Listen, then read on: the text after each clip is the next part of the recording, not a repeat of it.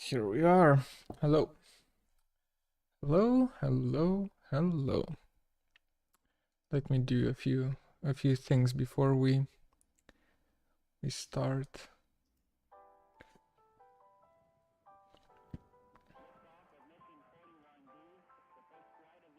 Kill that a bit. Okay, let's see.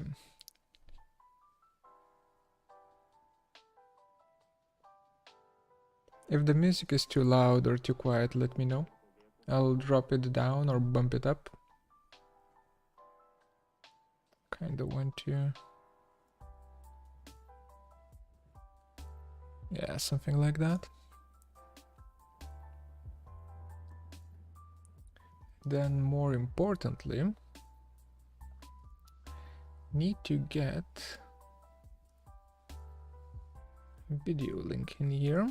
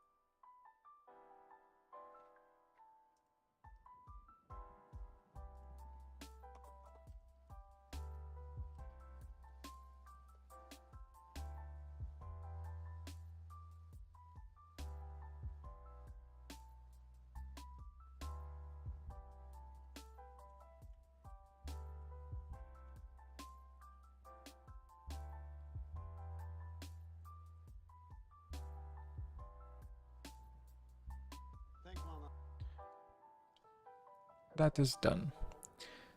The marketing has been finished. So now we can actually begin the stream.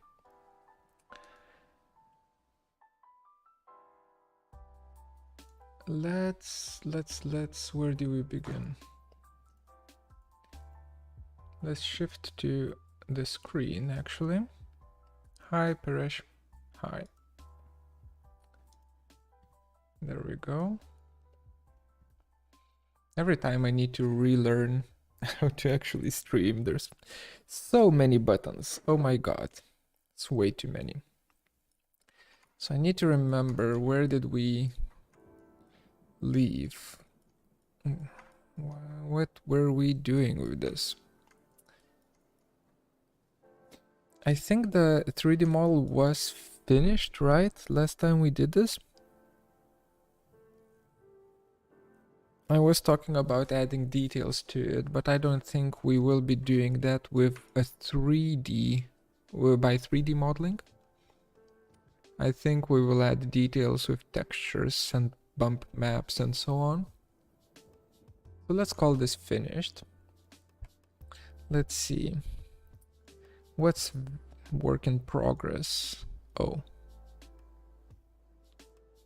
Okay, so these are not... Damn it. I need to have a pretty clean hierarchy here as well. Okay, head. Head is nice. Core. That is fine. This goes into core as well. Chest, stomach, pelvis. What about this one? Is this part of the... This should be a part of the chest. There we go. And this is like the stomach. Yeah, and the pelvis is here, which it is not. There we go. It's a little bit boring, I know, but bear with me. We just need to place everything in the correct layers and then we will begin. Or actually, do we? Well, yeah, we kind of do. I want this to be clean. Then we have leg. What's the leg? Yeah, leg is fine. Yeah, legs ready to go. That curve there is an important, not necessary. This arm right here, do we need it? Maybe not. What's the mesh? There's nothing here. Show. Still nothing here. So mesh is unimportant. Unimportant? Not important. Non-important. We delete the layer.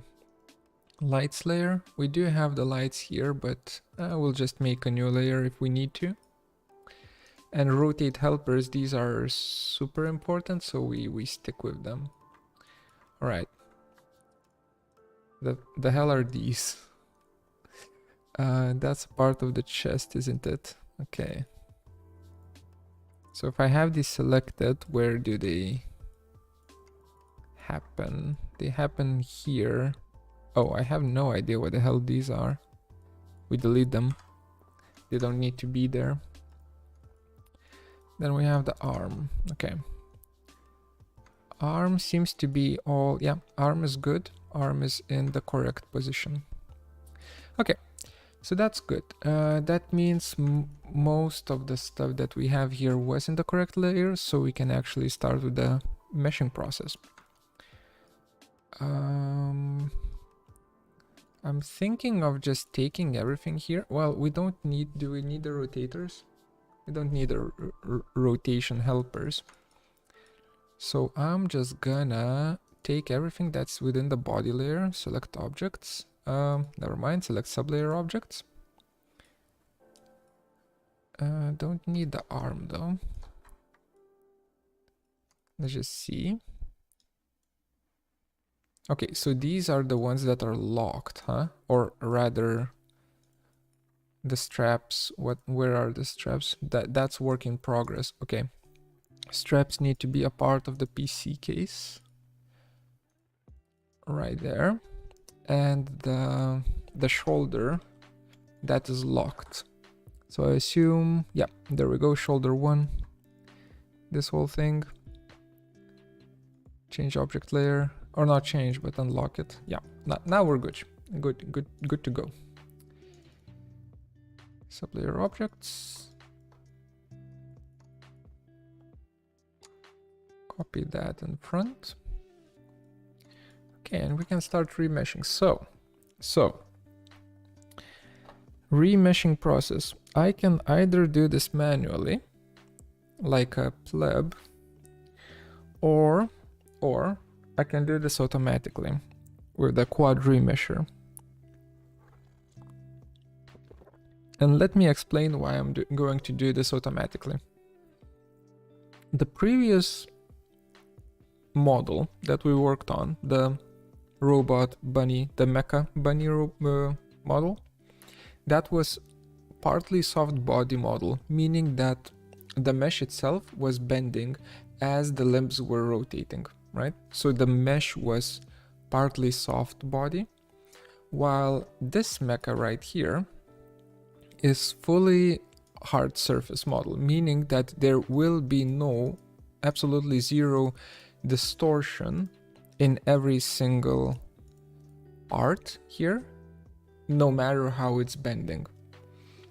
Which means that then the way it's meshed, the edge loops that we're dealing with, the alignment of them and so on, they don't need to follow the direction of bending or the positioning of the joints, because it's just, you know, geometry that just gets rotated, so it doesn't matter what kind of a topology, or not topology, but the edge flow, what kind of edge flow does that geometry have. Meaning that if we just do quad remesh, it should work. It's going to give us more polygons than what we would get from a regular, like, manual remeshing, but hey, it is what it is. Let's try with a fingertip right here. Let's just see how that's gonna work. So if I select this, I do quad remesh. Here I have a bunch of settings. Height input. Okay, so this is what it's giving me. And you can see that there are, you know, issues here. Of course, naturally there are. But it's giving me an output that, you know, it's not that bad. So let's try playing around with this until until we will get something that is nice. So for instance, guide curves. Let's select curves here. Let's just see if selecting the edges. Oops. Well, actually, that's fine. It's kinda already catching the guide curves, honestly. So maybe I don't even need to do this. Let's see if I'm selecting the edges. Yeah, it's exactly the same. Okay, so let me cancel that and run it again. I guess that's because of the detect hard edges toggle being turned on. So okay, so then the main thing is going to be the quad count. I think instead of a quad count, I want to deal with the target edge length and set it to something that is, you know, reasonable for every part that we're dealing with. So for instance, this fingertip, this is at this point at 1 millimeter step size, which kind of screws up here, but that's okay. What if I say 5 millimeters? Let's just see.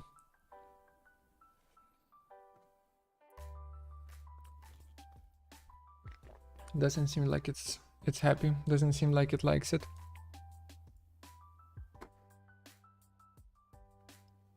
Oh. Yeah, so once you go beyond the threshold of a certain size, it starts making these kind of mistakes. What about target edge count? And if I say something very low, like 50, will that work?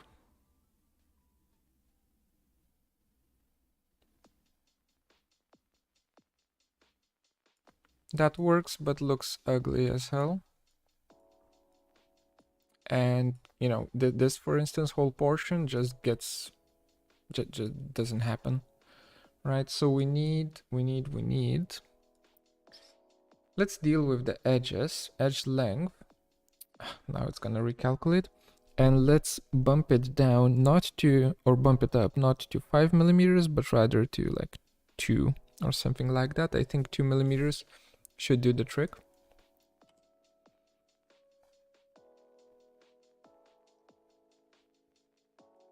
That's a no. That's a no. 1 millimeter then. Yeah, that seems fine. Delete input objects, hit OK. You know, we get this. So I'm just going to, since now I know that like these details here require 1 millimeter step size, I'm just gonna do it for them. I assume this one also. Okay, so all fingertips or finger parts, 1 millimeter. Preview.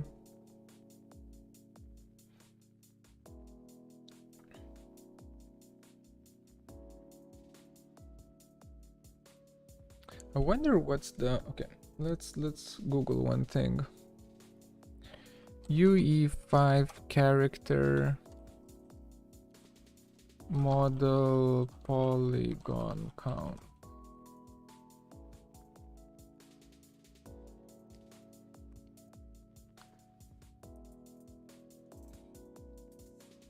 Previously, the advice I always heard on polygon count was make it about 1500 per hero character.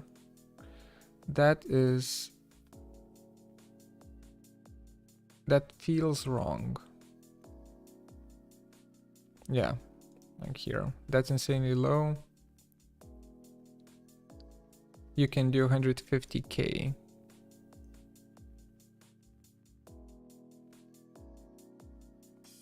And since our character is going to be the hero character,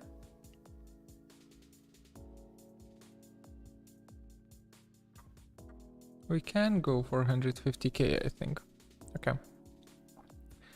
Oh shit, we're gonna reach 150k really quickly though.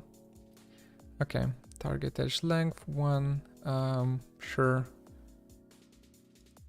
I'll hit it with crap, and I forgot to remove the poly surfaces. Okay, cell mesh, lock. Let's delete some things.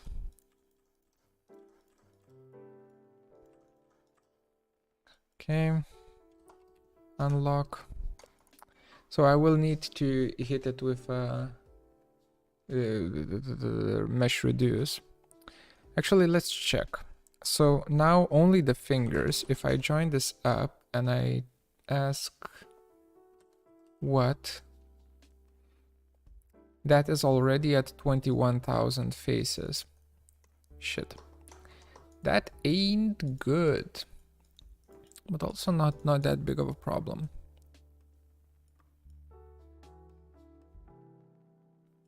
Looks nice though.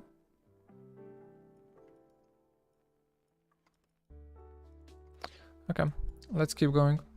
So this one, for instance, here, I think, oops, is this still joint? No. Quad remesh.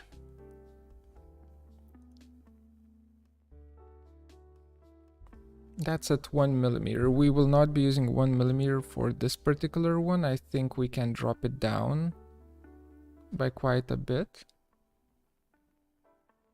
Alternatively, we can even do, like, do we really need the quad, like this to be a quad mesh? Now I'm thinking. Any pros in the chat? Thanks, Paresh. Thanks.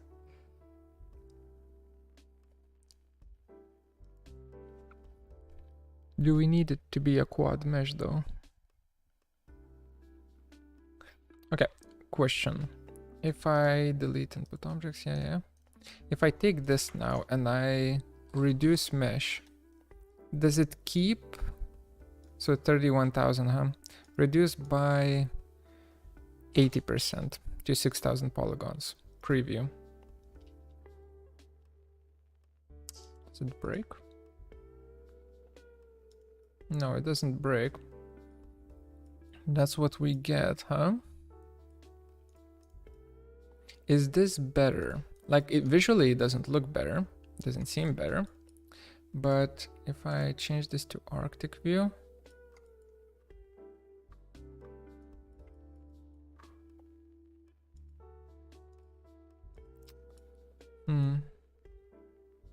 it's tricky to say.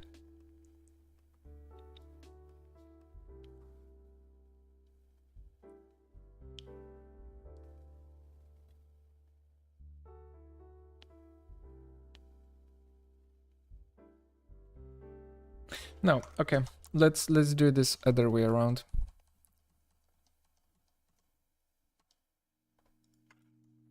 Like that. This one actually needs to go away. So let's hide it. And let's just investigate what happens if we just use mesh. Just mesh. Preview. Hit OK.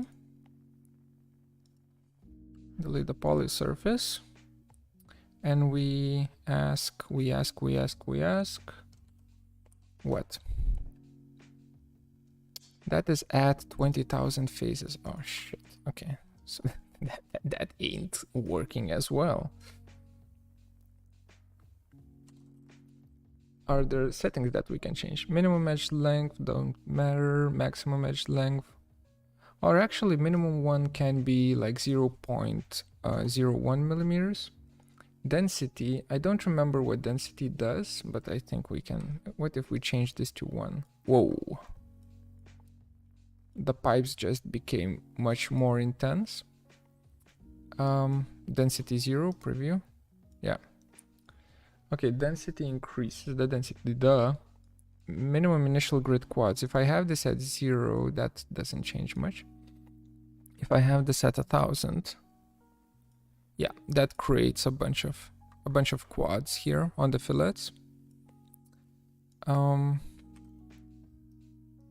And maximum distance edge to surface 0.01. We can bump this up to 0.05. Let's see. It's still like all of the fillets are messing me up now. The fillets that I've done. So this is not working, huh? But if we do it this for this one, and we just check. So we have this mesh right here, and then we quad remesh it with target edge length of, I guess, 2.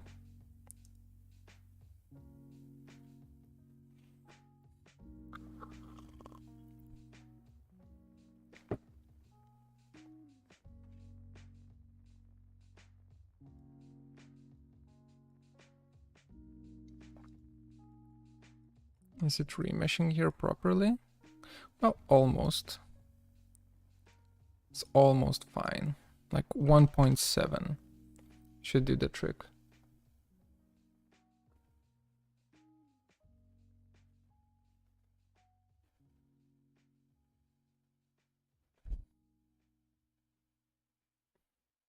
Yeah, that seems okay. It's still twisting here a bit, but hey, that's fine. So now if I hit OK and I check, this one is 5,000, or let's go for vertices, 5840, and this one is 111,000. So 5,000 versus 111,000. Okay, I think we have a clear winner over, you know, what we're gonna be using. Yep. So we're just gonna casually the fingers back to here. The fingers, they're gonna be remeshed at 1 millimeter. 1 millimeter.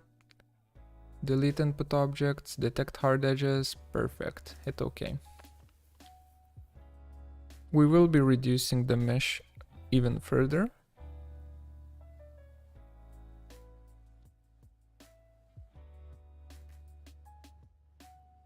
It's not the fastest though.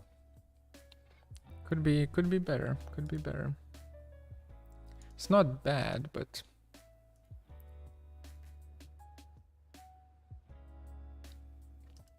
well, I guess it is what it is.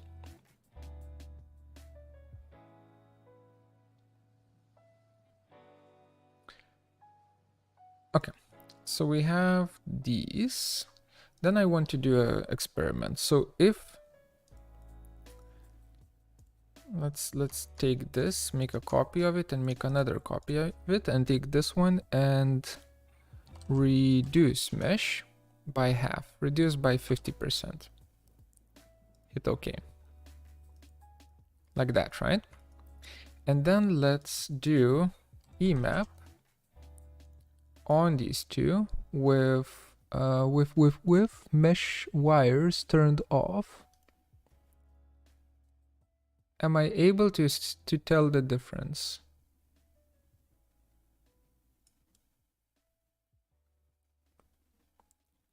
Not really. I mean, both look like shit in terms of the waviness of reflections, but that's fine.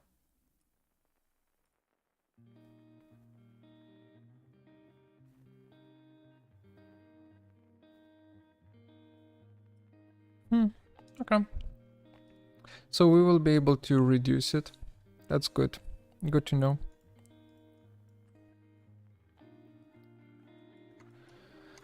So we can just keep going. What's your thoughts that Viri is only subscription based now? Money, money, money. They like money a lot, which makes sense because they are growing. Like Chaos Group are growing quite rapidly. They just purchased Enscape, so they need to make the money back somehow. You know, go into the positive again. For the end user, not great. Any subscription-based thing is not great. But it is what it is. Like, everyone is going for subscription-based stuff after Netflix has had such a big success back in the day. Let's delete. Yeah, these are the default settings. Okay, we have that. That's also a 2mm thing. Yeah, seems to be okay. That is definitely like a... I even want to, like... We will do an extra thing for these extrusions. Or actually we can do it now. Let's isolate. Let's C-plane from surface. Perfect. No, I don't care. Like that. Let's do mesh tools. Cylinder. From 0. Ah, shit. Okay, of course it's not gonna be centered like that. So faces. Wait, I need to check 2. Let's double check. Yeah, so that's a 10 edge. Okay, so we need vertical faces to be 1, while around faces is like a 6. It can be more. It can be in an octagon or even... Let's leave it at 10. We are doing a very high poly mesh either way. There we go. Perfect. Now C-plane, WT to get back to it. So from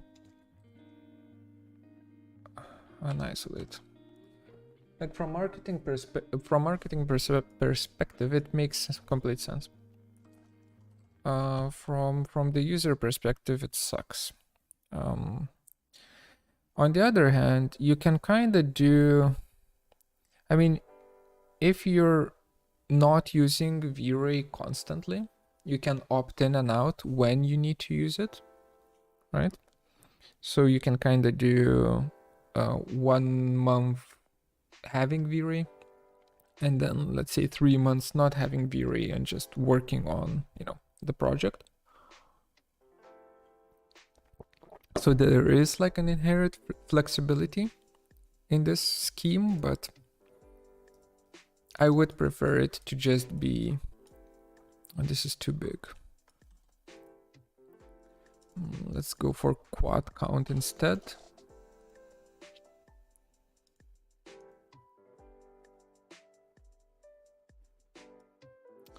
Let's do adaptive size at 100.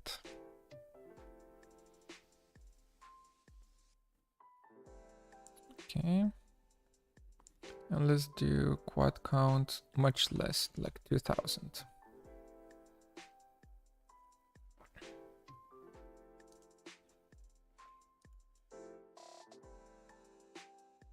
Is that really 2000?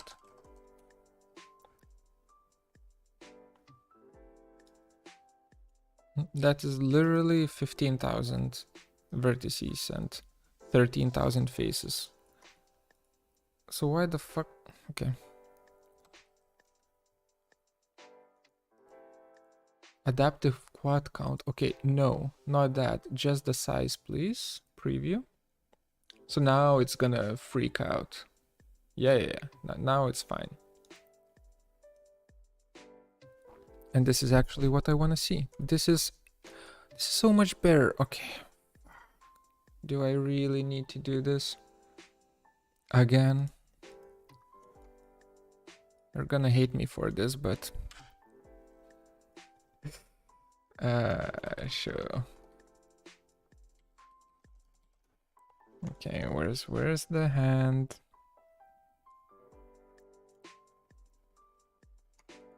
I can do that. And let's just take the hand, so I don't need the curves. Let's just take this part again, copy. Eventually we're gonna get it. And we copy it from pelvis middle point to pelvis middle point. Is it that point though? No, it's bottom of the fillet. Bottom of the top fillet.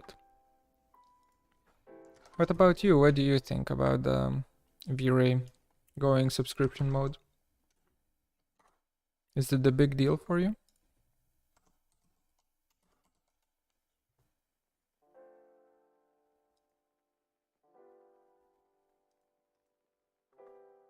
Yeah, this is so much better. Okay, let's go for less, like 1,000.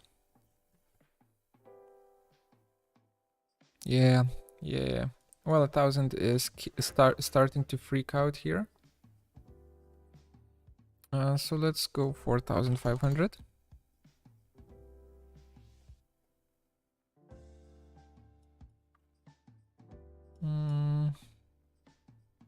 Fine, 2,000, back to 2,000. Yeah, 2,000 was the game plan. But this one though, I strongly believe this one can be 3,000, 1,000. Yep, that works. Nice. We learned how to remesh stuff with very low polygon count. Well, relatively for a CAD model at least. Low polygon count. Sweet. You just blast adaptive size to max and then pray for the best. And then see that everything is kind of breaking down. Oh yeah, because the target quad count is too low. Yeah, and basically the way you remesh this kind of stuff, now I've learned, the way you remesh this kind of stuff is you give it your, yeah, so for instance here I said I want it to be 2,000 polygons and it is giving me 2,000 polygons, but that is not enough. So it's making really shit geometry here, right? So I need to bump it up to 3,000 polygons, but still, remember when we used just a mesher for meshing this part? Not a quad remesher, but a mesher. It gave us like 110,000 polygons. So there's a big difference between even like 4,000 and 110,000. Once the character needs to be loaded into Unreal Engine, that's gonna be a big deal.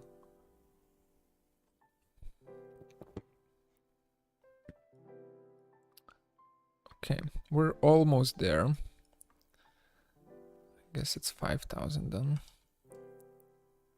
It's so close, come on.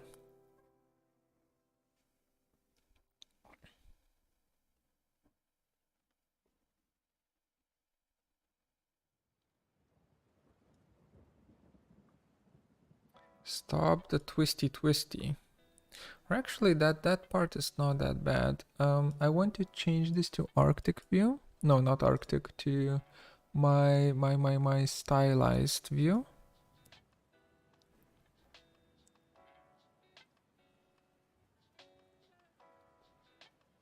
Yeah, that ain't too bad. It's still not great there. What's going on there? Still messing up here, so okay, fine. 6,000. It's an important part, so let's keep increasing it until it's happy. Till it's happy.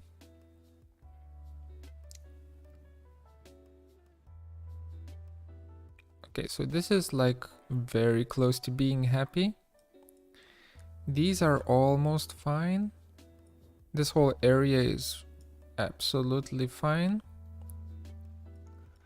Alright, so the last thing is we just bump it up to 6,500 and call it a day, I think. I think that's how it goes.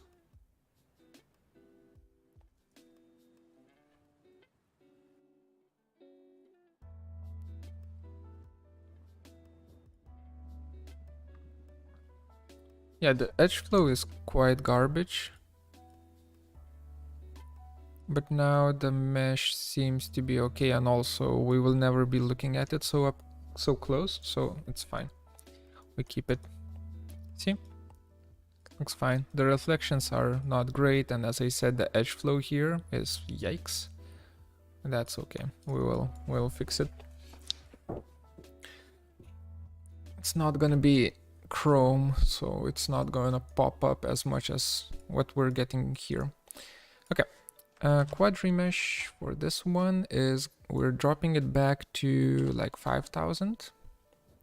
I think 5,000 because it has the knuckle, right? So the knuckle needs more love.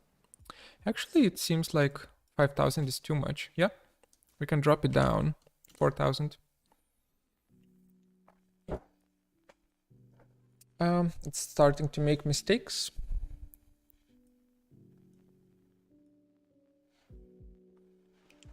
Oh, hi. Hi.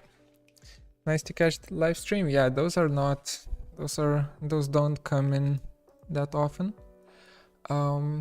We do need a guide curve here because it's not catching a very important thing that I wanted to catch, which is the top of the knuckle here. Let's see if that's gonna help. Hide. No. Okay, so 4,000 is too little, huh? Yeah.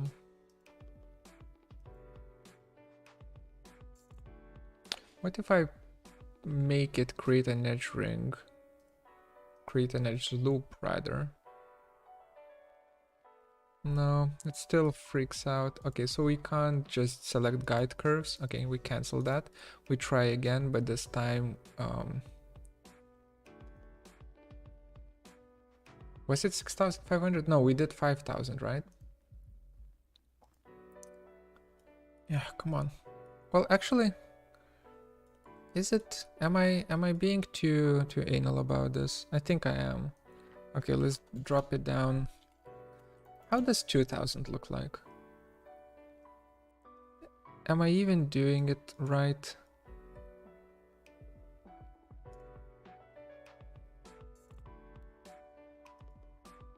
Okay, stop with the adaptive quad count. Okay, so it doesn't drop below smart surface edges. Ooh.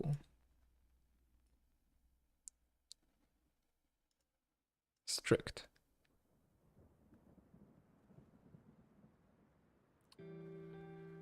Yeah, there are issues with this approach, but I'm curious why when I use surface edges and I have target quad count 2000 with adaptive size, but adaptive quad count not enabled, it's still giving me face count at 4,600.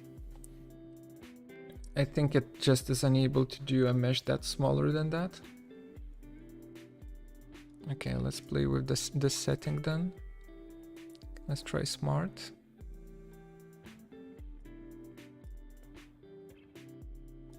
Off.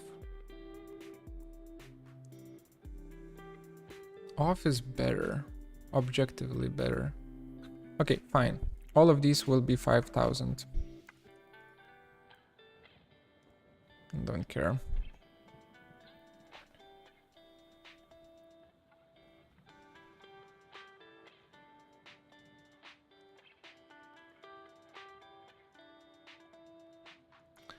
Then this is gonna be definitely less, like 2,000.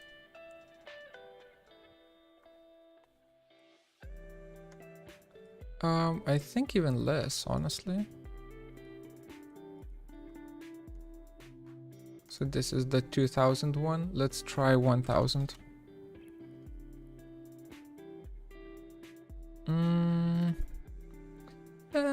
That's fine. Okay, 1,000 it is. So all of these, tick, tick, tick, tick, tick, tick, tick, there we go. And these two, all of them can be 1,000.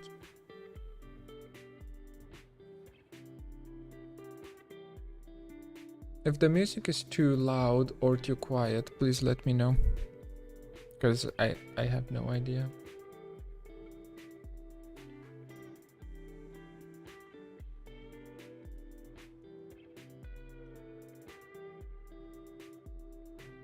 Does that look good? Yeah, that looks good. Okay. We're back in business. Finally, we're gonna be finished with the hand. And we can then move on to other things. So 1000 for this part seems to be on the low side, honestly. Let's give it a little bit more. Let's give it 2000. Yeah, 2000 seems to be good. Okay, there we go. There we go. Okay, so this whole part is already done. Let's see how many polygons do we have. 45,000. So once we mirror it, it's gonna be at 90,000 polygons. Not great, not terrible. Let's keep going though. Quad remesh, preview. 2000 polygons. Does it look nice? It looks too nice. Drop it down, 1500. I saw some issues here in the top. There are indeed issues here in the top. How does the original look like? It's a fillet, and a fillet that doesn't get caught. Okay, what if we use smart surface edges?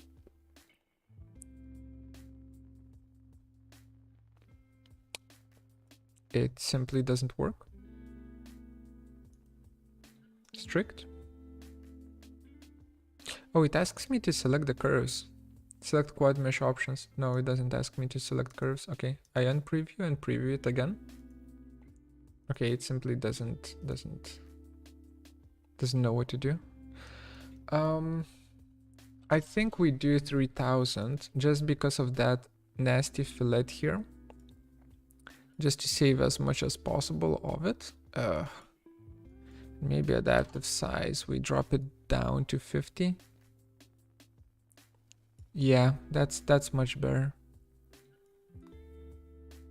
Actually, now we can kind of do less. Yeah, something like that. Okay, that's good. Next, 1500 with 50, let's see. First time I can join the live stream, wondering are the adaptive quad count and the adaptive size percent connected? I'm thinking if you check adaptive quad count and make the percent size lower.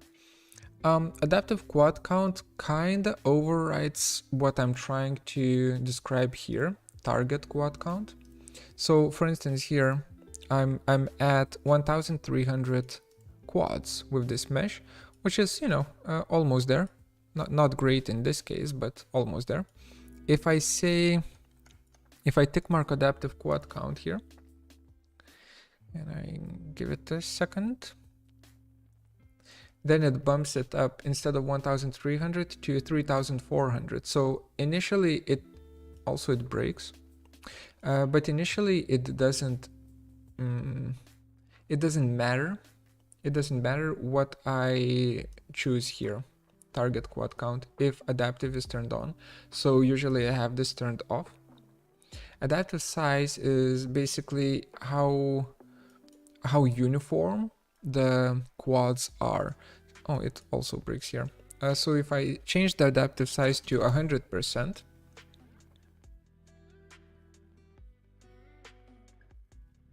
you can see that the variance of quads goes between a very small one here and a pretty damn large one here. But if my adaptive size is set to 0,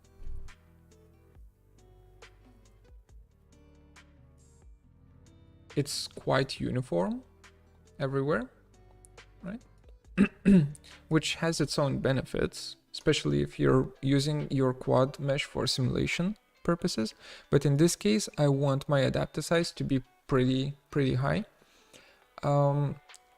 So if you check adaptive count and make the size lower, so adaptive size 0, adaptive quad count,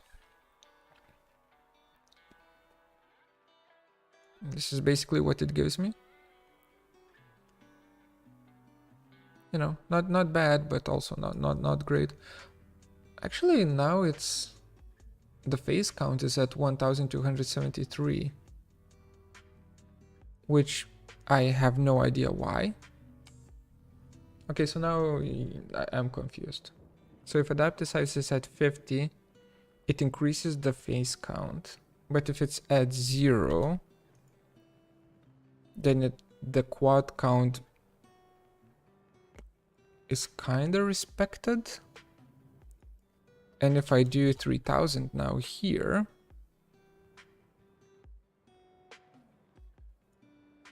it kind of works. But the problem is, also here it's breaking, but the problem is that while it is kind of working, it's creating so many mesh faces on the top surface here, the mesh faces that we don't need.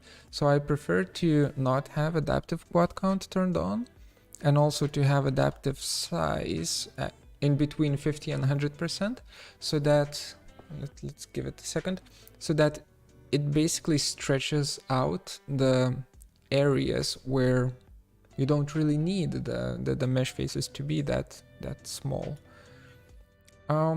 We still have a problem here, and that problem is called this ring right here. So I'm thinking, and also it's like making a mistake here. We do need to do adaptive size like 70%, and quad count, I think we need to increase it, unfortunately. Let's go for 5000. Just because that ring requires pretty high, pretty high resolution. So 5000 seems to work. I'm just gonna stick with it. 5000 it is. Okay. Cell mesh. Hide. Continue. Quadri mesh this bad boy. This one actually can be pretty small, I think. Let's try again with 2000.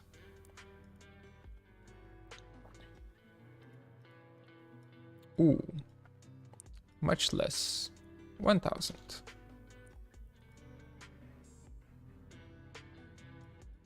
Okay, not 1000. 1500. Okay, not 1500. God damn it. Okay, back to 2000. Yeah, this was the best. It's still weird here. Let's try 100. That's even worse. Let's try 50. It's worse, kinda. Back to 70. 70 and 50 is the same. No one's gonna see that corner, so I don't care. Hit OK. We're just chilling with this. Okay, interesting bit. Symmetrical stuff. And how do you mesh symmetrical stuff? Well, for instance, this pelvis, right? Remesh, or quad remesh. We still do the same, you know, target count, blah, blah, blah. But now we can use the symmetry axis to get like more accurate remeshing, because this is a symmetrical piece. So if I look at this, you can see that the meshes that are made are perfectly symmetrical, which initially enables us to have a pretty low resolution mesh that still works quite well. I think this one is perfect. Yeah, we just hit OK. So basically symmetry axis here is the goat. Can you be smaller? I feel like you can. Yeah, perfect. Can you be even smaller? Should you be even smaller though? That's also an important question to ask. It doesn't get smaller? What? Phase count. Okay, again, we're back to that same problem where it just locks the phase count at a certain value. I could say target edge length is like 5 millimeters. and see what that does. Okay, what if it's 10 millimeters? Yeah, that seems fine.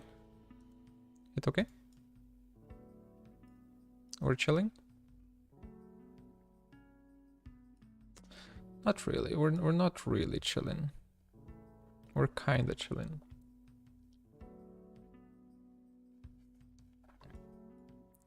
That fillet is lost. That softening is lost.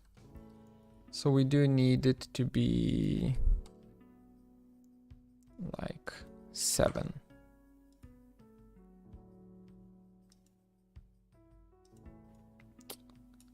It's not filleting.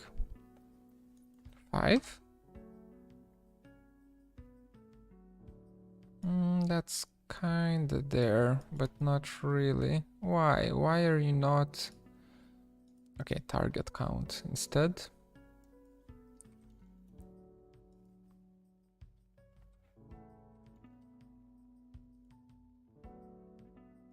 Like, this is the best. Oh, and now it works. So it's still a little bit buggy, I would say. And also it just broke there while remeshing, which was interesting. Oh no, never mind. I just didn't notice that it's gonna break there. Okay, so we need 1500, a little bit more. Yep, that seems to be a-okay. Okay, next one. I think this one can use exactly the same settings. That's a no, or maybe it is. Maybe it's a yes. Because here it's clean. The only problem is this area, where we can just give it more. Why do you refuse on... Okay, maybe the percentage. Yep, it was the I think it was the percentage. Let's do a little bit more for it.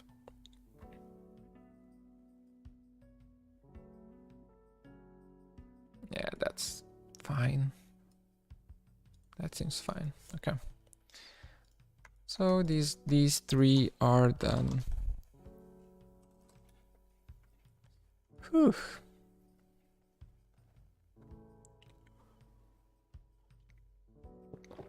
I'm out of coffee.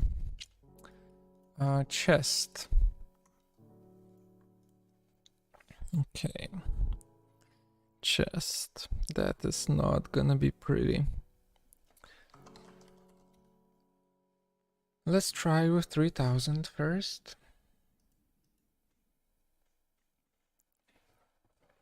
Yeah, and the quad remeshing gets just super slow when you have a lot of geometry. Yeah, so 3000, nice holes. You know, just doesn't work. Okay, what if we drop down the adaptive size, or do we need to increase it? Who knows? It's mostly magic at this point.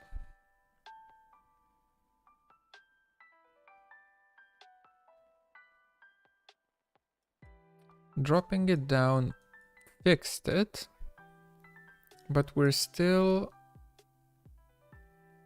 kinda low on polygons. Yeah, we're still low on polygons, especially in this area. So let's... this is the chest area, so I'll double it. 6000. If we can afford 6000 for the freaking arm or the hand, one part of the hand, we can definitely afford 6000 for the chest, the whole chest.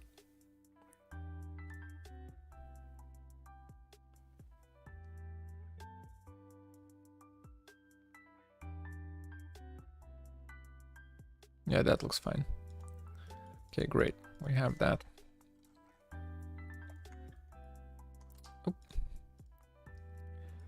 Okay, so these 2 will need to be remeshed. Oh, I forgot this one. Let's see what we get. Ooh, that is too much. 3K. That is still too much. 2K. That is fine. 2K it is. Okay.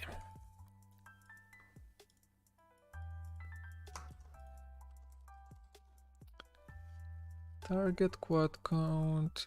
So this is not symmetrical, so we don't do symmetry for this one. That is gonna be like a 500 piece element. Did I say 500? I meant 750.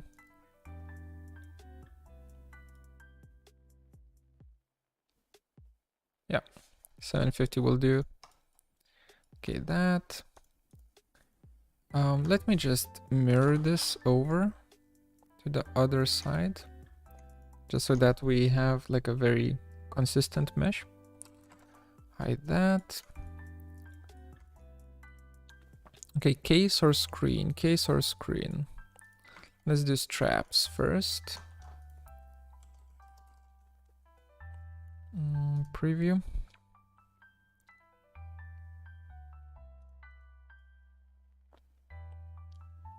Now that's what I want to see with a quad remesher. I mean, it's here a little bit crooked, but damn. That's clean. Wait. Oh, it created a bunch of faces inside. That's fine. That's fine. That's fine. We're still happy.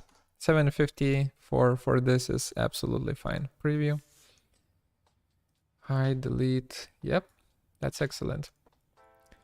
Okay. The freaking computer case. With all of the doodads here. The connectors and whatnot. Let's do the connectors first. 750.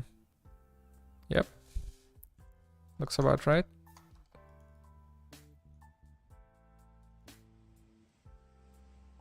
Actually less, because this is so small. I don't want it to be a thing. Yeah, 500 is fine.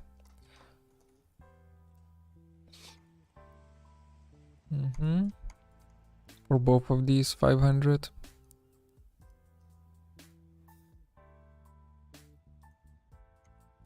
Yeah, that's fine. That's a little bit broken, but it's okay. And now the backing of the case and the screws. Oh my god, I modeled the screws. Of course I modeled the screws like an idiot. Okay. Backing first. Let's try 500. Probably is going to be real bad. Oh yeah. That is not good. Let's try triple that, 1500.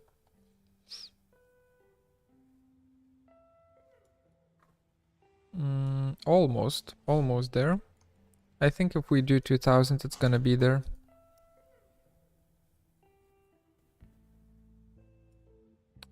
Did I say 2000? I meant 4000. Damn it.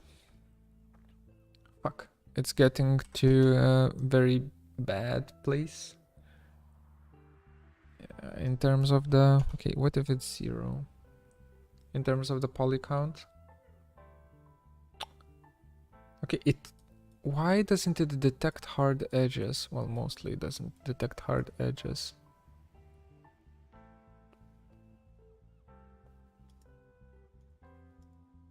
Because of my fillets. Because of my fillets. Okay, so do we actually say that this case cannot be quad remeshed? I think we do. Let's try just meshing it with simple settings. 63,000 polygons. Oh my god. Okay. We need to change stuff. Maximum distance edge to surface 0.1 millimeters. Okay, we halved it. So 37,000 polygons now. Initial grid quads, just 50. Don't need 100. Okay, we're at 30,000. Minimum edge length.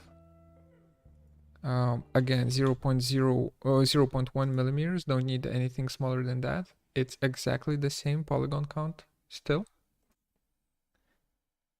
Okay, 0.2 millimeters, I guess. We're still at freaking 28,000. I'm not happy. 0 here. We're at 24,000. Shit. 24,000 is not okay. Quad remesh. Let's try 10,000 here.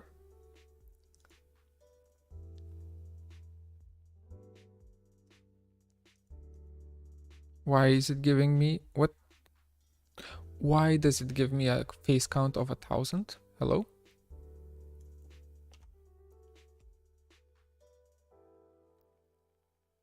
Stop giving me a face count of 1,000. Preview.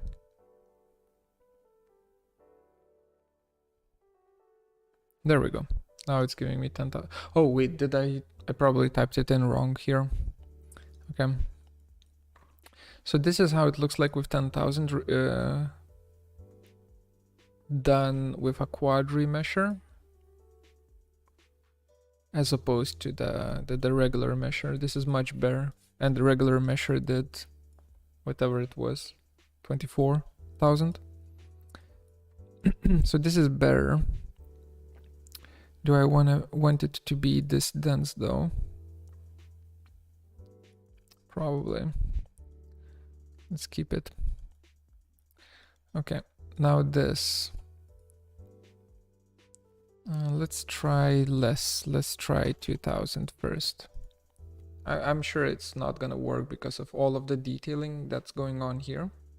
But hey, we can try. We can try.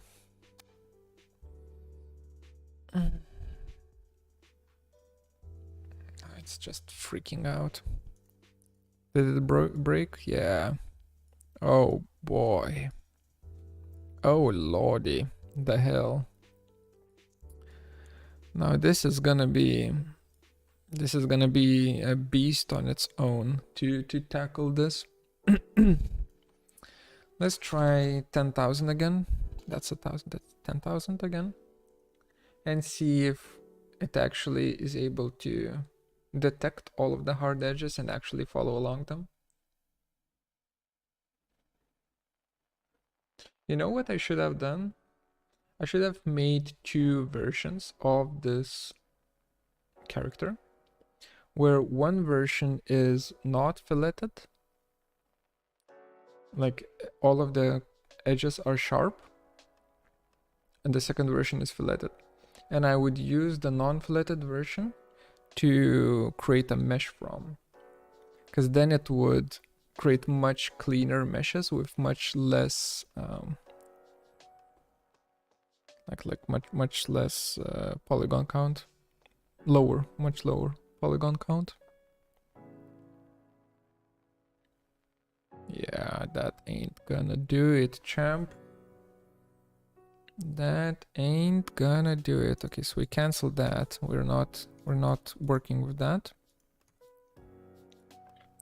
These ones we can work with though.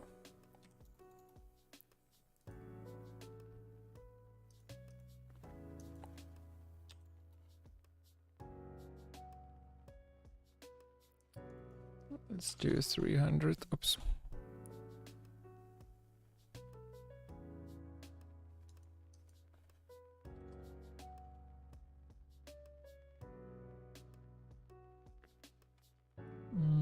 Almost 500.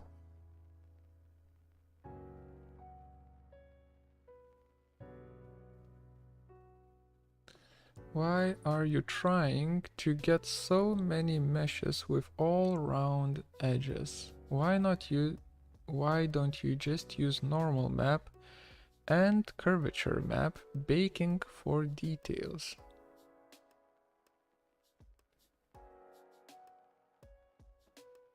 Where one high model mesh could does not matter. sorry, didn't understand the last sentence, but why am I making meshes with all round edges 3D printable? For it to be 3D printable, mostly. Also, I'm not sure if curvature... Wait.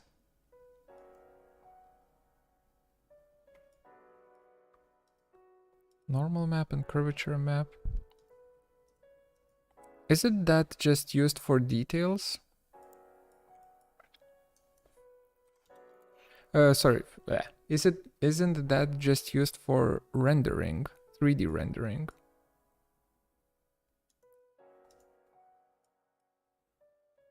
Because I want this to be...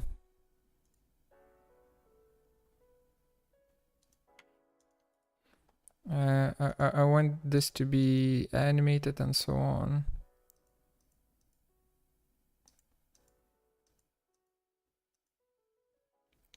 And I don't want to manually remesh the whole damn thing. But give me a second. I'll take a look at what you're saying. That's fine. Okay.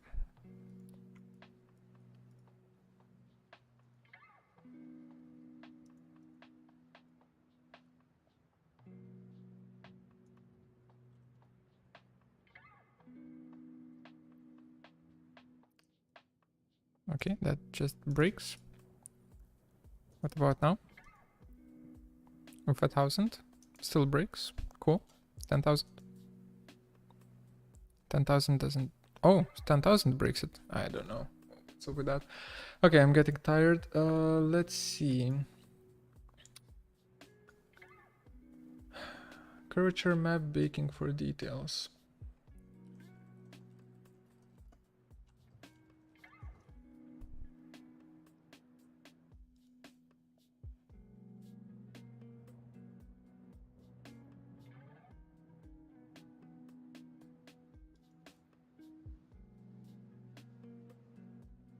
Mm-hmm.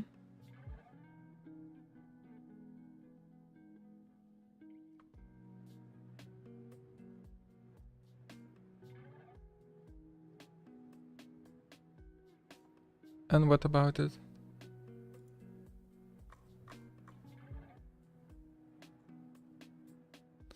Okay, let's try reading this again.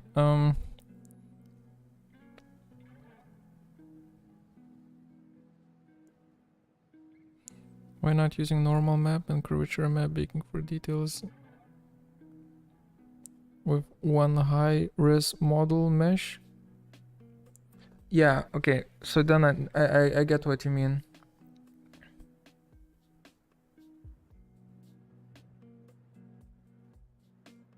Yeah, it's mostly like it would work.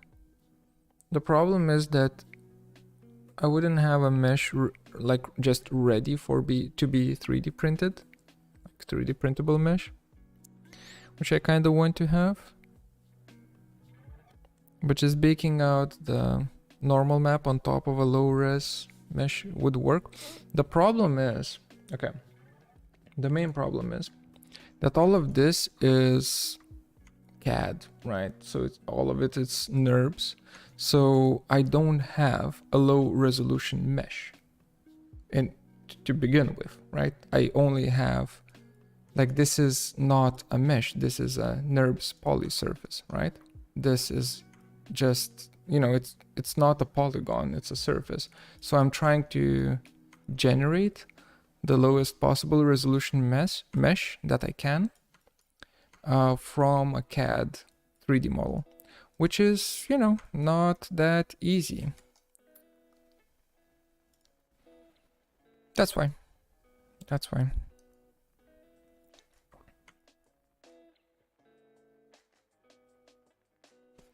Which now I'm thinking would be easier to just model in as a mesh. But hey, we're sticking to this. We're just gonna see if this kind of workflow is possible. If it's not, then I'll remodel the whole thing from scratch as a mesh.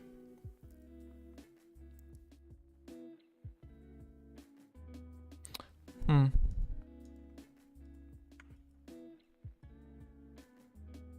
Wonder if we should do it today.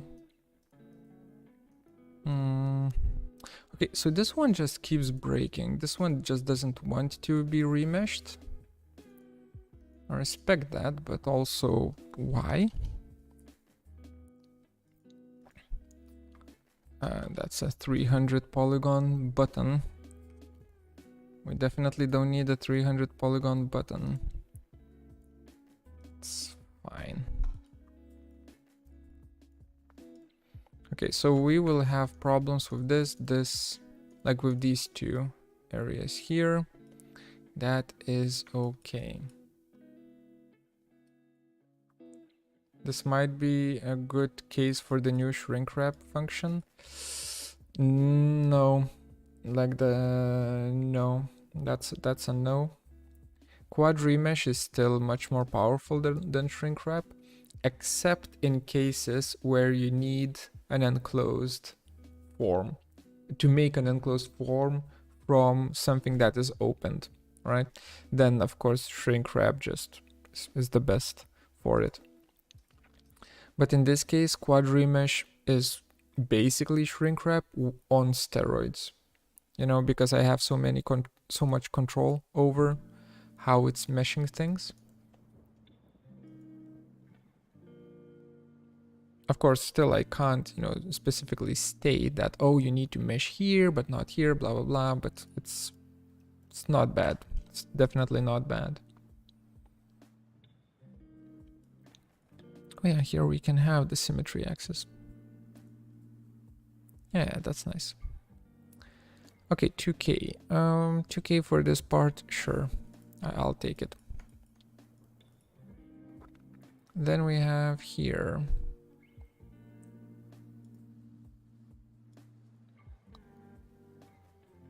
That's pretty damn clean. Can do less.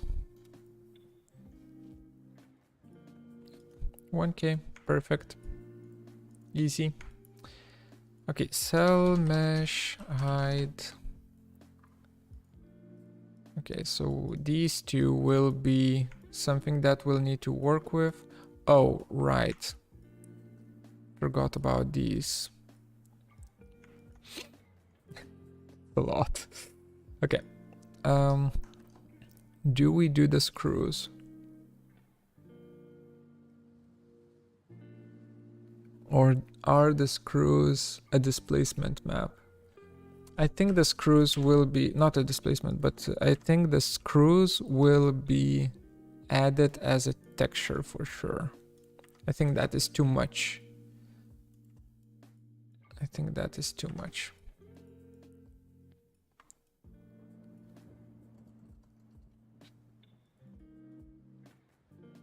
Okay.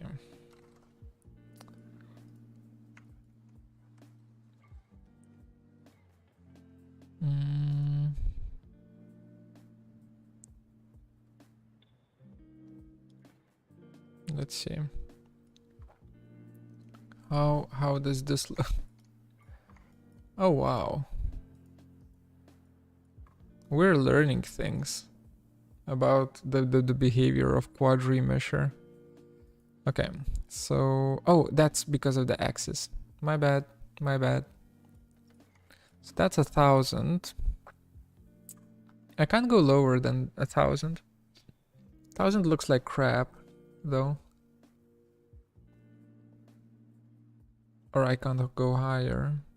Or can I? Maybe I can. What if we do 2,000?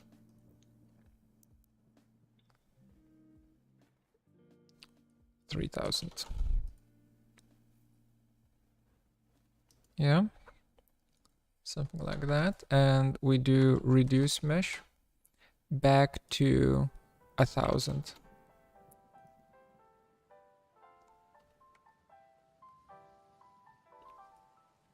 It's possible. I mean, it's not the best, but from afar seems fine. So we're gonna stick to it. Okay. Ugly meshes. Let's go. The hell is this? Just mesh it. Okay. So all of these are 3000.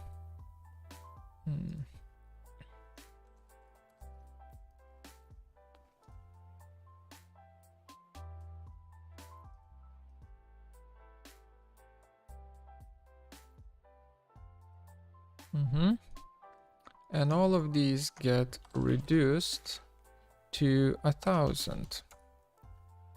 We'll be reducing most of the meshes here, so it's gonna start looking ugly real quick, real soon.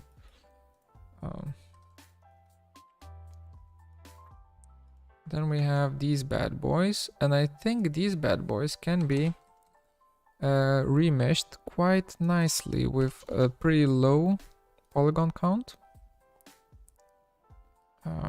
200. Oops, that was my bad.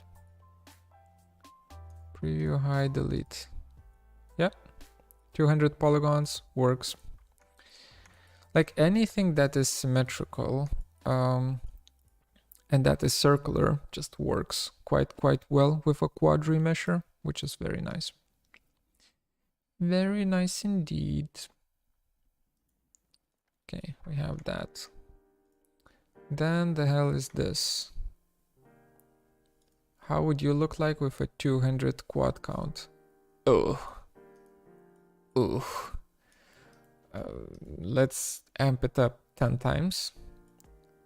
Okay, 2000 is actually not that bad.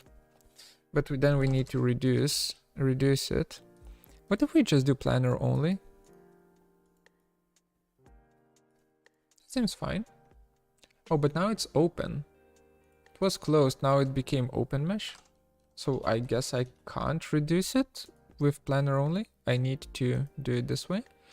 So we're at 5000, let's do 2500. Let's half it. Now it's open. Oh. Okay. Can we just make a triangle here and a quad here and call it a day?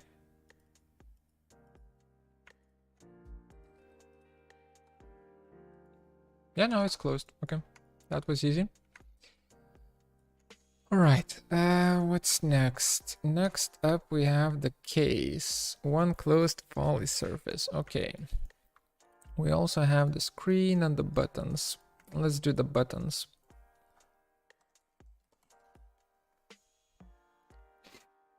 Oh no, the case has these things on the sides. That's not gonna be pretty.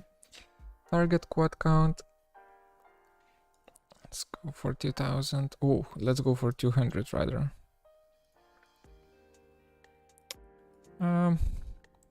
Just slightly more, like 300 should just fix it. No, it doesn't. Okay, what if we give it a symmetry axis? Symmetry axis seems to be okay. Okay, this one shouldn't be symmetrical. So X and Z. All right. Let's do this for all of them. Preview. Are they gonna be symmetrical? Yes, they are. Do I like them? I feel like they should have a little bit more polygons, just slightly bit more.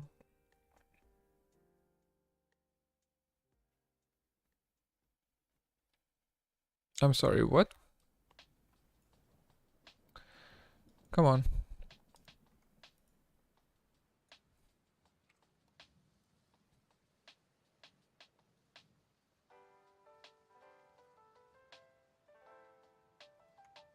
That works. Sometimes it just kind of shits the bed, stops working. That's fine. There we go. Then the screen. How many screens do we have here? If I remember, yeah, we had 2. So actually, we hide this, we delete this, we show selected this, unhide it, and we quadri mesh only this.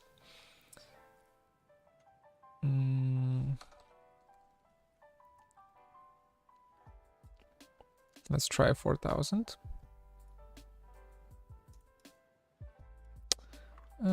Or sorry, 400.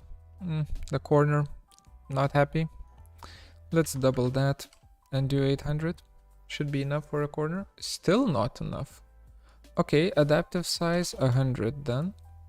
What if we force? No. Huh. Okay. 1500. Double that. Almost double that. Yeah, it's close enough, I think. Yeah, that's at this point it's good. So we do this. Now the case. The case only has X symmetry. We can preview it. That's with 1500 polygons. That is definitely not great. 10,000.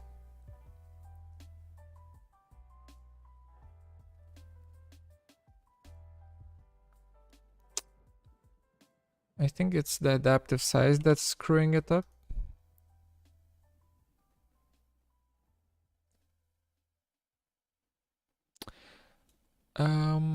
It wasn't. It wasn't. Do we do 20,000? Do we dare?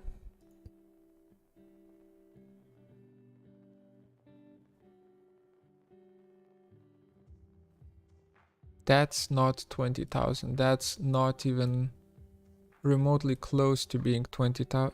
It's 200,000.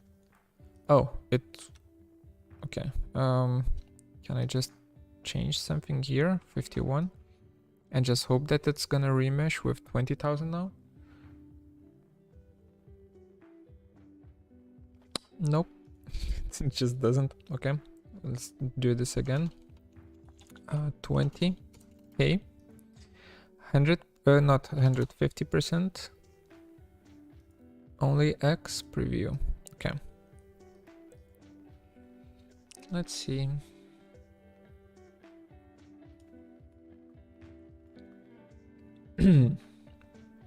That area though. That area looks like crap. Okay, are we...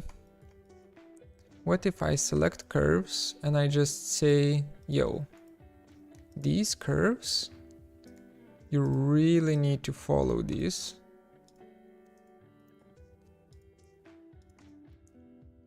Please follow these curves.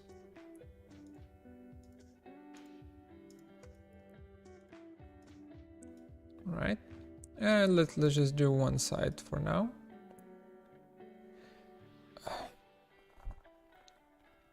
And can I do, okay, so now it's kind of following the curves. Let's say, and then I say not approximate, but create edge loop along the freaking curves. Please.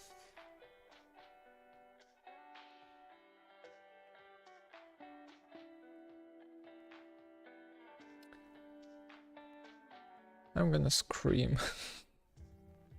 Okay, so 20k doesn't work and the curves are just shit. Okay, I need a cookie.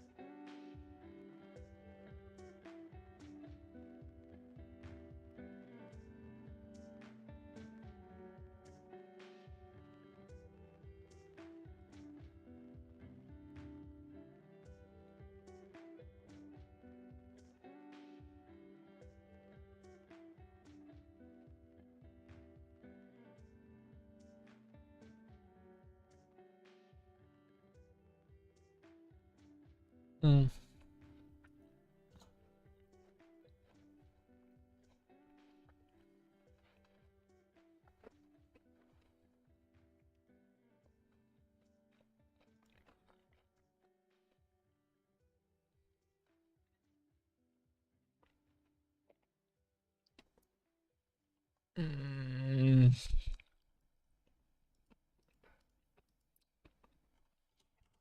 What constitutes a hard edge in Rhino? Yeah, this doesn't work.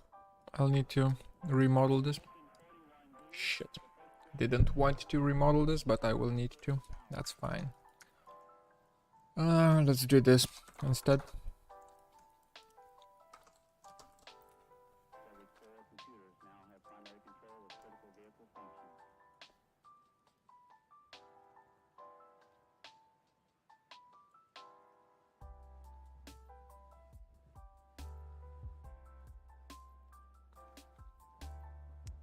Explode that area.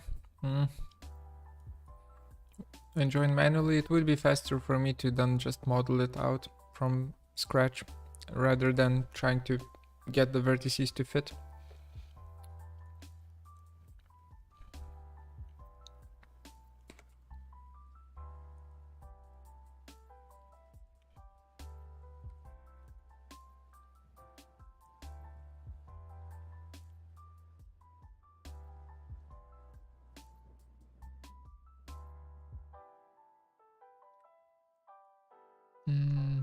That's fine. Show me this.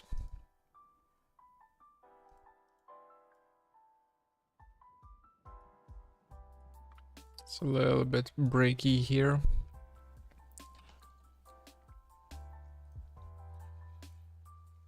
I could, like, if it was, if I knew that the amount of polygons or amount of vertices would be exactly the same on, you know, both ends, and I wouldn't need to do some topology shenanigans, then definitely I would do that, but come on, give me the little ring. So close. Oh wait, is the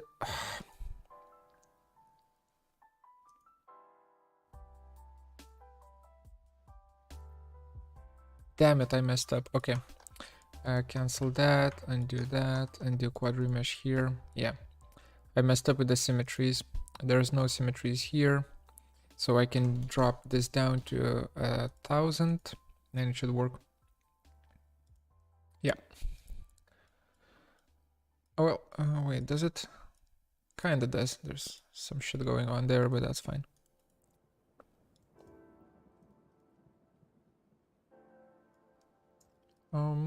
A little bit bigger. 1.5.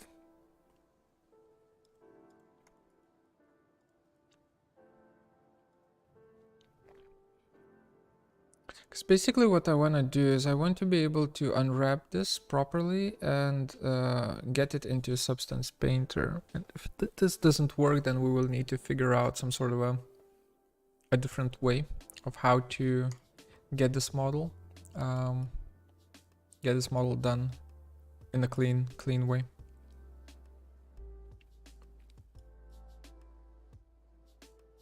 I guess there's no kind of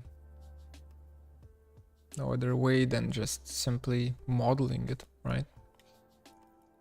Which is also fine. I could do that. Oh, disgusting. Okay.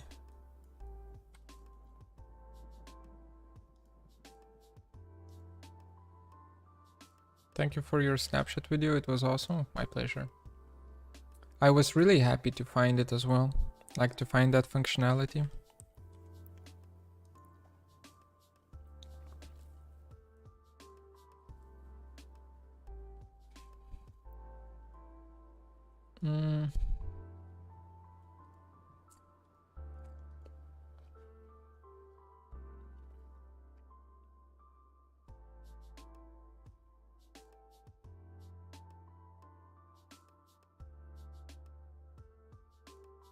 I need to think.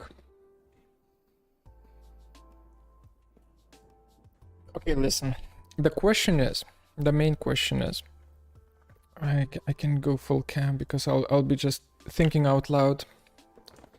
The main question is if the mesh that I'm currently making, is it clean enough to be considered a game ready asset, especially when I will be polygon reducing it. It is going to be triangulated when it's imported into Unreal Engine. It is going to be triangulated, but the edge loops, as well as just the way it reflects light and everything works, that is going to be messed up because the geometry is too complex and the edge loops, they can't follow the geometry properly. So what I'm thinking right now is that instead of being a little baby and trying to remesh everything automatically like a bitch, I should just take the L, jump into the freaking Rhino 3D modeling mode and modeled it all out again, but this time as a mesh or as a sub-D geometry. What do you guys think? Leave. Okay, I'll do what you say. So whatever you think is the best, like two options. Let me write this down.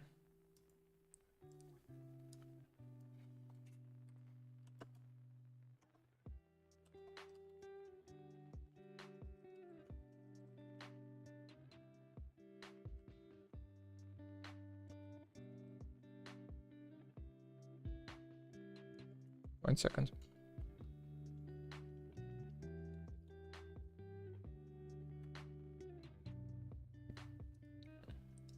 Okay, option number one is very big.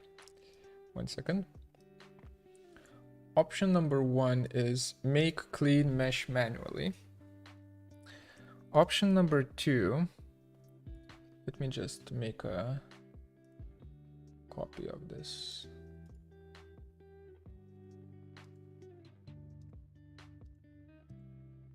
Just move one of them away.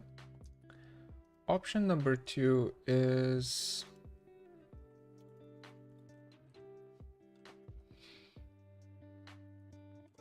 continue with crappy mesh.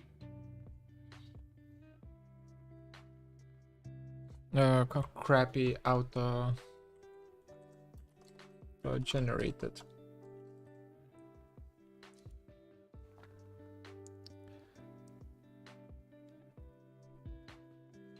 So while I'm making coffee, let me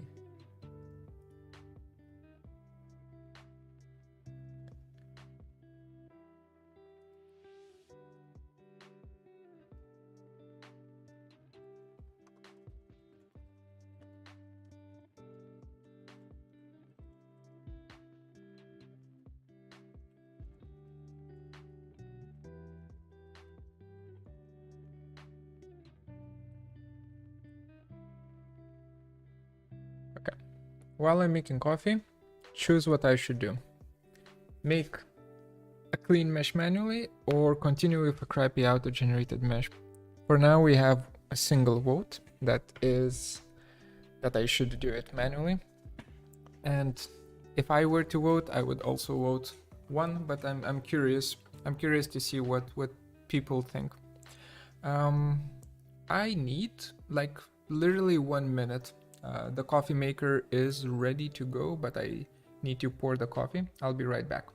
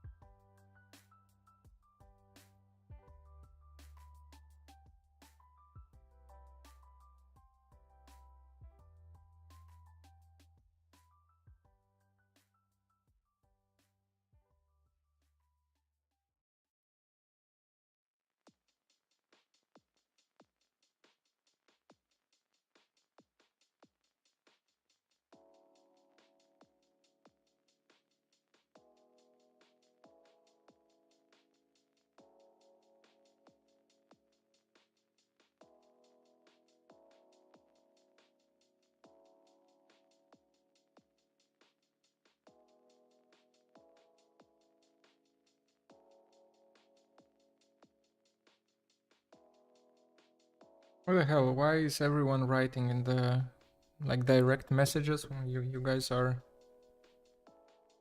you shy or something? Write in the main chat. Just write in the main chat. Wait. So we have only one person in the main chat. Okay, one saying one. I also agree with one. We have two direct messages saying 1 and 2. So it's 3 against 1. We are going to be manually remodeling the whole damn thing. Okay. Sure. Why the hell not?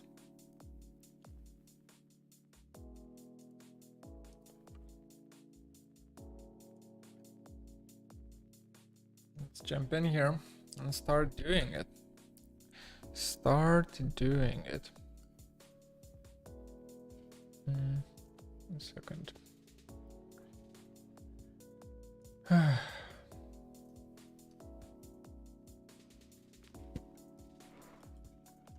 All right, so this is something that, I mean, if you're a typical viewer of the channel, you're very familiar with this kind of approach that we have spent, whatever it is. How long have I been streaming for? Since 1, so well, not even 2 hours. We spent just a little bit over 1 hour, 1.5 hours. And we have just scrapped everything we've done, and we're doing it again, but this time correctly. All right, so let's begin with an arm, but I kind of want to start with something, or rather a leg. I want to start with something simple, just to get a feel for it. Is the leg the simplest one? I guess this object right here is the simplest one. So we use that, or is it this one? There's no simple objects here, damn it.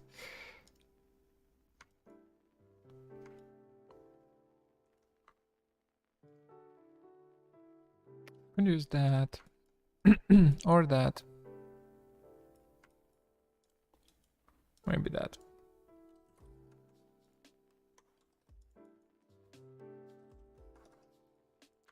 Sure. That's gonna be our starting object. Let's go. So I'm going to lock this in place, of course. And we're just gonna grab our sub-D tools. We're gonna model this as a sub-D geometry, not as a mesh. It's whatever, it's the same thing. And we are going to be extracting a few things. So let's see. Do I start with a cylinder? I think I do. Let's get a center point. Yeah, it doesn't. Immediately do we do 3 point? Vertical faces, around faces. So vertical faces should be 2.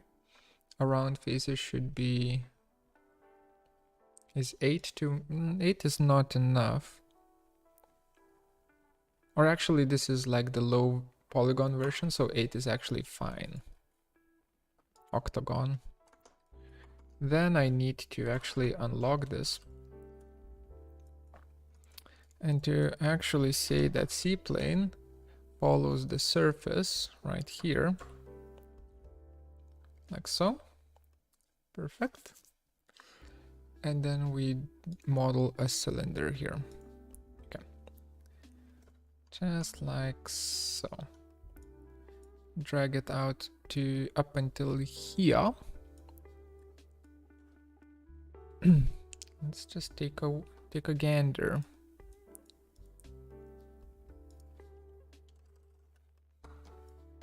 Have that locked.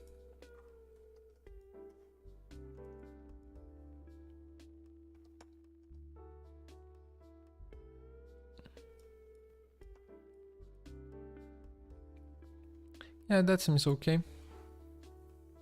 That seems okay. Okay. So then this is where it starts getting tricky. Well, I guess I need another cylinder, but we're gonna do it slightly later. This is where it starts getting tricky. I need edge loops. One here, one here, one here, one here to happen. And for that, these polygons right here need to... Also, wait. Didn't we get rid of these? That was weird. 1, 2, 3, 4, 5, 6, 7, 8. All of these get deleted. Duplicate border. Yeah. So we can't duplicate border because it's shitty.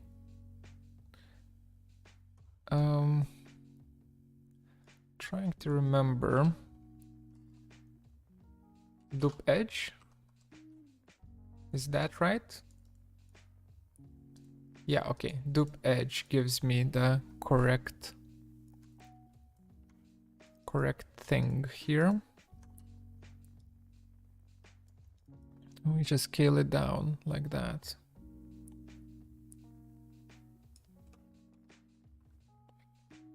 Okay. So we have this going. I think this is gonna be correct. Dup edge again. Click. There we go. And now we can sub the loft between the two to create a sub D. I don't remember if I need to change anything here. Corners, creases, corners. Is it okay? Seems to be going well. Join this up. Okay, good. So we have one.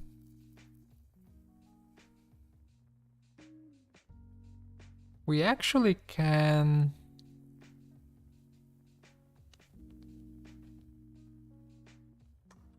Actually, one thing. If I were just to take this curve and scale it down even further to make another ring, and I take these two and I do sub the loft between the two,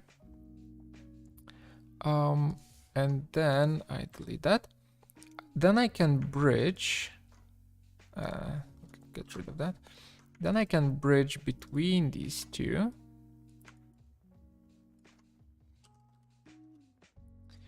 to get as many segments as I want. Just like that. Okay, so that works. Now I kinda want to... Wait, how does this smooth out? Okay, so smoothing out needs to...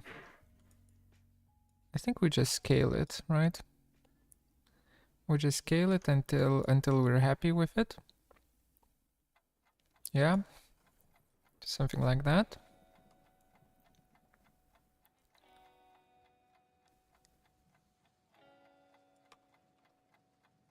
Even more.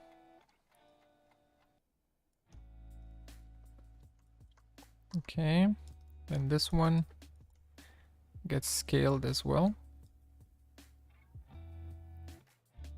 to somewhere here.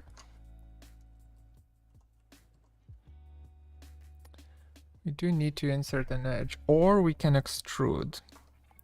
I think we should extrude. I think that's the game plan, at least for this. So let me actually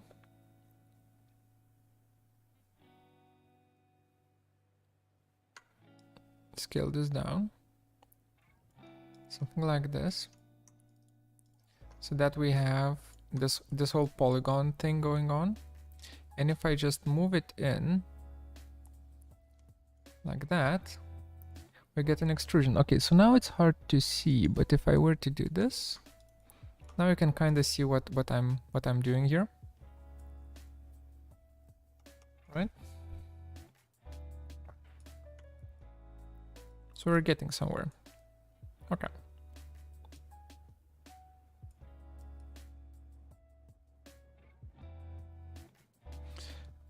Actually, I'll use Grasshopper for one thing.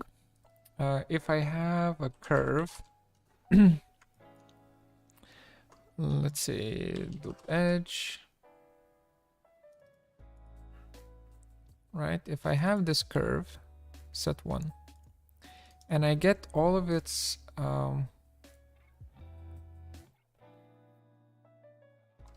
discontinuities, and I average them, I get a center point. And basically I can create a loft, or not a loft, but a line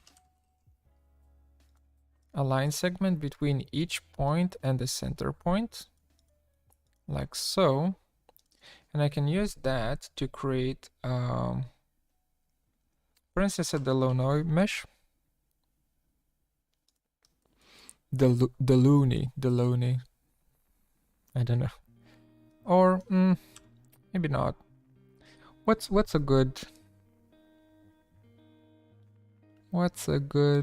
way of creating a mesh here? We could just do 1, 2. 1 second. We could just do shift list like that. Points like that. Merge. Graft that one. Graft that one. Merge these bad boys up. So now it's going 1, 2, 1, 2, 1, 2, 1, 2 in all of these. Well, after we simplify it. That is not simplify. There we go. And then it needs to keep getting the center point over and over and over again, but we only have one, which means that we need to repeat it. We don't really care about the line actually. Repeat data according to free statistics, and that is the count that we will have. Bam. Graph that bad boy, insert it, simplify it, and then construct mesh from it. The face information is actually / t brackets 0, 1, 2. Those are the indices of the points in each data branch, and we get the triangles. So from the triangles, I can flatten all of those up, can join them up into one mesh, and I can go for surface sub D from mesh. Easy. Okay, so initially what we have is we have a capping method for any kind of a opening, right? It's going to cap towards the center point. Okay, and the output is sub D, like that. We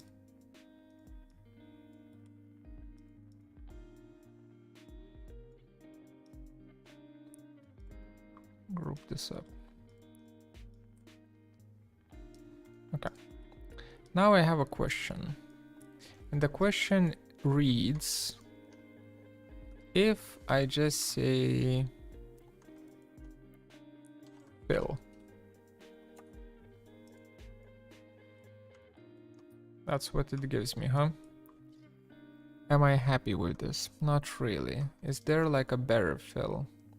Triangle fan. Yes, there is. Okay, so we don't really need this for something like this, but it's good to have for instances where it's where it won't be able to fill. So I'm just gonna have it minimized. All right. Let's see the arm mesh again, or not the mesh, the reference.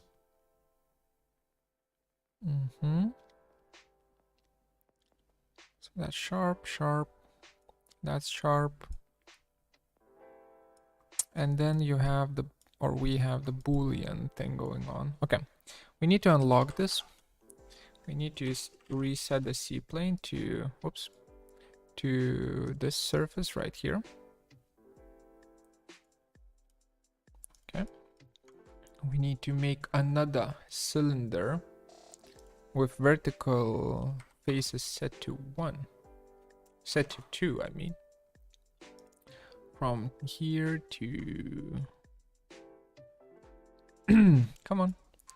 Are there like quad snaps? Quad. There we go. And just extract it. Extrude it, not extract it. Extrude it. Alright. So we have 2 of them now.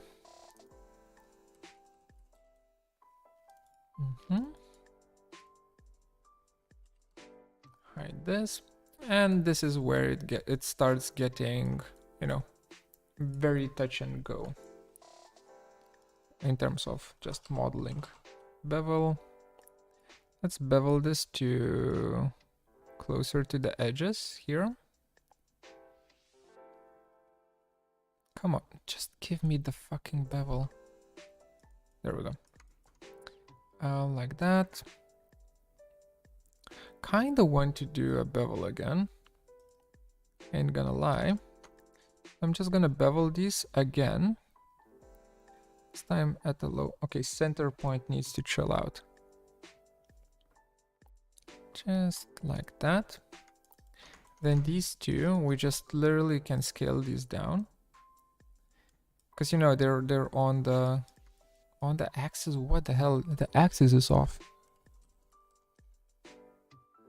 Does the axis need to be off? The axis is actually off. Okay. That is not helping. That's not helping.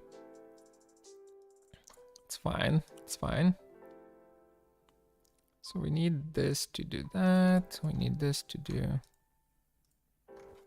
something like...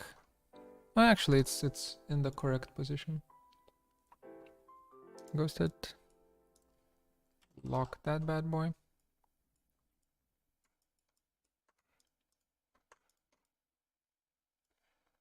Double that.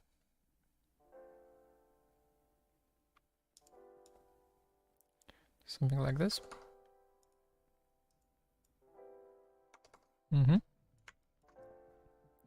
Then actually here, okay, that is gonna be a bit of a problem.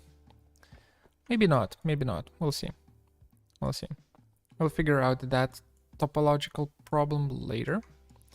For now, we're dealing with this.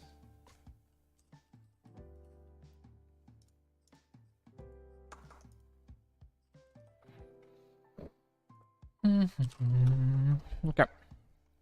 So this one right here, this needs to, well, first of all, it needs to move out. Gumball, snappy dragging. Just please snap to here. There we go.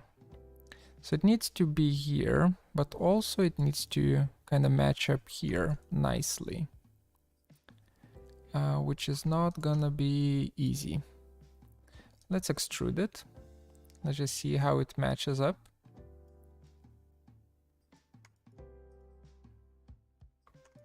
Yeah, that's not great. Let's delete the whole opening thing.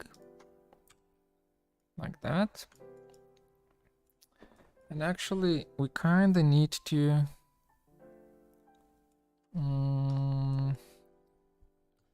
Okay, let's think.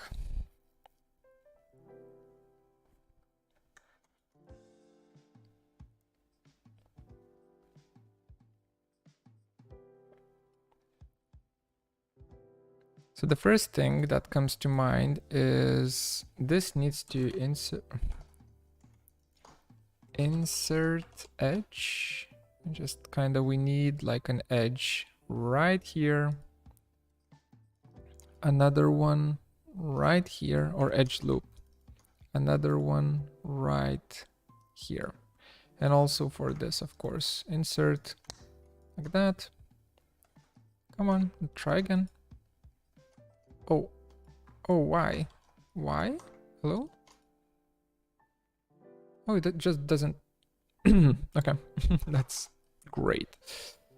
That's great. Okay, let's then, since that doesn't work, let's delete it and try again with this polygon.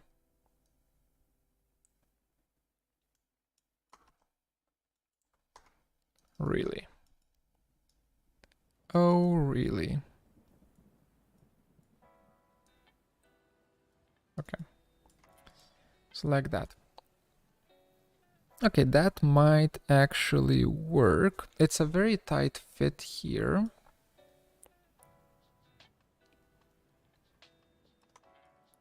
But we can always make it better by just scaling it along here.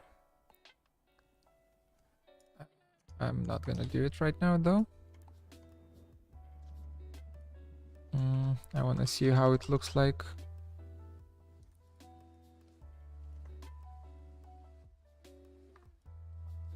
Okay, so here it just kind of goes in.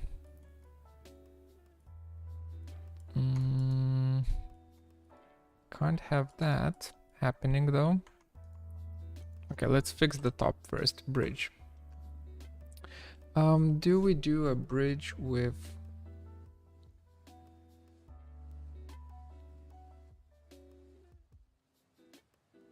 Oh, I know. So this and this, if these are beveled like that, right?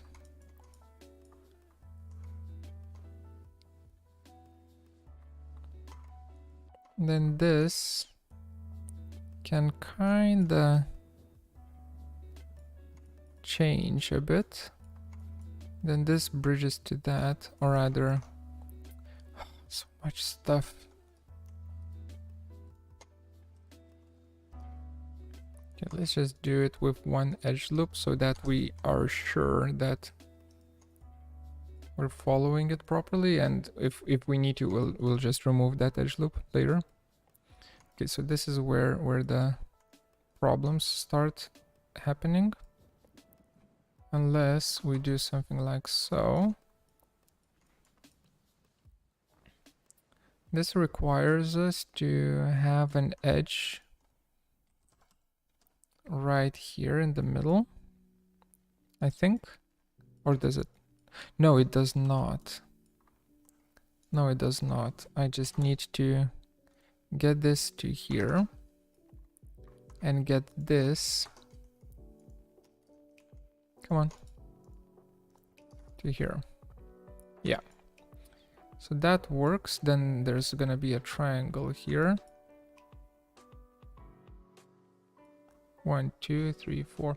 Actually, no, we don't need a triangle here. I can just simply remove this. Remove that.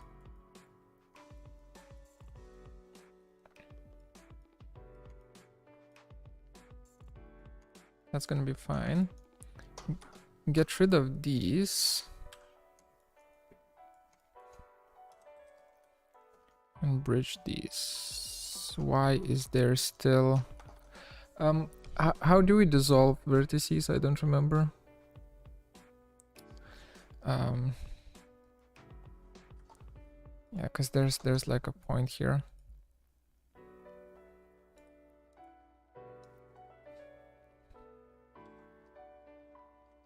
Remove grease, no. Remove not, no.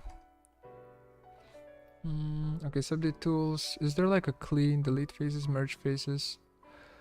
Pack? Is it pack? No. Insert point. Stitch, no. I guess there's no such thing, huh? Well, there is the select by brush. No, that's not. That's not it as well.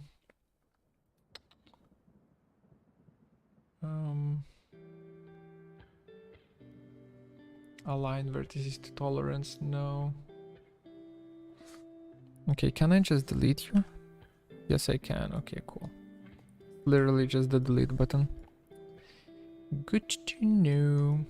Good to know. Okay, back to shaded. So this is gonna be a bridge with a single segment. And of course it's complaining here, but we can just align vertices with like 1mm alignment. No vertices no vertices were adjusted. Okay. There are two here. Stitch. So now that corner, that corner is not great. I think it's because of this part right here. Stitch. Yep. Now it's fine. We'll reintroduce the sharpness in a little while. For now, this is fine. Okay, now about these two. So that point as well as that point. Stitch down to here. This point as well as, let's go for ghosted though.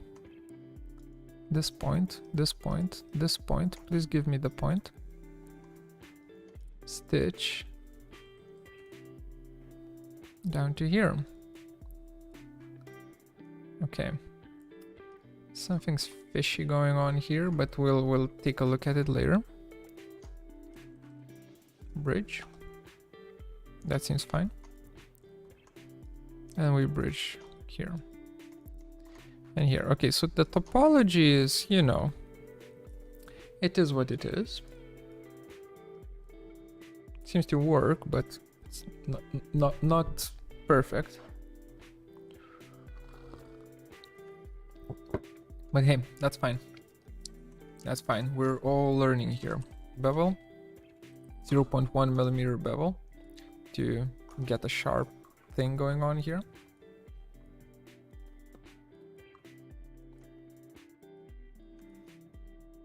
Yeah, I like bevels. I'm gonna keep the bevels here as well. 0.2. Is it too sharp? Maybe it's too sharp. Well, not really. I'm thinking, what's the bevel that we should uniformly use for our whole mesh?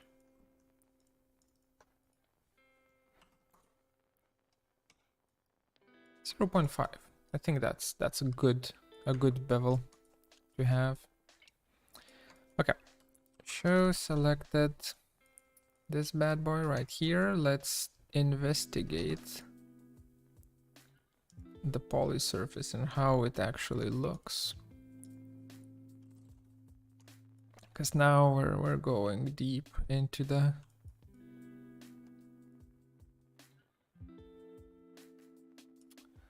okay, so this is not a circle anymore. That kinda sucks. I don't like it that it's not a circle anymore. I think if we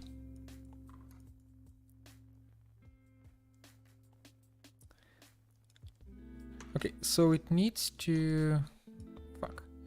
How do we do this? First of all, this needs to be beveled. Do we do the same 0.5? I think we do. Like that. Okay, this is better. Then it gets beveled here as well.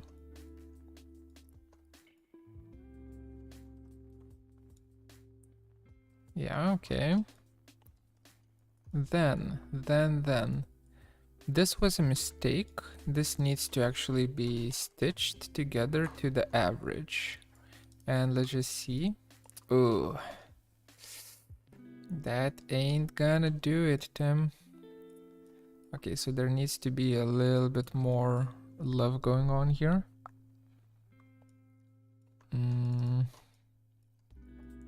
What if we take this whole thing and we bevel this?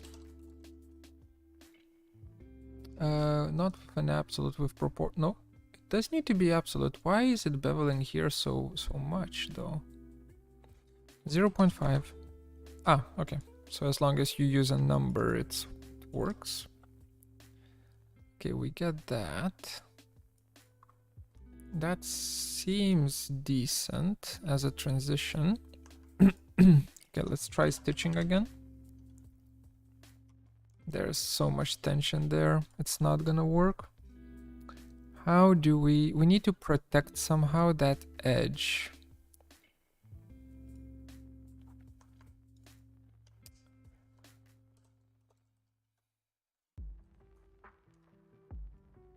Or do we care? Maybe it's fine. Can I lie to myself and say that it's fine? I think I can. This.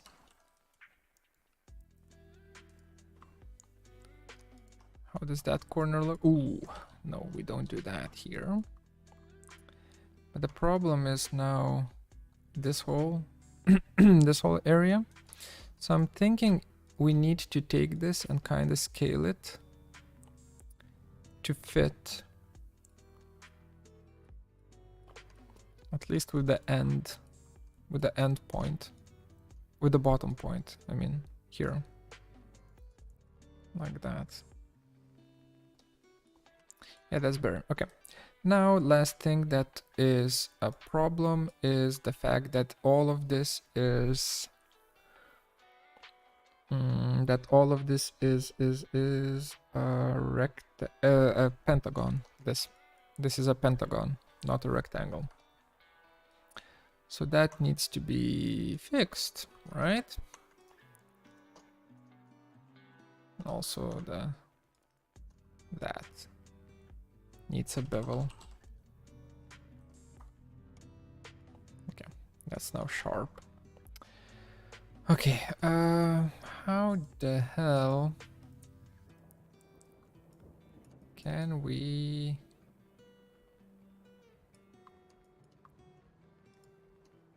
do a triangle here? Insert. Oh, sorry, that was my bad. Insert up until here. Yup. And then take these two bad boys, stitch them together. Yup. How does this look like? Something's fishy here.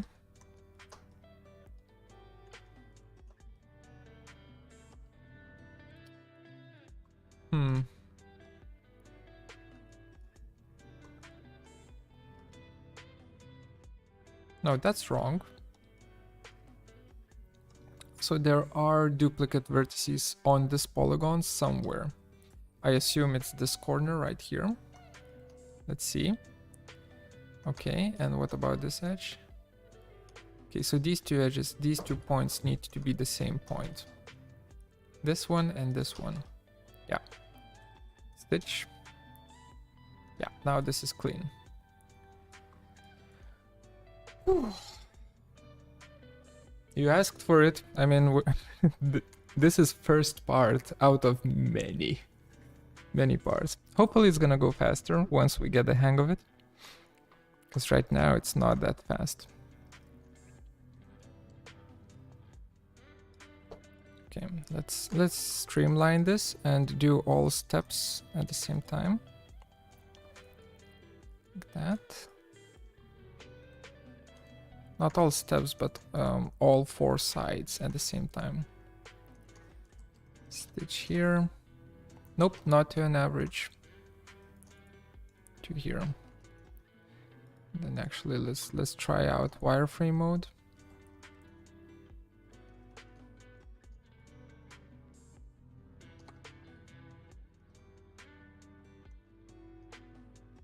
1 sub the edge, 2 sub the vertices. Okay, gotcha. Now. Okay. That worked out.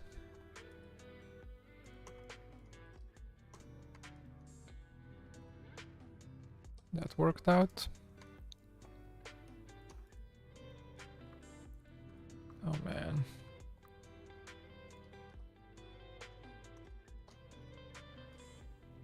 Good old topology. Okay. That should be it. That's a decent connection.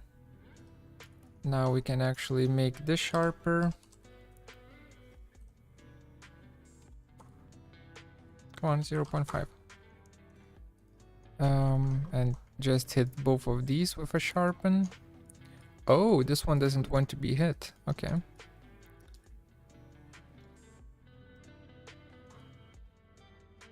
Is that a problem? No, it's not. It's fine. Yeah, it's fine. Is it a problem for the... No, it's also fine. Okay. So we have this as our kind of starting object. And then in the bottom, there still needs to be the blades and whatnot. And also a certain amount of sharpness will need to happen. But besides that, I think we're on the right track.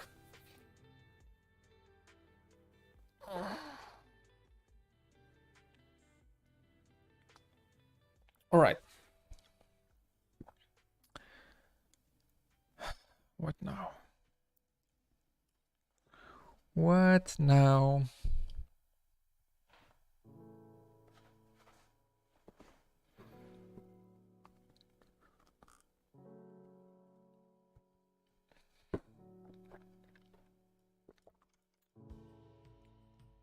It's going to be very hard to terminate these blades, but we need to do it.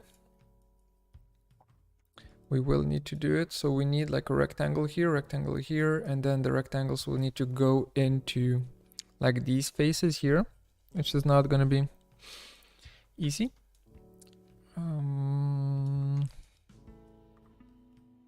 That bevel, is it a problem? Probably not.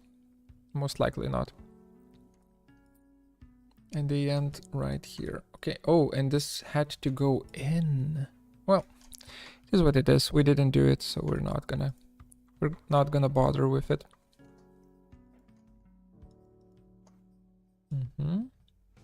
Goes all the way through here. And all the way until here. Okay, so it can't do that.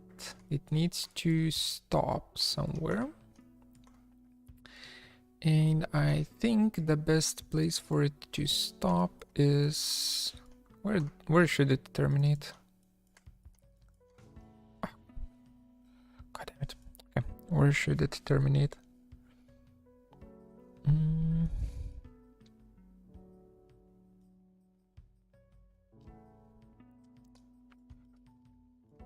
Probably here in the top, shouldn't it? Yeah, so we start from here and then we'll figure out the topology for terminating it here. Maybe. Or maybe until here.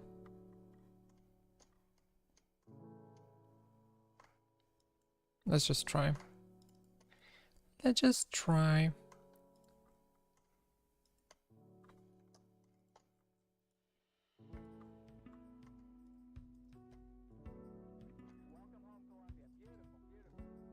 Okay. We will need a midpoint here.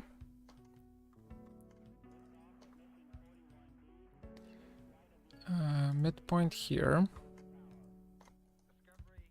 Should just use array, but I'm lazy. Midpoint here, okay. And then we need to repeat this.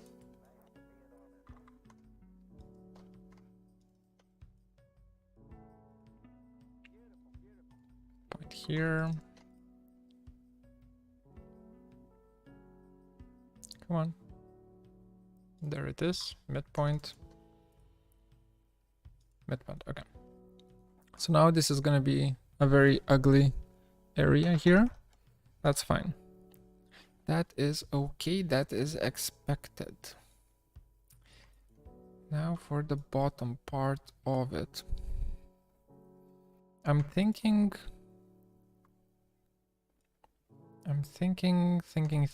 bevel. I'm thinking bevel should do the trick. So let's go for all of them. So these two areas I think should be beveled.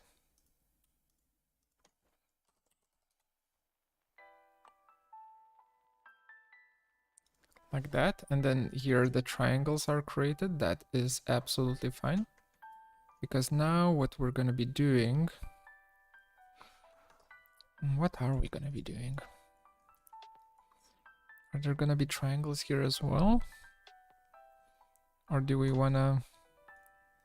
Perhaps we want to do something fancier?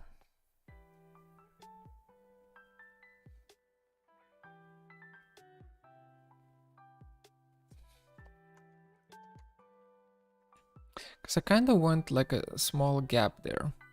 That's at least, that was my thought process when I was heading into here. That these guys just kind of casually terminate there. But then there's a problem with how do we solve this whole area here. Over here.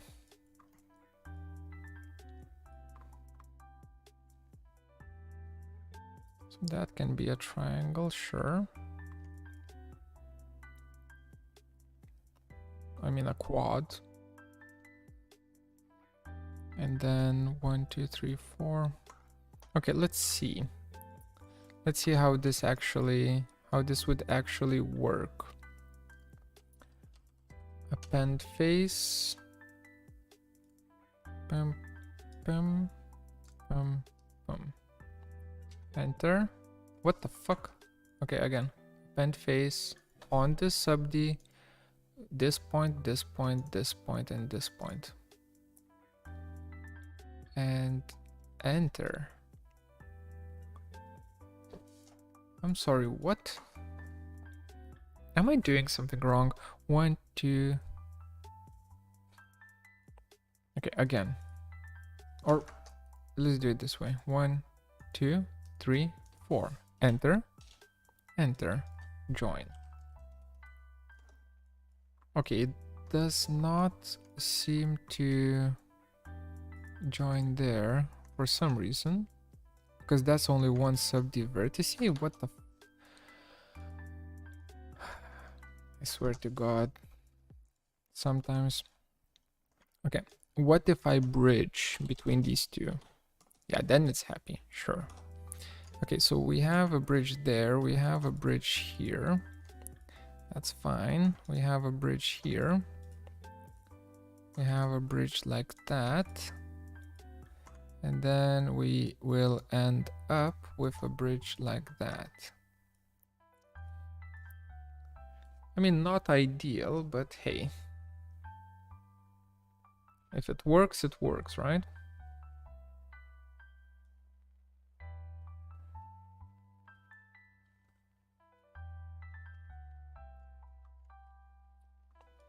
Okay, and now back to these. Let's take these ones and just extrude them down first, like that.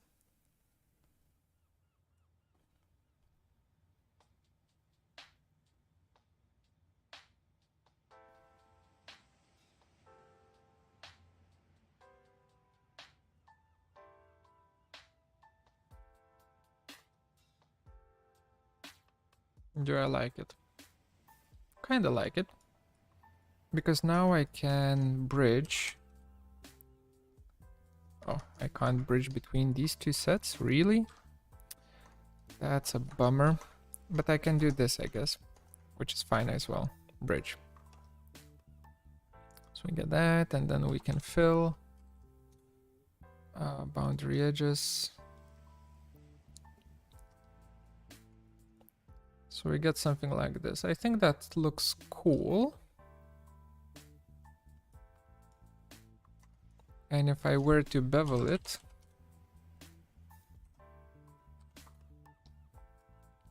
that looks even cooler. Well, the question is, how far do we bevel it for? Because it feels like this whole area needs to be beveled. But I can't get in there to bevel. So I would just be able to do this as a bevel.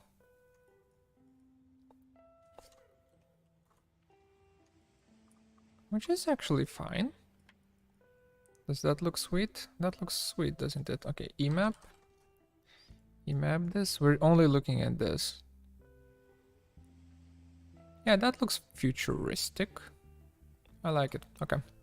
We're sticking to this. What did I do? I deleted some faces.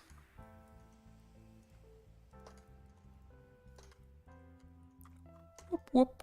Delete, delete. I bridge some faces. Now it doesn't want to bridge. Hello? Okay, I guess I first need to select them and then bridge them. Yeah. That's why.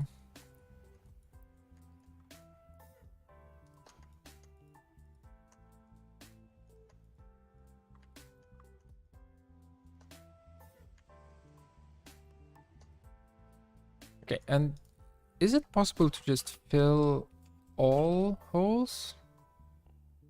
Fill mesh holes? No. Fill. Select boundary edges. Okay, what if I just fill subd boundary? Okay. So there's no fill all holes tool. That's a bummer. That's fine though. Can just do that.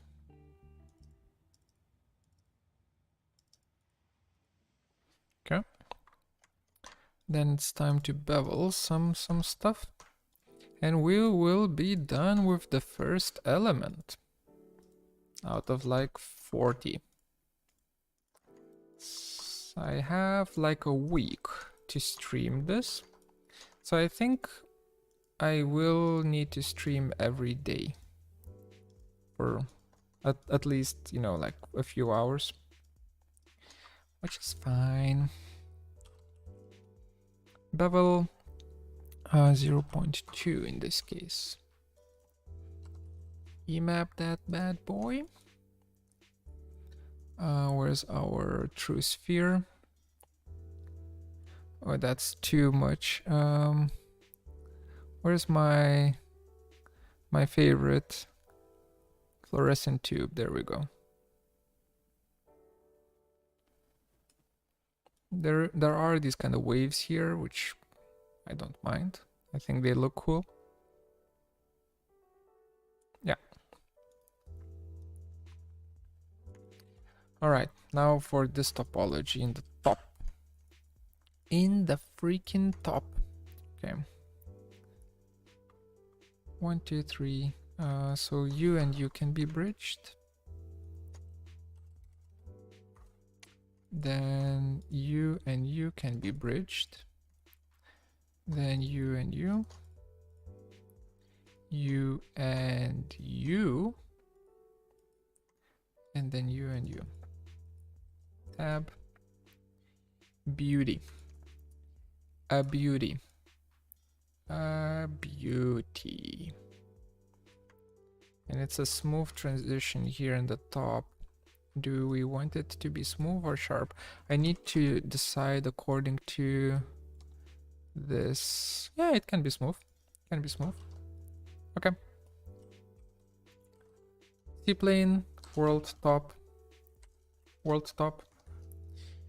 C-plane, world top. Okay.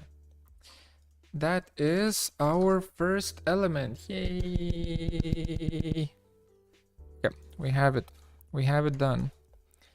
I am like I give this a strong 6 out of 10. Okay, let's take a look. Sub-D, set 1, extract, control, polygon, control, polygon, sub-D, sub-D, control, polygon. There we go, finally. Like that. Catmull Clark. At level. Whoa. Why did it had so much trouble with this? Move it along the x-axis by 100. Wait, 100 millimeters. That's not a lot. By let's do 500 and then decide. Okay, 500 was too much. Move it here. Okay.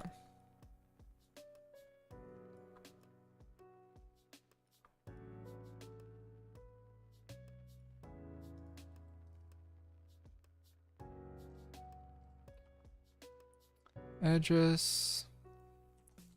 Custom preview. Swatch.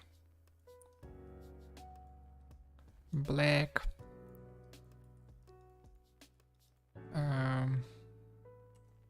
Custom preview.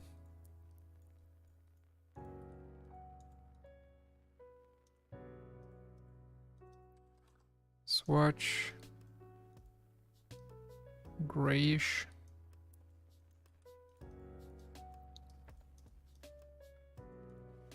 Okay. Let's see how it's being meshed. So that area is a little bit flimsy with level 1 subdivision. Also, I need the statistics. We're at 1,600 faces, which is actually close to what we would get if we would simply remesh, quad remesh this. But that is fine. Because now we can, if I increase the level to 2, then it's almost 7,000 faces. But it's all smooth and nice. Okay, so now we have flexibility to kind of jump between different states of this mesh.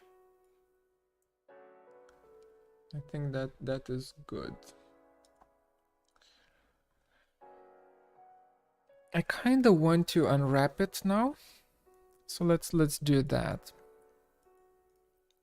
Let's do that. So we need to decide how will this whole thing work. So I'm taking a poly surface, I'm converting it in, or I'm remodeling it as a sub-D geometry, sub-D thing, and then I'm extracting a level 1. This is level 2, isn't it? No, it's level 1. I'm extracting a level 1 Catmull Clark smoothed mesh from it to be able to, and this is getting dark as well. 1 second. There we go. Let's darken this up even more. And instead, let's do this. Right.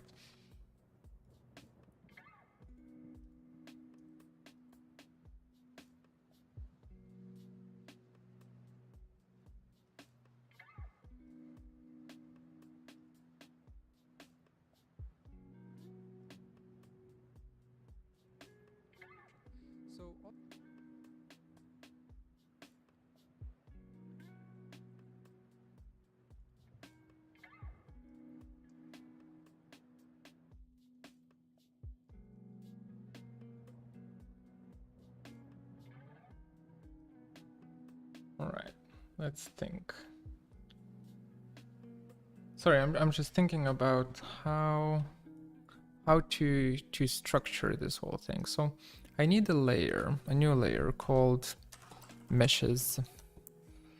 meshes, and my geometry needs to be baked into that layer. The sub-D version of that geometry, show selected, the sub-D version of that geometry is not going to be unwrapped. Yes, the sub-D version of that geometry is still going to be like just regular, but the mesh geometry is going to be unwrapped, which means this actually needs to go away, which means that my factor for movement needs to be, let's say, a meter away from anything here, and I will be baking out stuff in here. Okay, so now let's make it nice. Like that, that.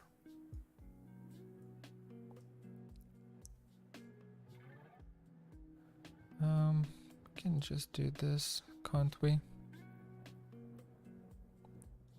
Like that and that. This is gonna be baked. Cluster that. There we go. Okay. This is now cleaner. So I'm gonna be constantly baking, no, not constantly, every time I finish a part, I'll be baking this one out. Okay. Into the meshes layer. So let's do that. Bake, meshes, don't group, doesn't matter. Clear values here so that it's not in the way, minimize. We have ourselves our first mesh that we can emap and see that it's all jagged and so on, but that's fine. We still love it. Why are there sounds in my apartment? It's weird. I don't like that. Okay, it's all quad, which is going to be easy to unwrap. Let's just try. UV editor? No, we need to properties, object, texture mapping, unwrap, right? Unwrap. Select seams. Okay. I've got this. So to be able to unwrap this, of course, one seam will need to be like here, right? Another one will need to be right here. And then we will have a ring, which is basically gonna be that and that. This will need to, oops, no, disconnect. This will need to be a seam. And also, we need to hide it, but there's gonna be a seam here running through the bottom. Actually, I should redo one thing. Not redo, but like that little seam there needs to go away. It also needs to be in the bottom. It's just gonna be easier for me to follow along. Why are there, wait.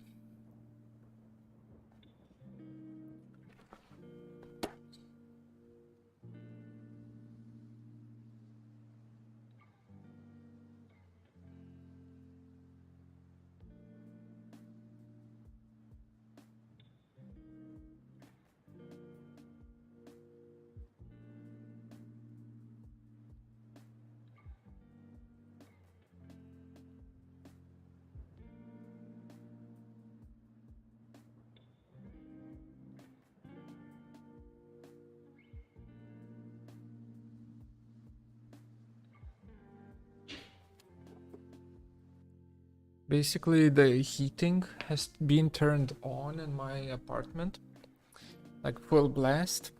So the window is just cracking because it's expanding due to, change in temperature. The floor is hotter than the, like the middle of the window frame. where it's near the floor. So it's just cracking like crazy. That's weird. Anyway, where were we? Seams. That's a seam. Did I do a seam for this? No, I didn't. So let's do one. That's gonna be a seam. Then we will have a seam here. Seam here. There we go. So all of this is getting unrolled. I think it's gonna be pretty clean. Oh, never mind. This needs to continue. Okay. So those islands are done.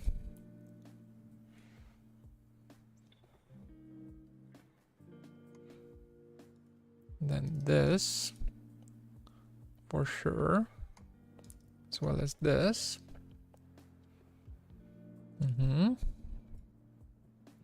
Then as this is being unfolded,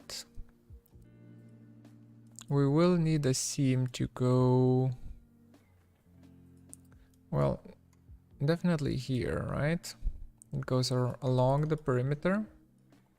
Oh yeah, and it doesn't. No, it doesn't stop there. It keeps going. Stop cracking.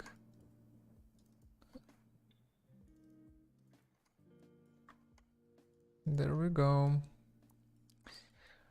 Okay, so basically this whole part is now disconnected from here. Let's just see how it unwraps, right? So we say unweld seams, no.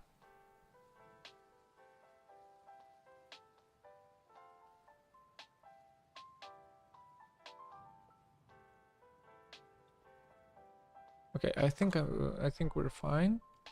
So this gets unwelded. Now I can UV editor this, draw a rectangle,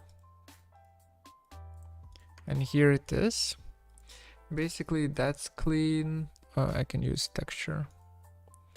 That's clean, that's clean, that's clean. These are fine. That is not fine. So this needs a little bit more love.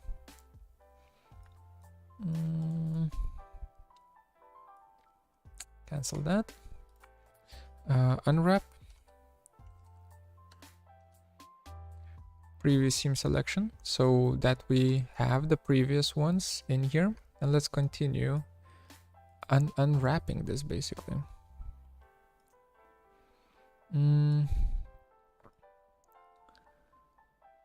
So it needs to open up. That means we kind of want a seam going.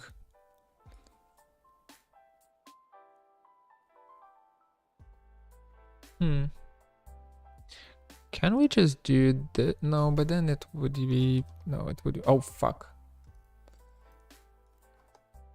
Previous seam selection. It would be bad if we did that. So instead... Can we use that? How do I unselect? There we go. Like that.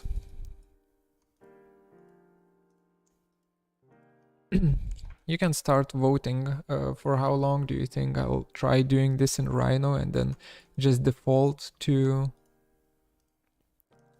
Blender. Does that look like a nice seam? I think that might be a pretty nice seam. So let's try doing it here as well.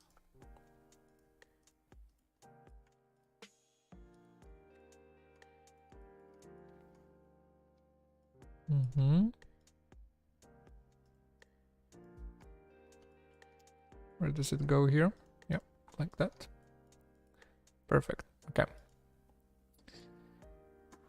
And this got, for some reason, unwelded. I fucking weld. Angle tolerance. Literally not 360. Are you shitting me? Is it really going to... Or wait. I can't Can't tell if these are welded or unwelded. True sphere, not true sphere, arches.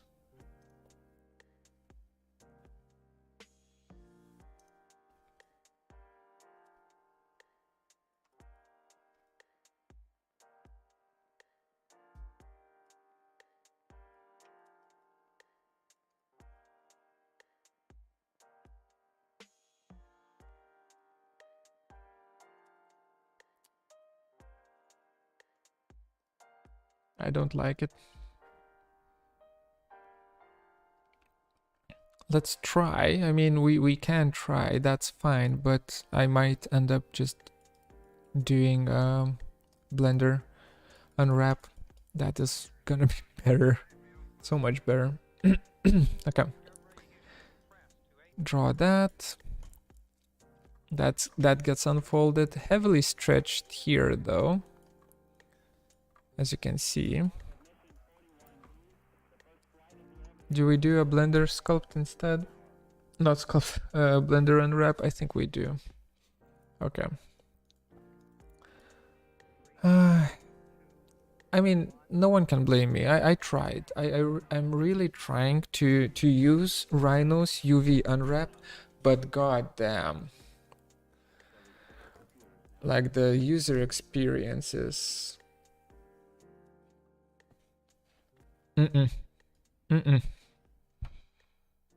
Okay, let's get rid of the unwrapping information here and let's just do it in Blender instead. Where's the clear and delete mapping? There we go. The welding stays, huh? Thanks for that. Align vertices. Oops, no, never mind. Don't align the vertices. Oh, just weld. Why? Okay, I'm just gonna bake this out again. Set 1. There we go.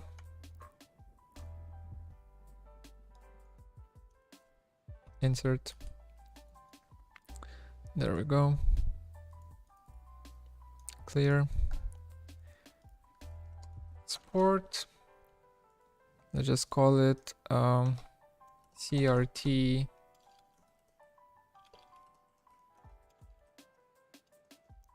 exports.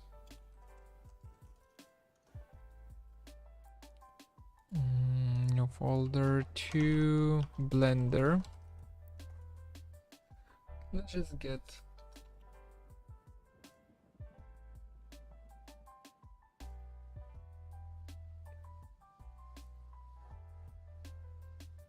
I don't remember. I think I'm using OBJ, right? I think I should be using OBJ. Folder 1.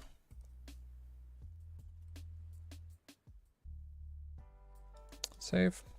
Okay, where's my Blender? Hello? There it is.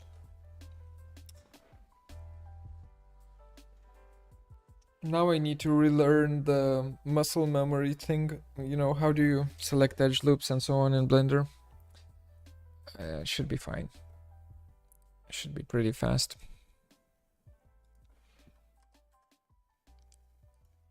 Yep. Import OBJ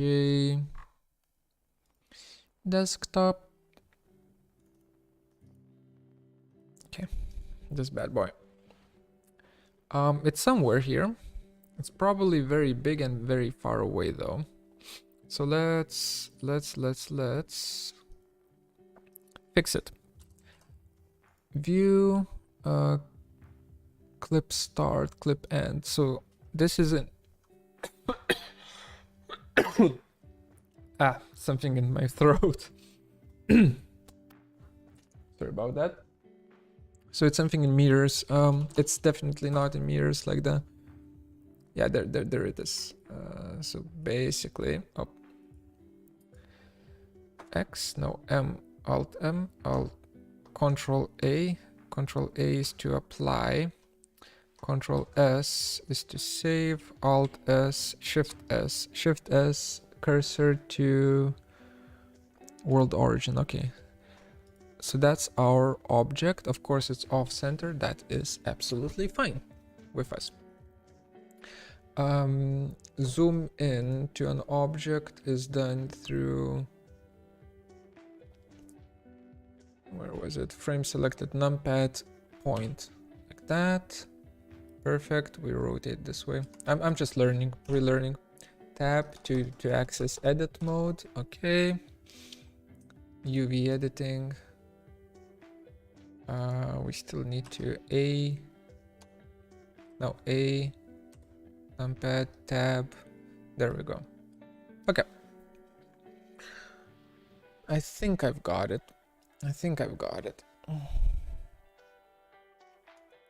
So let's play around with the unwrapping of these objects. So I am going to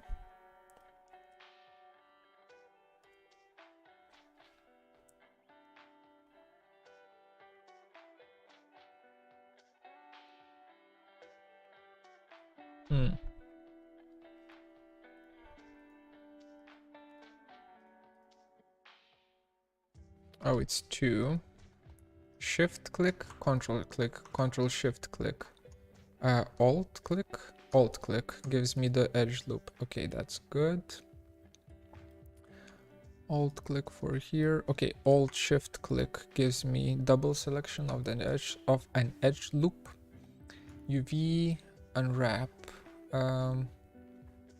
Mark seam first. There we go. Ah, yes. Now I'm starting to remember the hotkeys and whatnot. I don't like the 50mm camera in Blender for some reason. I prefer the 70mm camera. Don't know why. Mark seam. Mark seam is probably going to be Alt M. Let's try. Alt M. No, that's split. Is it just M? That's merge. Control M. That is a mirror. No. Shift M. No. Right click. Mark seam. I need to Google this. Mark seam Blender hotkey. Control E, mark seam. Okay, let's try this. Control E, mark seam. Okay, that's fine. I can just do it with here UV mark seam. Anyway, we have this unwrap. Then it's gonna be here, isn't it?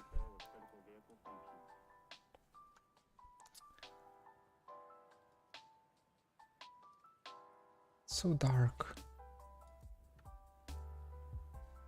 Oh, that's because the base color is super dark. Ah, there we go. Okay, we do that, we do that and that.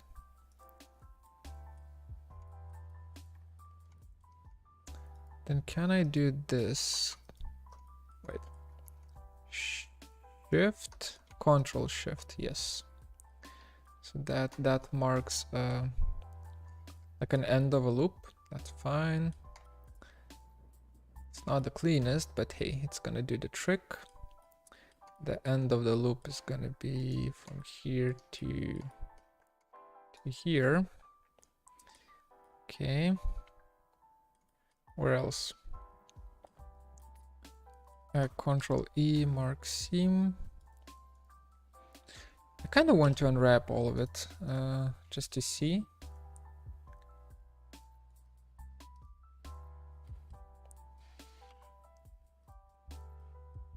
And this unwraps so much better, honestly. Except for this. What the hell is this? 3. What are you? Are you double? Feel like you're double vertices. Yeah, that's not a double, definitely. But for some reason...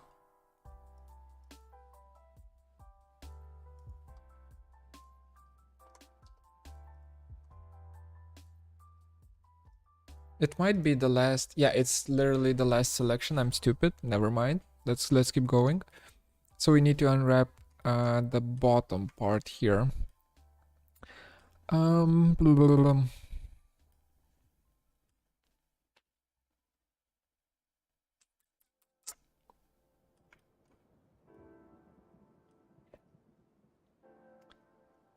Yeah.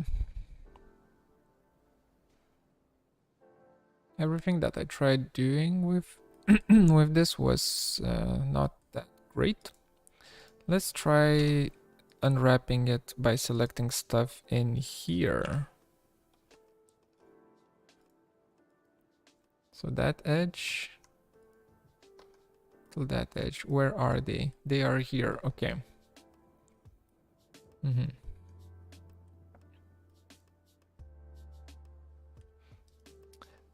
So the first thing that we can do is do this. Oops.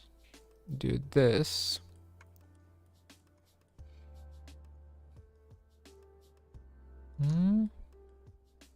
Oh, Shift Alt. Come on, muscle memory, kick in, kick in.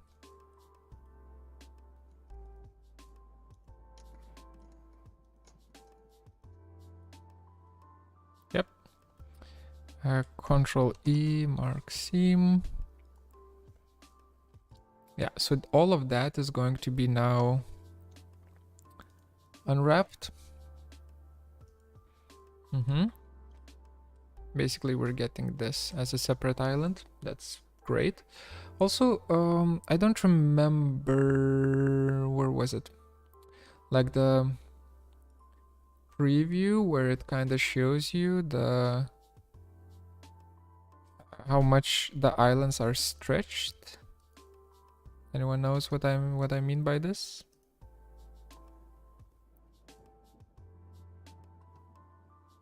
The stretch values. What's the live unwrap? Is live unwrap just when I do something? Let's try. Like that. But without this.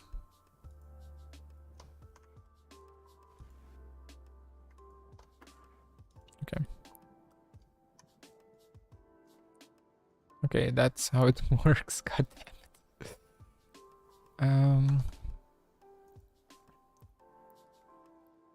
No, that doesn't matter. Doesn't matter. I should stop. Okay. What is this? And why is it not equal?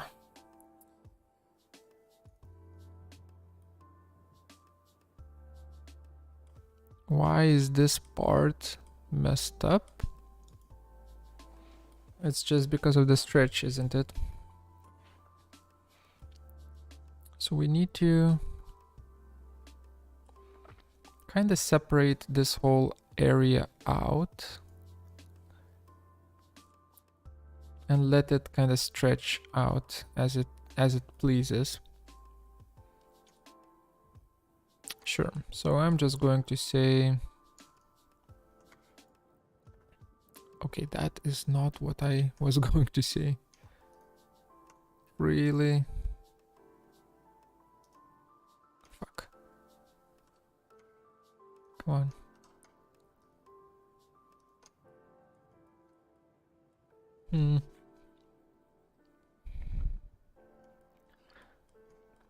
Okay, let's do it this way. From here up until here, there's gonna be a seam. Control E, mark seam.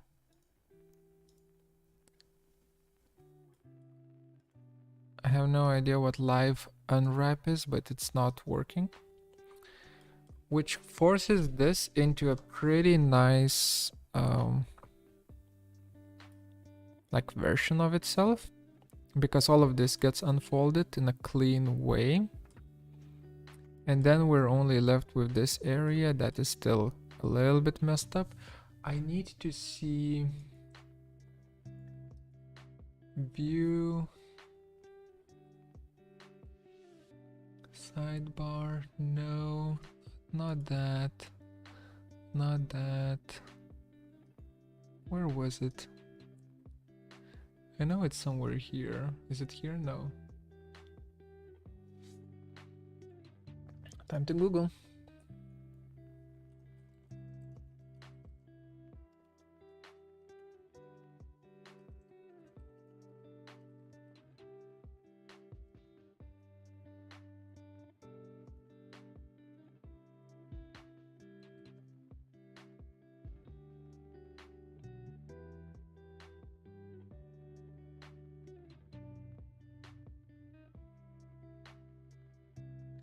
Okay, while in UV map, hit N, go to image, UV vertex. That is a no. Maybe no?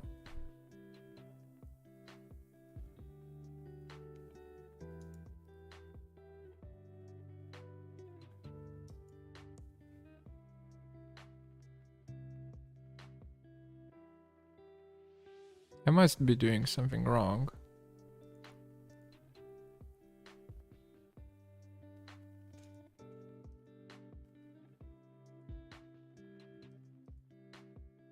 Ah, there it is. Display stretch. There we go. So it wasn't the N map. That was the old tutorial, old way of doing it. Okay. So what's up here? This is being stretched quite a bit. Oh, it's this. Ah, right. Because it... because of that. Okay, I can fix it. That's fine. First of all, L. So it's just going around here. Yeah, that's because I didn't create an edge loop right here. Like a proper edge loop.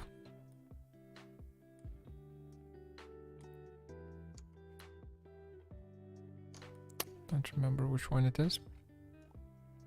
Go back in here.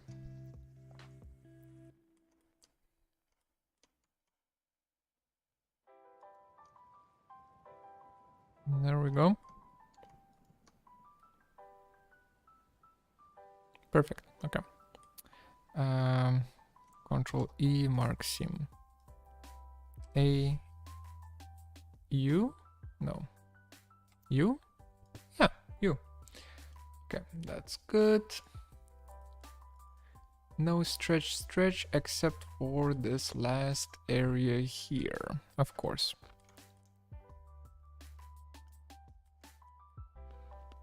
I'm thinking of actually having these bad boys separated out. Just like that. Oop.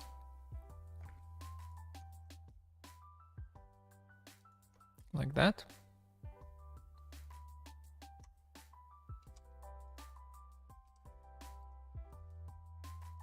Let's see.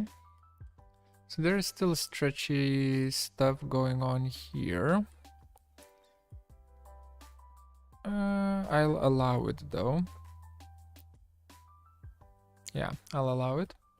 While here we still need to do a few things with this, but I think I'll do them just while staying here.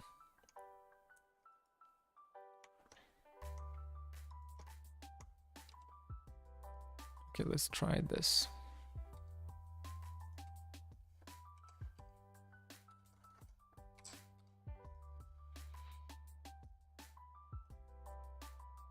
Yeah, that's better. That's much better. Okay. So we do this.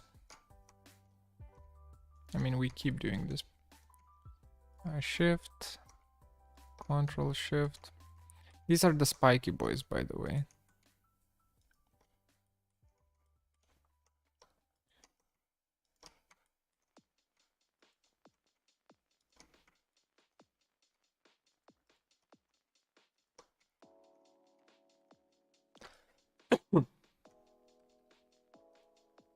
Mark seam.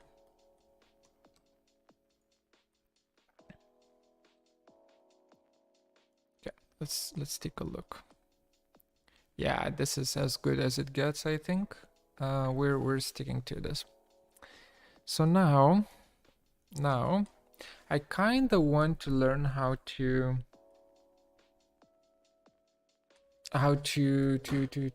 properly work with Substance Painter. I've never opened the software in my life.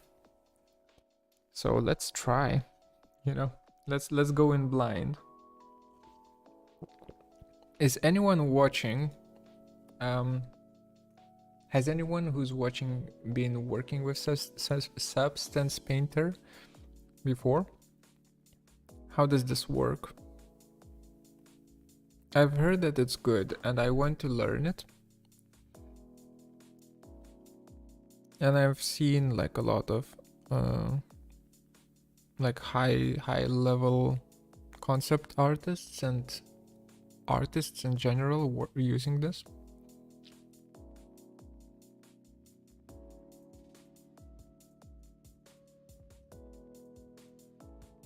I've been using this, it's pretty great. Okay.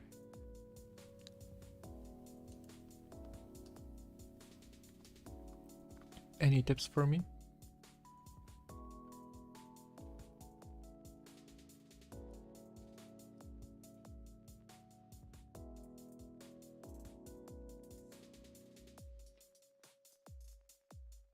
Wait, that's the wrong one.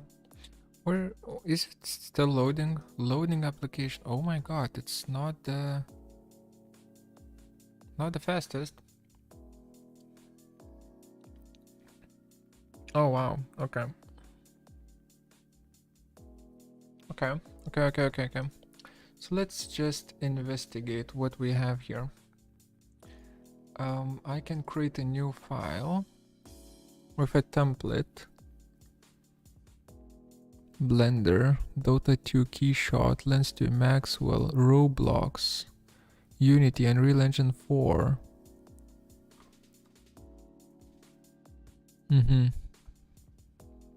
Okay. What does the template do? Let's see. If I choose Unreal Engine, compute tangent space per fragment was enabled, document resolution was decreased.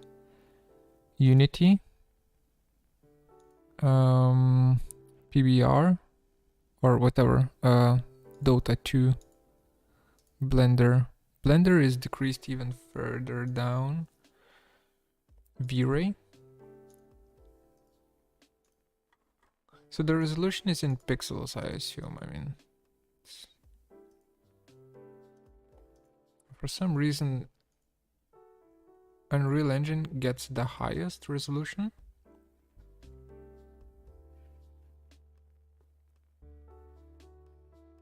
Unity HD render pipeline.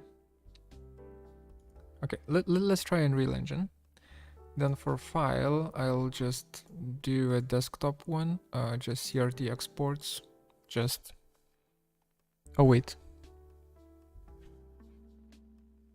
Oh, I'm opening a file. Okay. So mesh files, FBX, ABC, OBJ. We probably are using OBJ, right? So I need to export it from here. Okay.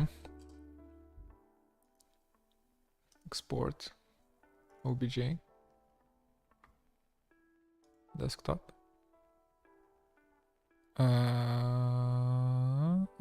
CRT exports. Let's see.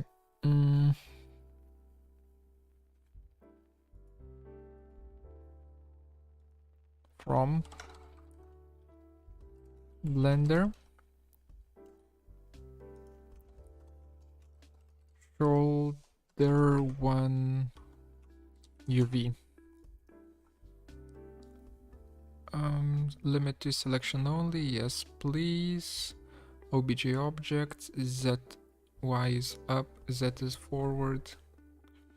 I never know.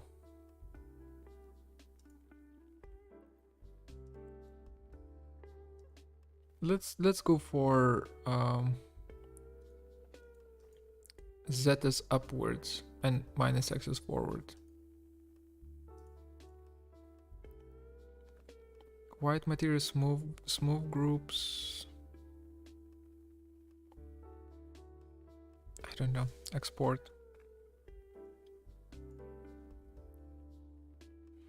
Okay.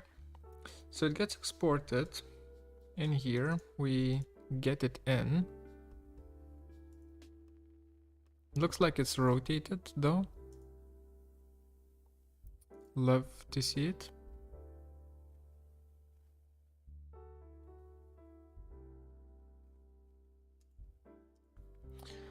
Auto unwrap. No, we already unwrapped.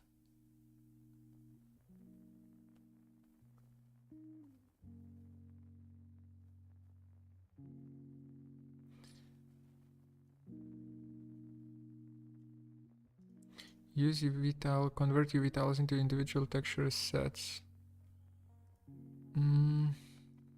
Okay, I'm just importing it by default. Is this the exactly same? Whoa, how do I rotate? Alt? No, Shift? Whoa. Rotate? Hello? Okay. We will need to learn a few things here, I see. So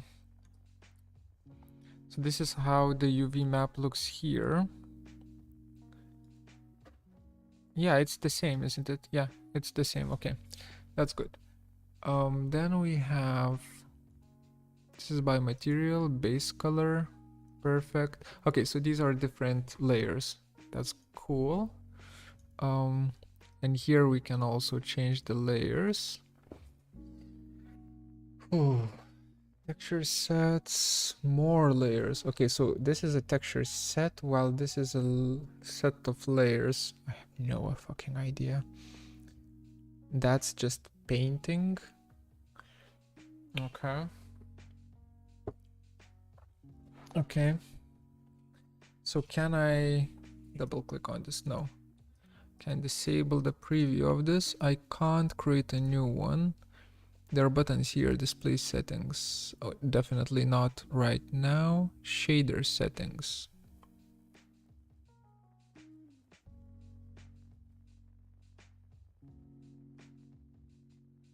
My God.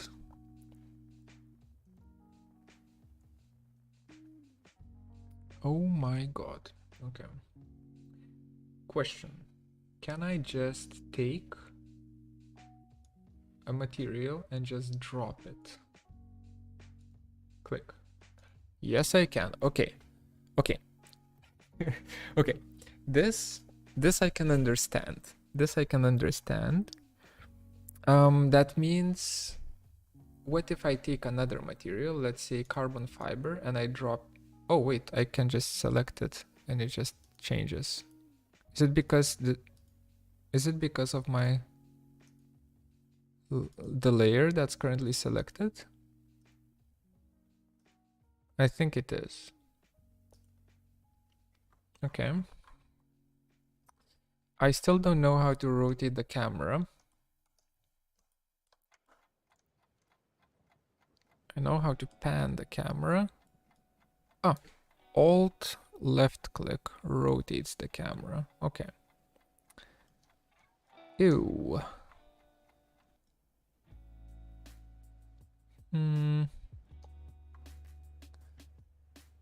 So, question. If, let's say this is a problem, right? Because this is definitely a problem. Can I just take cobalt wherever it is? Let's just say carbon fiber. Whoa. Oh, right. First of all, carbon fiber scale. Is it here? Yeah. Okay.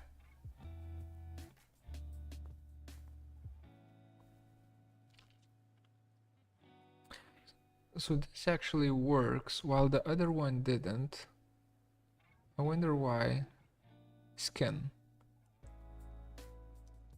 Whoa. Now we have added skin on top of cobalt, not carbon fiber, so I'll just start deleting the layers. Okay, 0 layers. Let's just get concrete in here. Yeah, there we go. Okay, so concrete seems to also have a few... No, maybe not.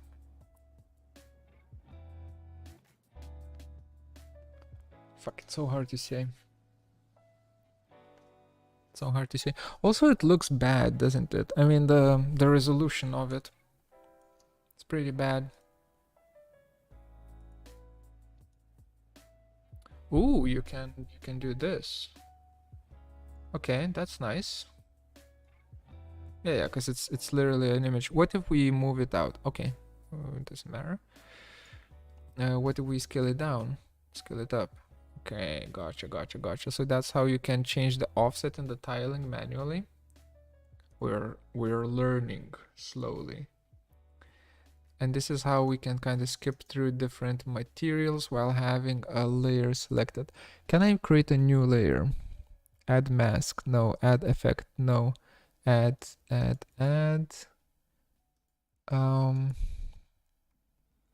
Okay, so these are the types. Gotcha. Add group. Add fill layer.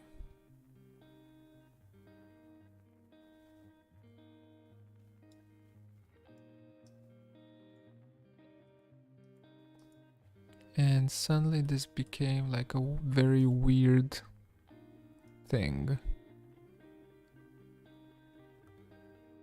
Oh, because it's like denim rivet material. Okay. What happens when I do this? It just becomes a geometry mask? Okay. Oh, this is hard. Okay. I assume here we can only work on one element at a time, which becomes quite problematic. Kinda, but not really. So this is gonna be... This is gonna take a long time to learn. Are these all materials that I currently have? Smart materials, what's that?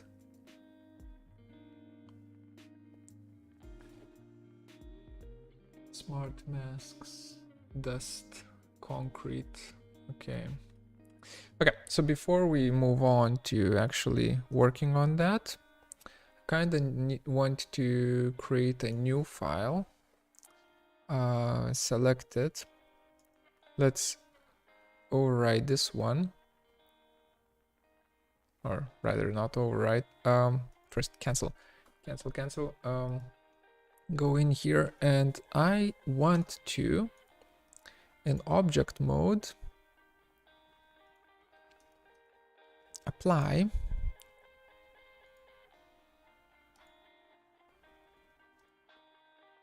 a modifier to this, which is a subdivision surface modifier. Just one level. Catmull Clark subdivision, because it's nicer. It's just nicer while we're testing things out, right? And then we export OBJ from Blender. Yes, export, or rather, let's not make that same mistake again. What was the default values?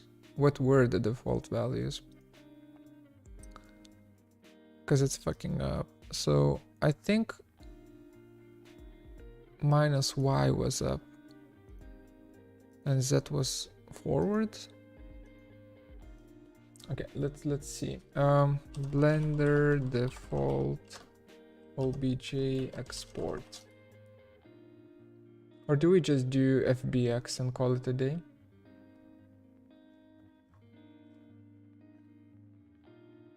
Let's just do FBX.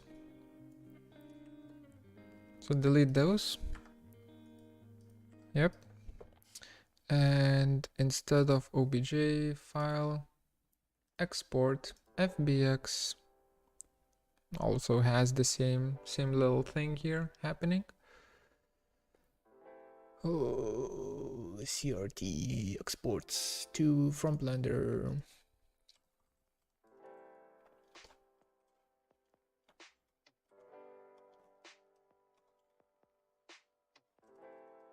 Testing export. Okay, so now it's regurgitating it and now it's done. Now let's go back to here, select the file, there we go. That's the FBX that we want to see. Hit OK. Do you want to save your changes? No, I don't. I will be working on this because this looks prettier.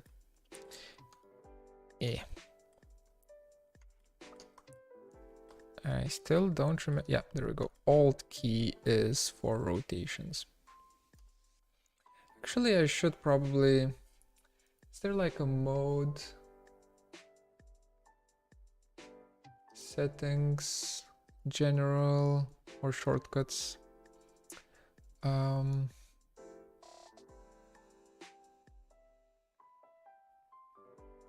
Camera zoom.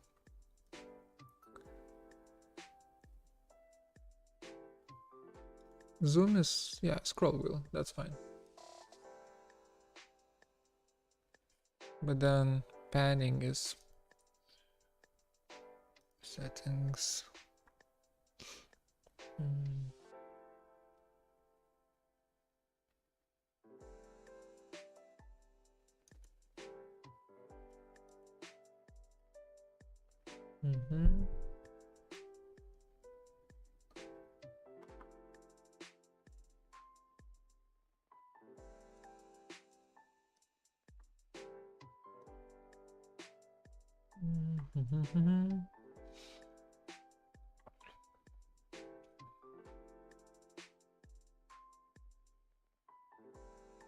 Camera rotates.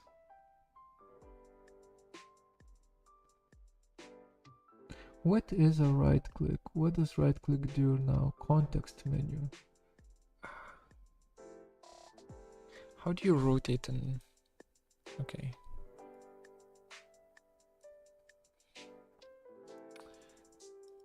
Maybe we don't want to mess around with this too much right now. But let's not. Okay. That's the context menu. Do I need the context menu? I have the same menu here. Okay, never mind. Edit. Settings. Fuck the context menu. I want the camera rotation to be just a right button, while the context menu is like no. Let's say alt right. And then zoom is... I don't care. I mean, camera zoom is the scroll wheel. Okay, minus right, whatever. Really? Don't lie to me.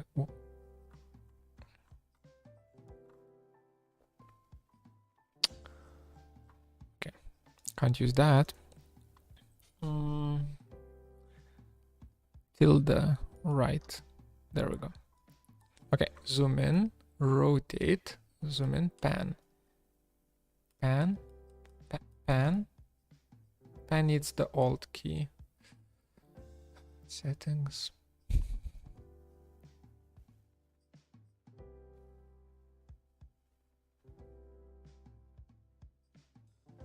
Where's my panning? Camera zoom, camera rotate, camera translate, alt middle. Nope, middle. Oh, stencil pan, alt middle. There we go. Yep, perfect. That's what I want. Okay. So now, where were we? Playing around with the textures, huh?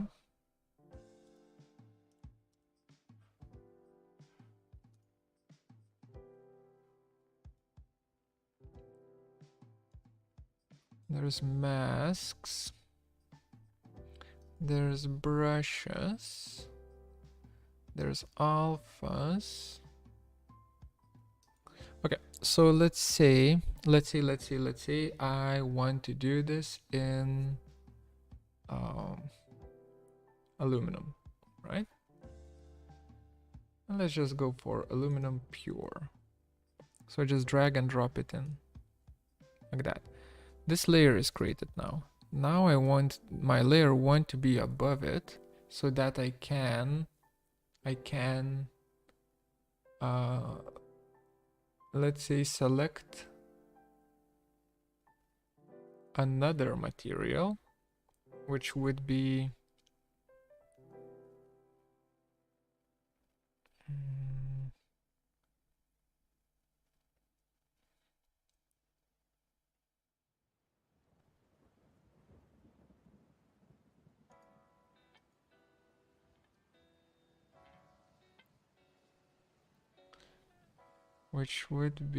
like a dirt material, let's say. So, oh, by the way, cavity rust. How does this work? I can't apply it. Okay, that's interesting. Can't double click it.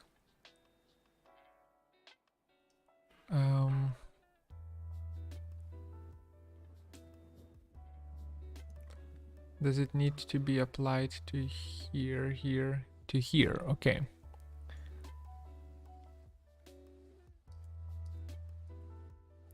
Okay, so it applies like a mask almost, and it has its own like settings and whatnot. Yeah, that's the mask editor. And it has like curvature. Oh shit, that's a lot of settings there, but that's good. That means that now if I were to select a brush, doesn't matter what brush, basic hard brush here, and I were to try and draw with that brush, let's say the color. How do I change the color?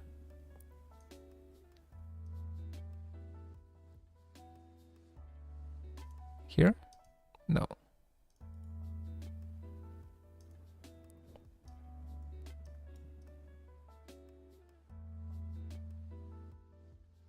There we go, base color.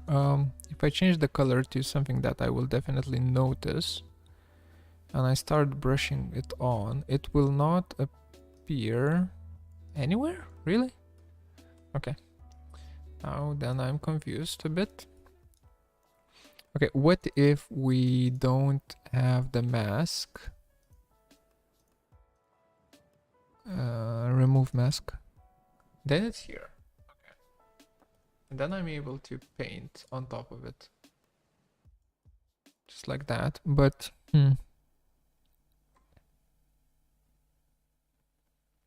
or I can also paint here. So that means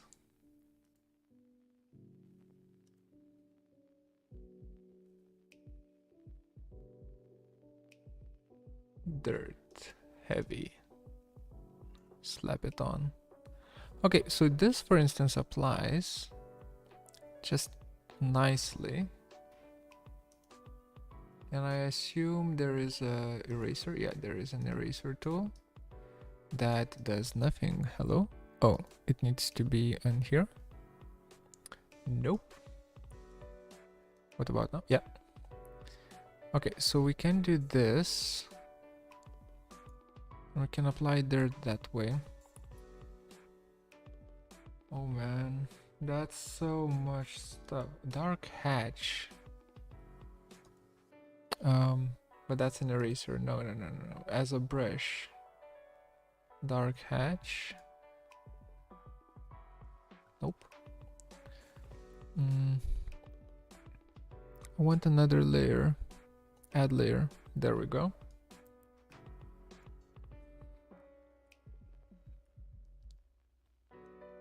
So we basically can just paint on this, right?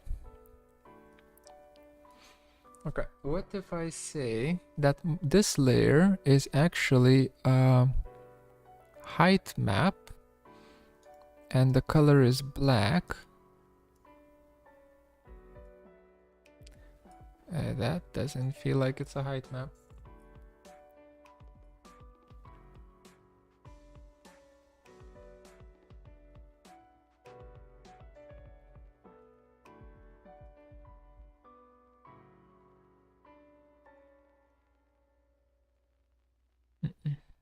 Okay. Normal map. Metallic. Oh, wait. Is this for all of these? Wait, if I change this to metallic, this one is also metallic. Okay, so it's not... It's global. So what is this? Doesn't really matter right now, but I'm just curious.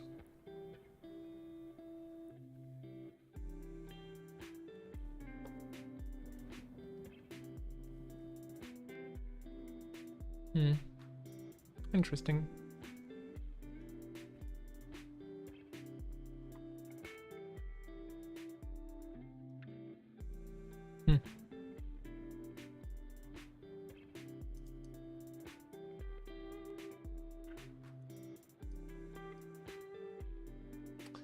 Okay. I can take it away real fast, real easy.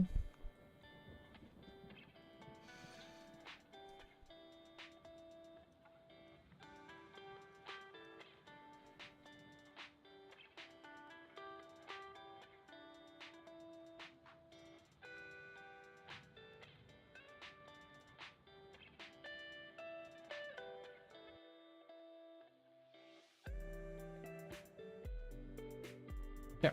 What else is here? Let's get rid of that. There were smart materials here. For instance, dirt. Okay, let me show me the dirt.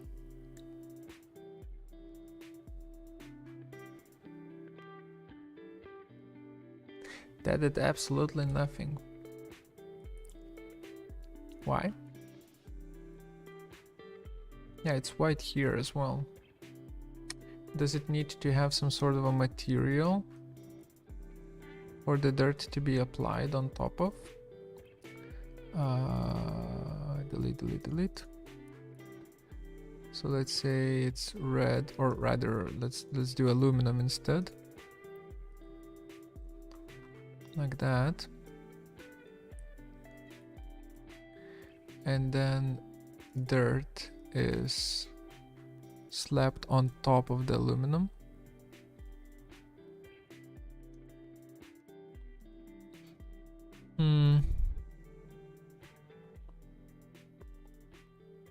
Let me guess, we need to do some sort of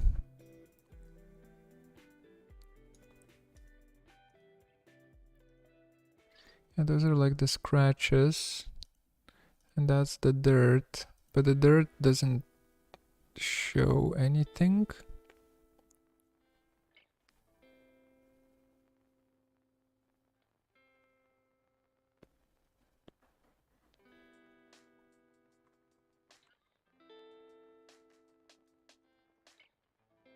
Okay, if it's not the dirt, then what about dust? Okay, dust does seem to do something.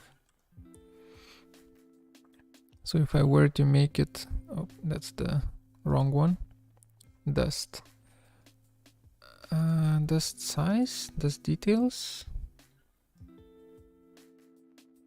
No, that doesn't really care. Dust base.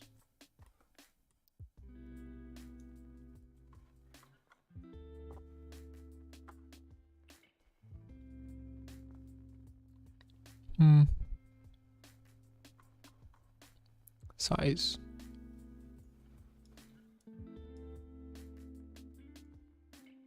That does nothing.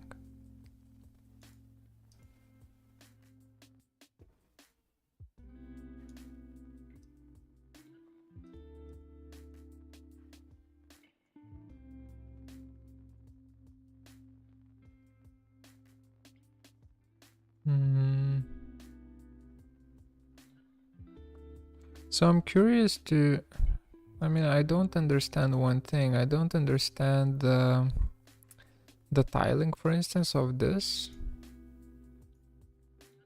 because I should be able to control the tiling, but somehow it doesn't change. Okay, I guess it doesn't matter. Hide blend. Yeah, I'll need to do a few. Oh, that's a nice one. I'll need to do a few a few tests and learn a little bit.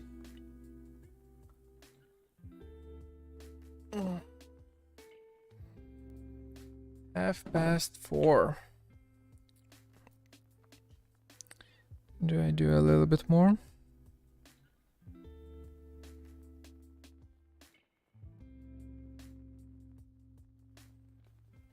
Maybe I do.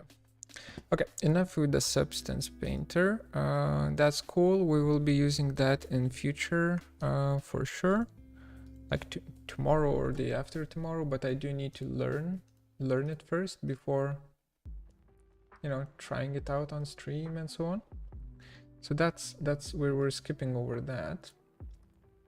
Instead, let's model one more part and then call it today a day, right?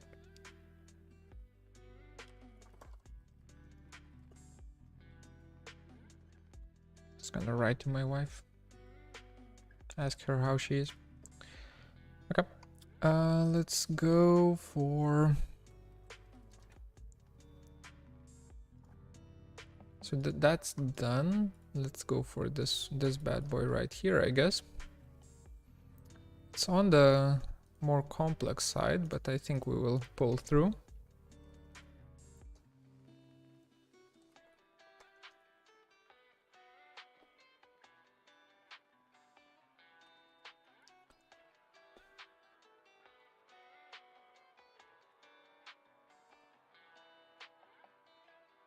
Okay. How do you work with this?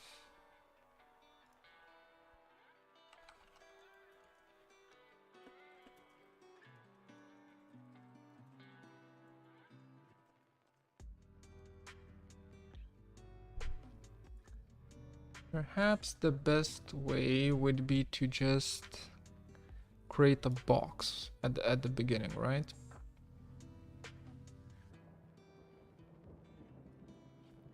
Okay, let's do a bounding box real quick, and then use this as a reference to create a vertical box or sub-D box that has 2 by 2 by 2 divisions. Oops, that's my bad. From here to here to here.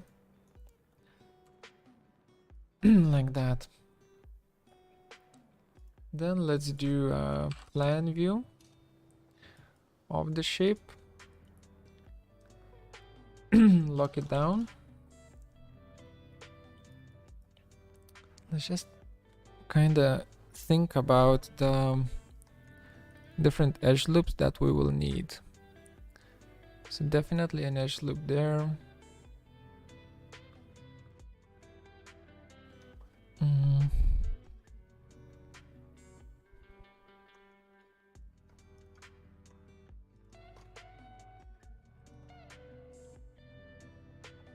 One there.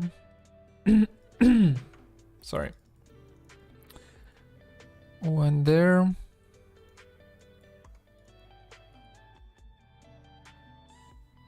There. Kinda there.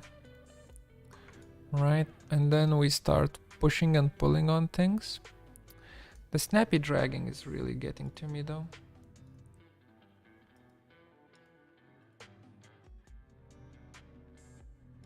Smooth.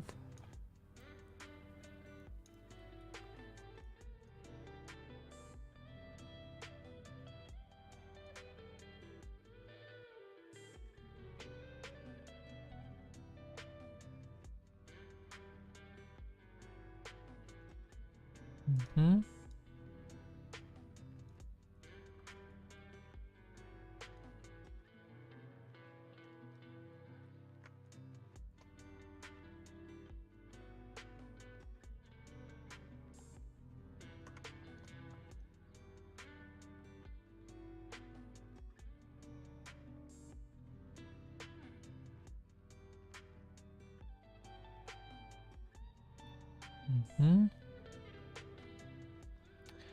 Okay, that seems to be going fine.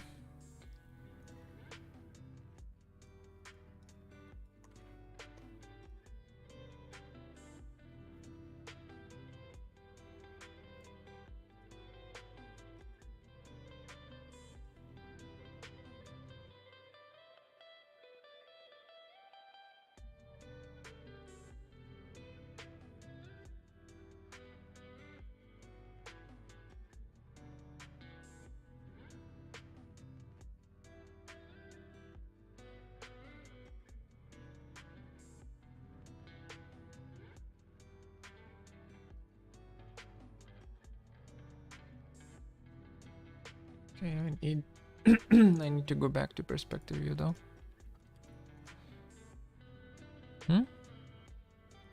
It's not bad.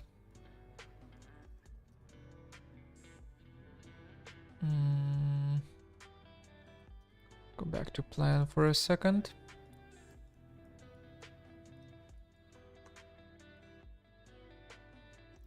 Okay, this is where it gets a bit tricky. So that goes here. That needs to be here. These two need to be aligned like that. And these need to go in here. And this is 1, 2, and then it goes out, huh? Okay, what if we do this? And then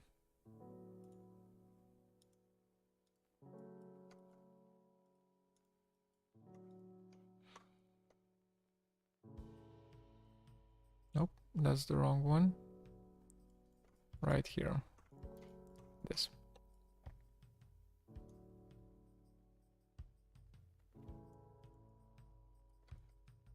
Yep, I think that's good. Then there's of course more stuff that needs to be taken care of. Actually, I want to unlock selected, lock this, and make a copy of it on the side.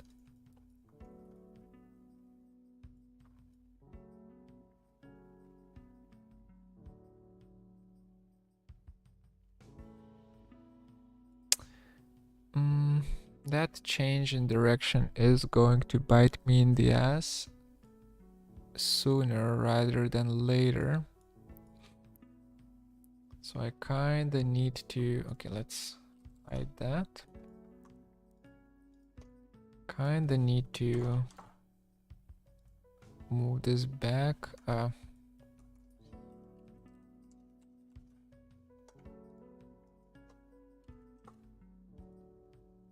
Like that. I need this to be horizontal. I can't have it. Can't have it any other way. Right.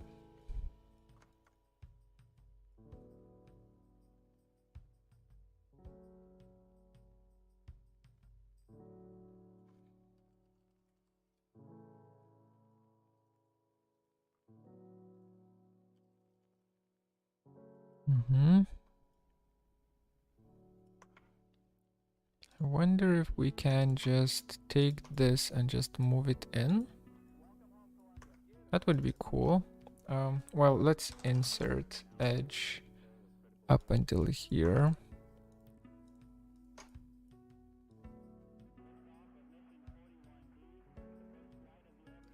Okay, like that. Something like that. Yeah, okay, so this is where it starts getting a little bit tricky. Basically, I need...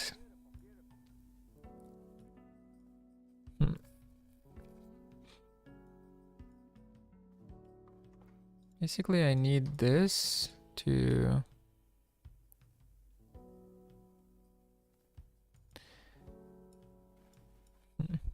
Damn it.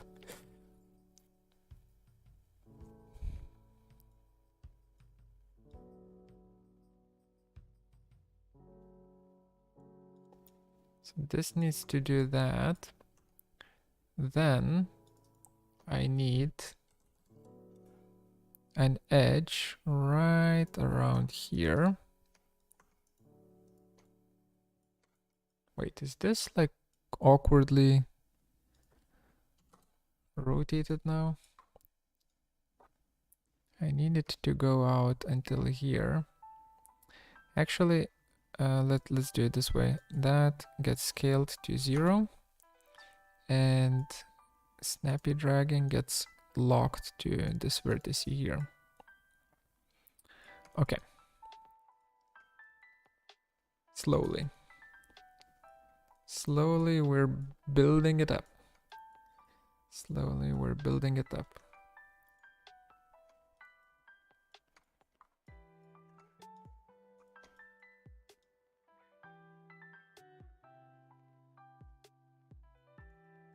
Mm-hmm.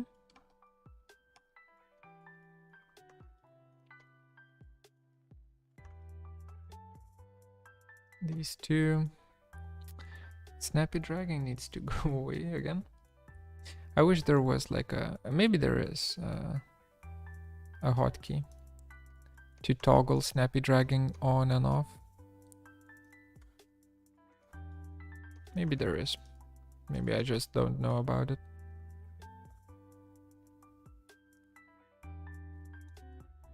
Okay. That is good. That's good to go. This whole part though, this is gonna be a disaster real soon. But for now, we can just kind of do this with it.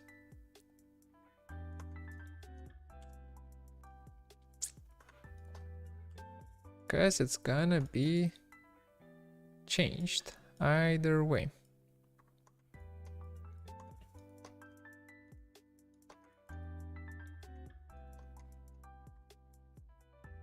That one as well, I guess. And we just kind of move it until somewhere here. All the love from Syria. Send love back.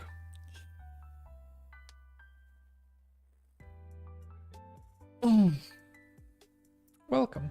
Hi.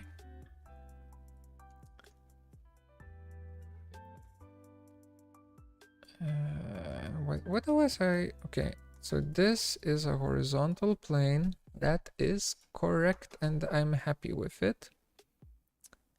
The problem is that kind of goes up until there. Okay, so we need an edge loop. We need one more edge loop here. Which sucks. I don't want to do it. Oh my god, I don't want to. Fine.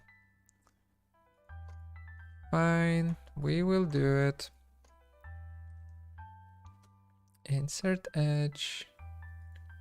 Like that.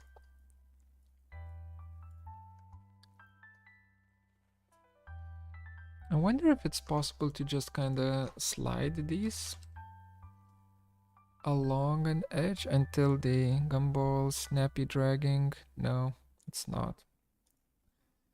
Okay. So they just kind of chill there. That's fine. So we have this as an edge, huh? I need it to be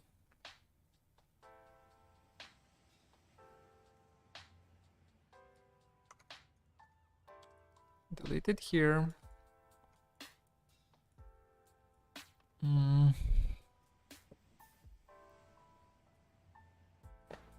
So there's going to be an additional edge happening right here, like that. And of course it's horizontal and it's just kind of moved out like so, right here. Then that means that here we need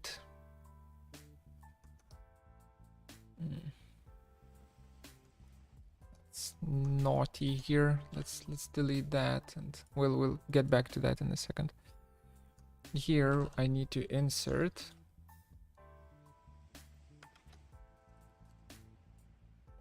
Wait, what happened? Insert.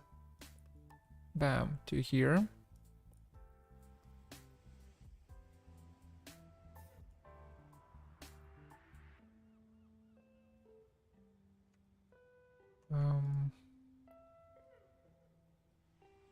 I need to bridge, don't I? Yeah. Okay, so that is okay, kinda. It's a shit show here, but that's fine. Then I will take these 3 polygons, extrude them out like so, and bring them in like so.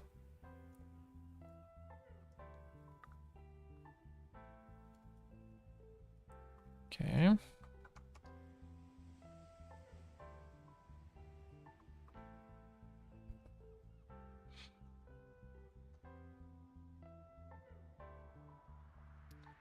And of course, that's not as easy.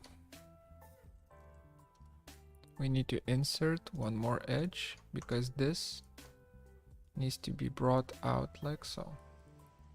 Because this needs to be horizontal or vertical, I guess. Okay, insert. I'll clean everything up in a second, but Jesus, that's gonna be a lot of cleanup. It's fine though. We bridge that. Yeah, okay. So when you are modeling such models, do you think of the actual movement of each pivot point and joint, or are you just modeling to glue the joints together if you're going to be 3D printing them? If I'm going to be only 3D printing the model, I don't care about the joints. I will be gluing them either way. Unless it's something very fancy that I have in mind, but usually I don't care. This model that I'm doing, this model is actually going to be used in a video game. I am going to be making a second version of the video game, right? So this actually has clearance for every joint to properly rotate. For instance, here, you know, this whole part has been cut away here to make clearance for the bend of this leg here, right? And even here, like the toes, they have clearance to bend. Rotate 3D. 1 second. Point there. Come on. Center point. Oh my god. Every time when I want to show something. There we go. Like that. You know, so the toes have clearance to bend upwards. Well, there's intersection there. But besides that, you get what I mean. So yeah, if you're doing something that is going to move either digitally or physically, of course you need to take that into consideration. If you're not, if you're just making a static object, you have much more freedom in terms of joints and how you're creating them. All right. This is ugly. Actually, all of these are ugly. I need them to be nicer. That is fine. That is fine.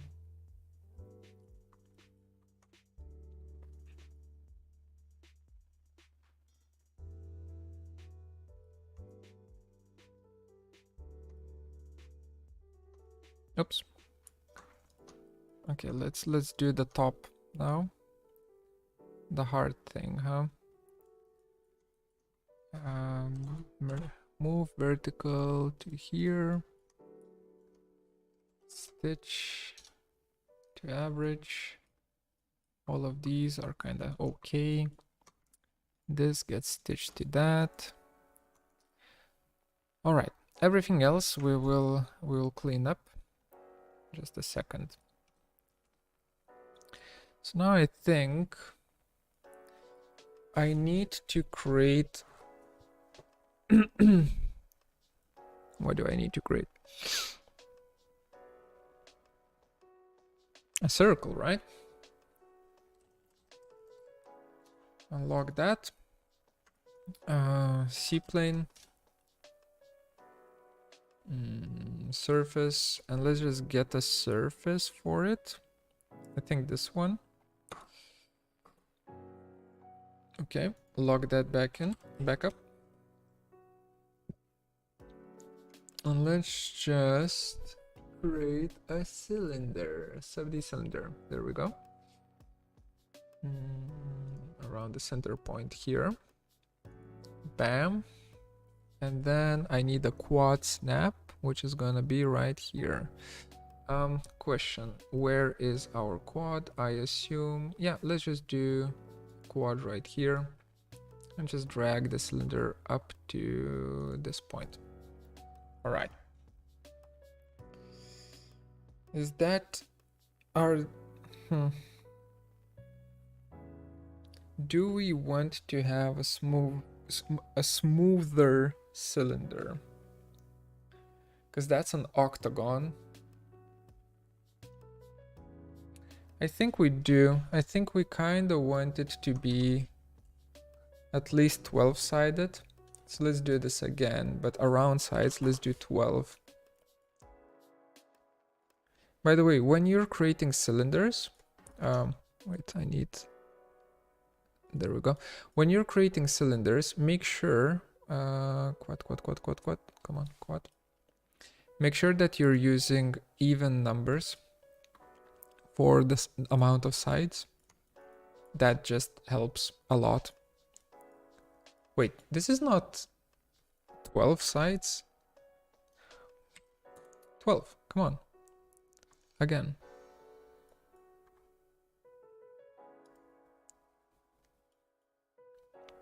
Again, and again. There we go. Now that's a 12-sided cylinder.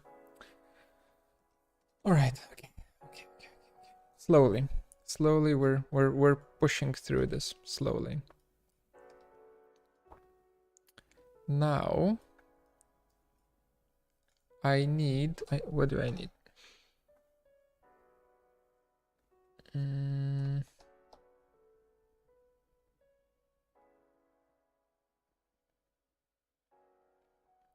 I most likely only need the polygon group, right? Yeah. Or I already have a cylinder right here that I should be working with. Oh my god, yeah. That would be much smarter, a much smarter thing to do, because we need to fit within this opening, right? So let's just copy out this, hide that, show selected, wait, delete that. So we are going to be working with octagon for our cylinder, but this is like this is the hole for it. Loop edge. Okay. Let's scale it up.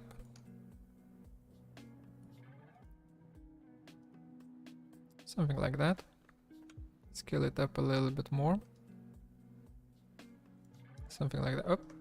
Control Z. Come on. There we go. Loft. Not loft. Sub-D loft. There we go. Okay. Now this is where it starts getting a little bit on the weird side. I need to match the scale. something like this. Something like that. That should be fine. All right. Vertical from here down to, well, any point on the surface actually. So to something like that. And let me just make a copy of this. Midpoint, copy vertical from here to any point on this side, with this being anchored in here somewhere. Okay. Or actually, not even there. Is it there? Yeah, it's kind of there. Okay. Now, these two need to be bridged.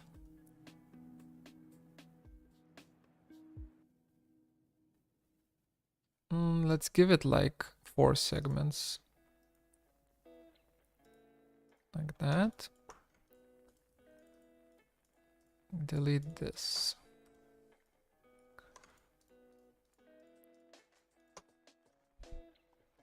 Okay. We're slowly getting there.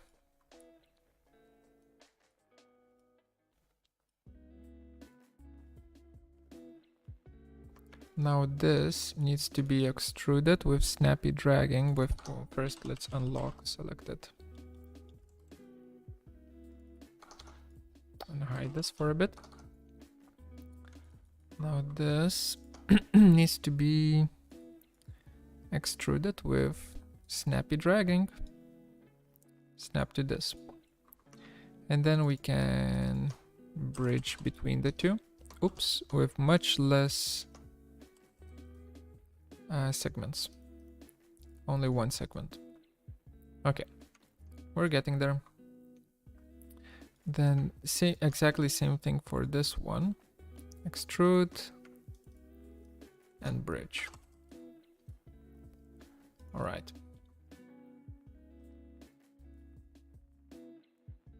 What's up with that? What's there? Don't need that. Okay, we have ourselves a hole here. Which is not gonna be enough. So this is good. I can use this, but we'll be using this later.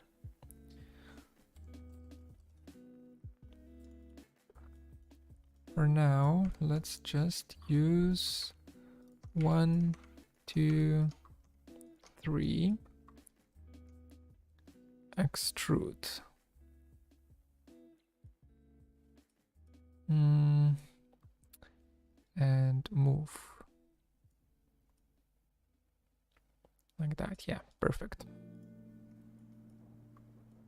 Also here, 1. My voice is going. I'll be a little bit more quiet now.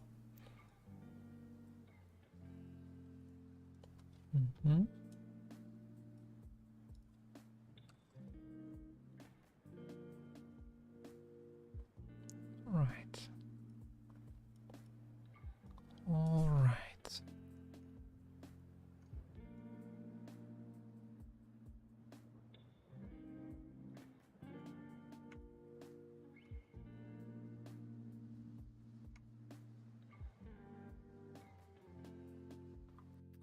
That's weird.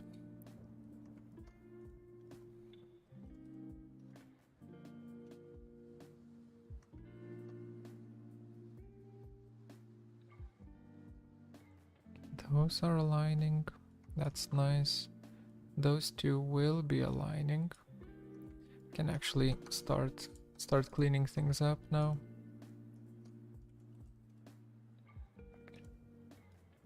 Just like that. It's perfect. And then these 2 points. Perfect.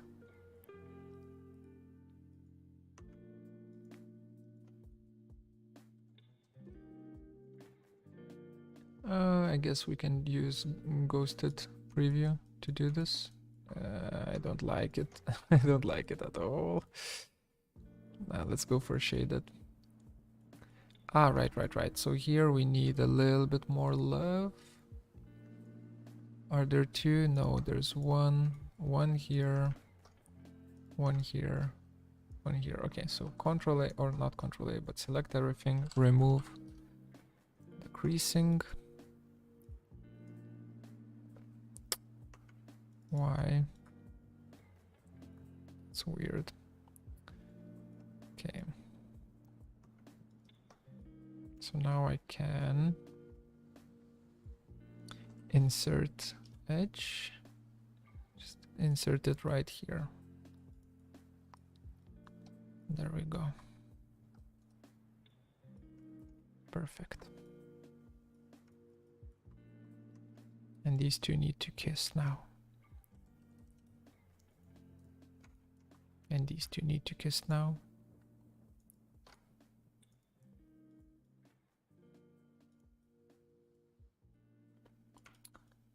Okay, now the question is, oh, that's how it worked here. Okay.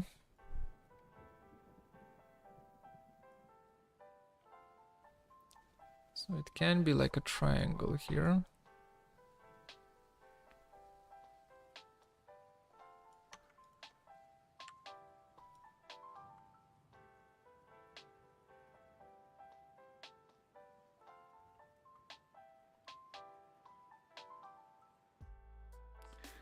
Okay, let's think. So this, there needs to be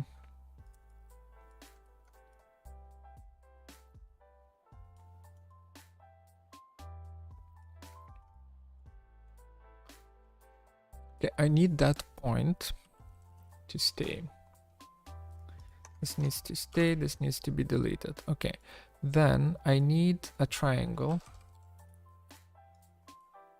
right here. Yeah, then I need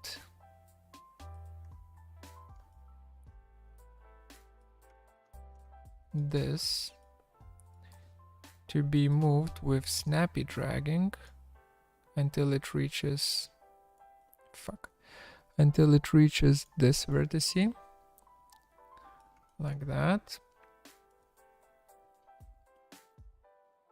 And then it can become a bridge, right?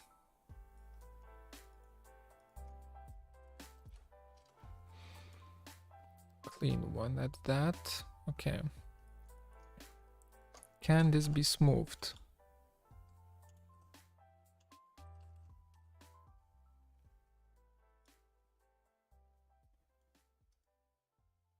It doesn't matter. It doesn't care if it's smoothed or not. Just going to try to get the seam going. Okay, so that is that. Then we need this edge loop from here, and it just kind of keeps going until here. We need to insert an additional edge, and it needs to be here, and it needs to be flattened to 0, like that.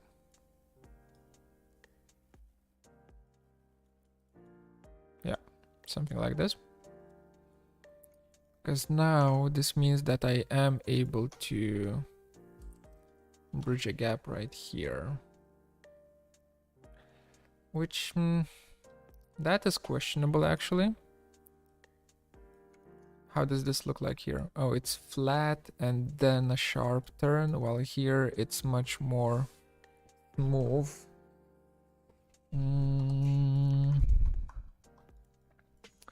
Let's go back in here and take a closer look.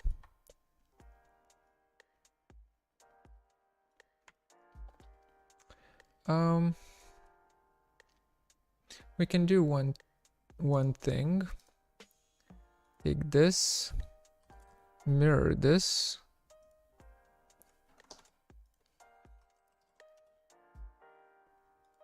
Append the face to this, and then bridge it.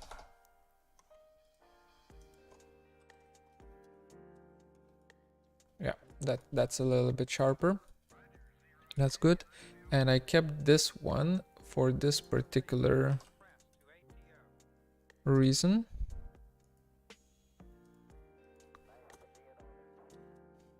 There we go. All right. So now, this can be easily extruded and moved to this point. These 2 points can be stitched. So we're slowly going to build up the whole damn thing. We can extrude all of this, scale this to 0, and move this, or rather move with snappy dragging until here, and stitch again. That's a point to here. Okay. PP time.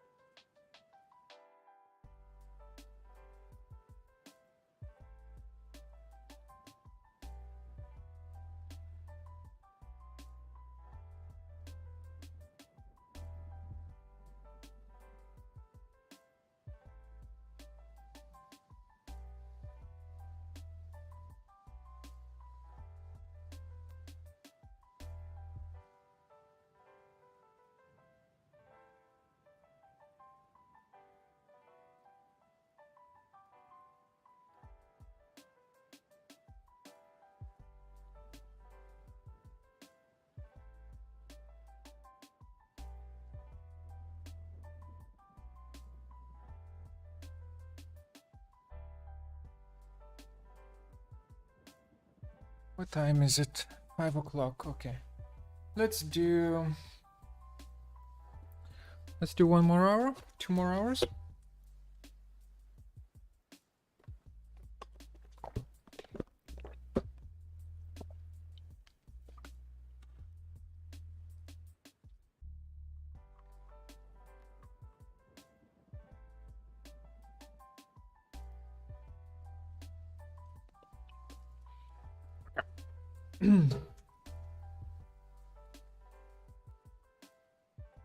This area right here. That is definitely just a triangle, isn't it? Oh, wait, it's a quad. It's not a triangle, but that's the same thing. I can just easily bridge a quad into position. It's gonna bulge out though.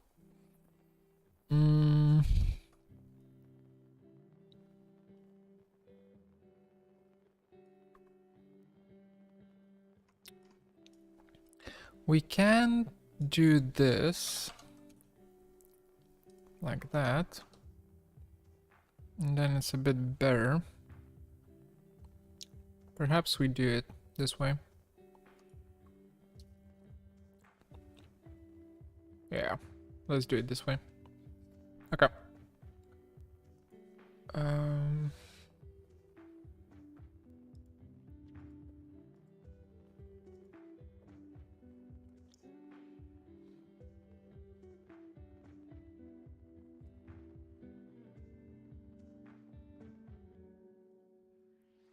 Right, no modeling shenanigans.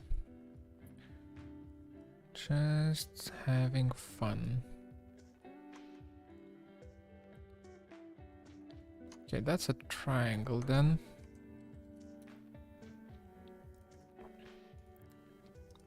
Like that. Then it's gonna be a quad here.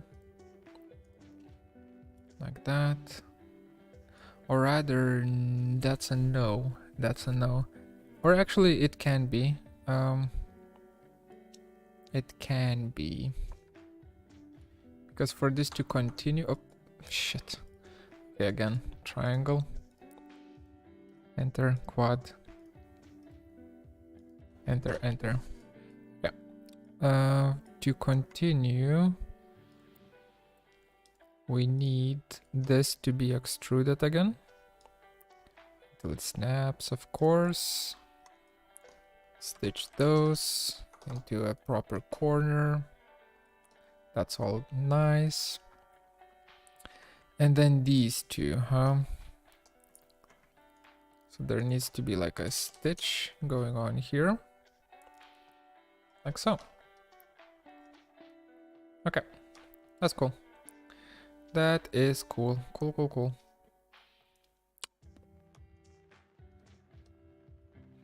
Now we just need to do 2 extrusions. One until here.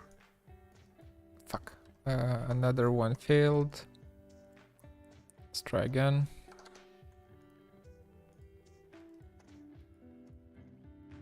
Another one until here. And third one is gonna be weird. That's fine. We'll figure it out. We will figure it out. Bridge. Bridge. Bridge. And a bridge.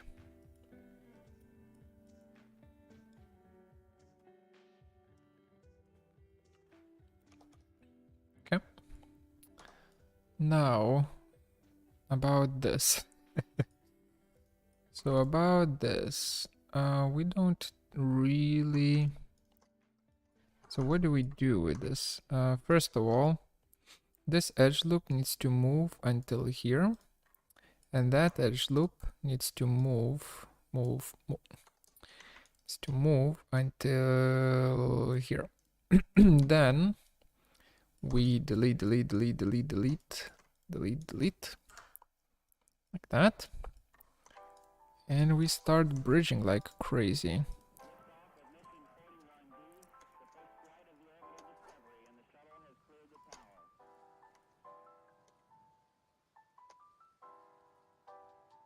Does that seem like it's correct? It feels like it's correct.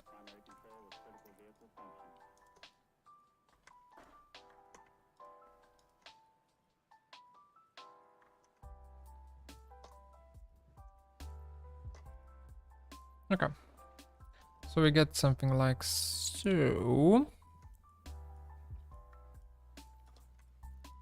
Which is probably accurate? Question mark?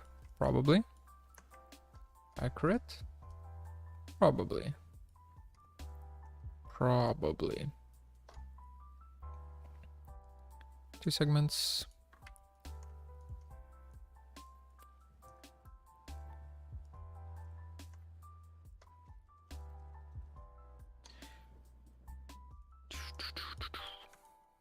Okay.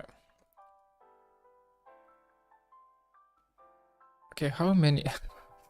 1, 2, 3, 4, 5. This one can really...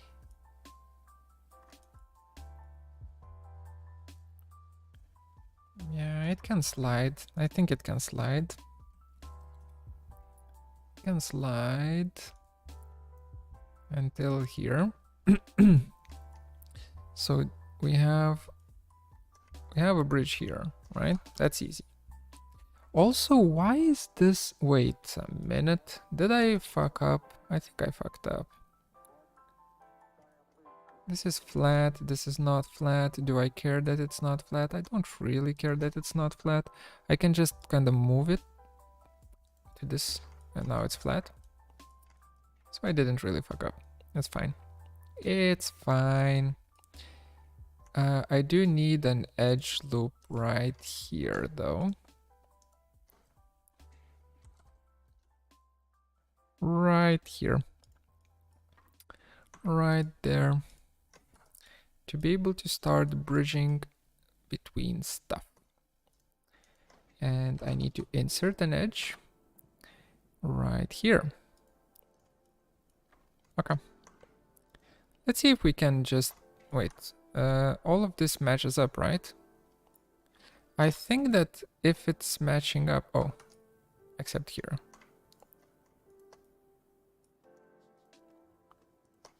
This needs to be moved to here. Perfecto. And just to be on the safe side, let's wiggle this around and snap it. Yeah, and actually we needed to do that. So I'm just gonna kind of do it for the whole perimeter. That seems to be fine. Okay, and now let's just bridge these two. My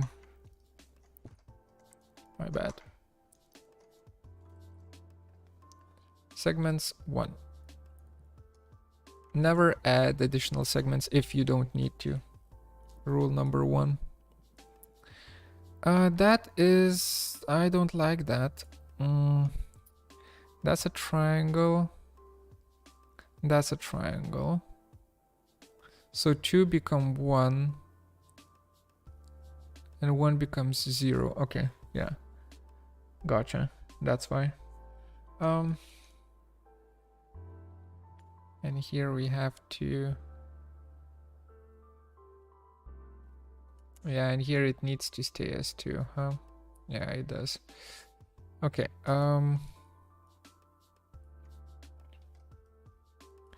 let's check with EMAP. Maybe EMAP will tell us that we should chill. Yeah, actually EMAP does tell us that we should chill, so we are chilling. We're chilling. Okay, we have this. What else is there that I need to do with this form?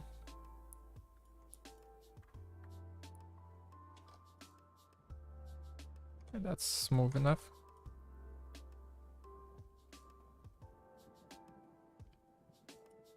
I guess it's time to deal with the bottom, huh?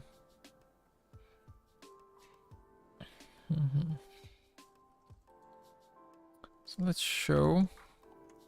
Let's get our C-plane in there.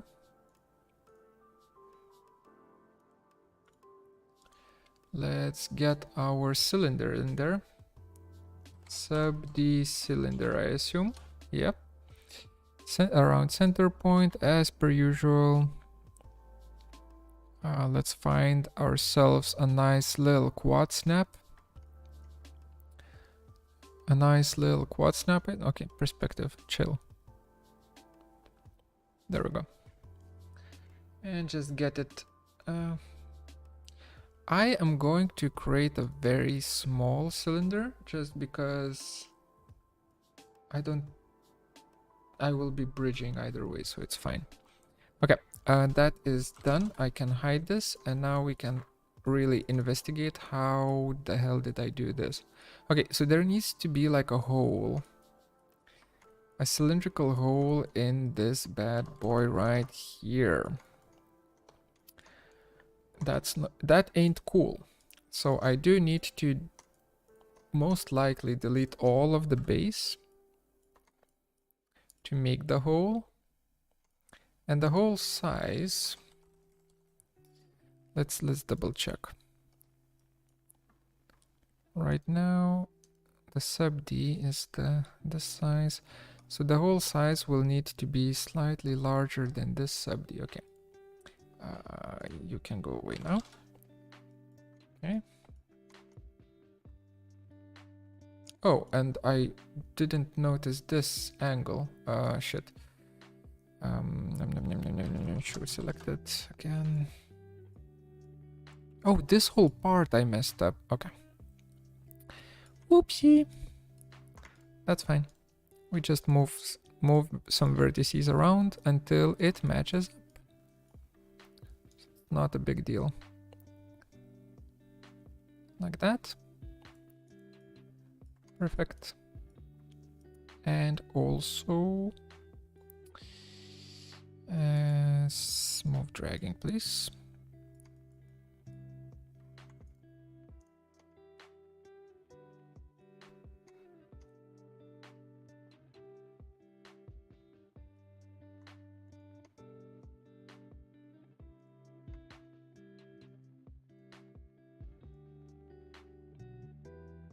Mm-hmm. Something like that. That should do the trick. We'll deal with the bowing of the surfaces later on. That's not a problem. Not a problem right now. Right meow.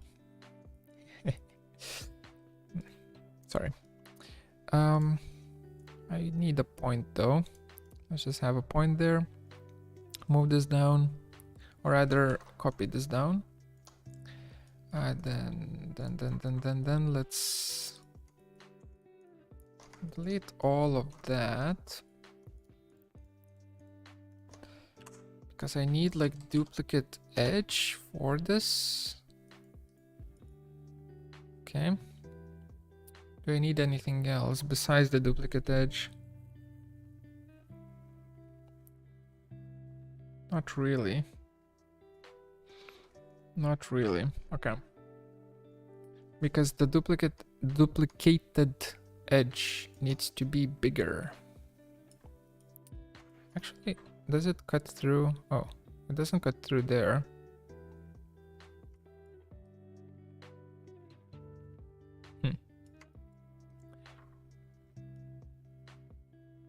Oh crap, I forgot to do this as well. I'm not doing that well. So this needs to bow out quite a bit. Like that.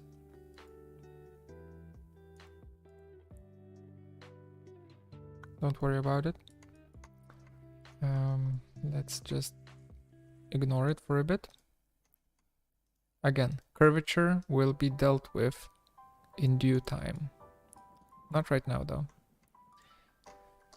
Right now we only need a few parts to be worked on. Right, so I need my gumball to be snappy and to align with this point so that then when it's smooth, it actually bows out in a clean way. And by clean, I mean it's all wacky here, but that's fine. I will just slide it until it stops being wacky. That's the wrong direction though.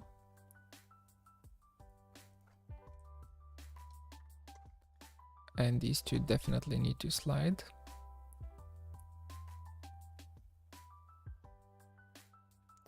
Come on. Oh my god, just please. There we go. Okay. Good enough. Good enough. I'll fix that later. Okay. Okay. Question. Does this fit? It does fit. Okay. This will fit. This will fit. That means this one can be considered a hole. Right? Right. So since this is considered a hole, it needs to go in, let's say, yay deep. And then it needs to go out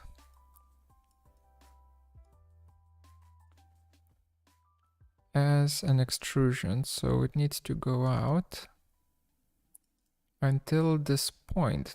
No, until this surface. Okay.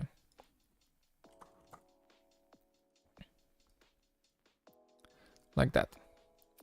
So between these two, we get a loft, sub-D loft. Yeah. Okay. What now?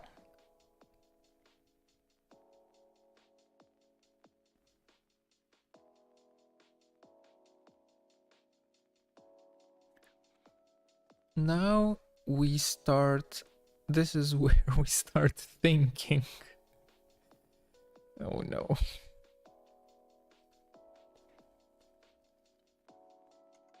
Okay, so first of all, this fill hole, or not even fill hole, honestly. because this will be open, so they will get bridged together. And I don't need that actually. Move vertical up till that, and then get all of these. It looks like such a mess right now. Move vertical to this point. But it's gonna be fine. It's gonna be fine. So we need to bridge between that perimeter and that perimeter, right? To form an edge loop. So now we have this going on. And at this point, we start figuring things out. Okay. So since this is, well, first of all, this needs to align with that. So I'm just going to take this whole part and I will gumball, snappy dragging, move it to align. Now it's aligning. Then wireframe, this point, shaded, needs to slide away like that to open up basically, right? Okay, then this needs to move up to align with the point like that. That might be clean, honestly. Before we slide the point, we do need to introduce, wait, 1, 2, oh shit, no. So this is like the midpoint for it, and this is like the corner point here. That ain't gonna do it, Jack. This needs to, first of all, be horizontal. Second of all, slide until here. You can also slide until here. It's good enough. Okay. Just breathe. Insert edge until this vertex right here. Okay, we get the third one. Now it's all gonna work out. Slide. It's all gonna work out, you'll see.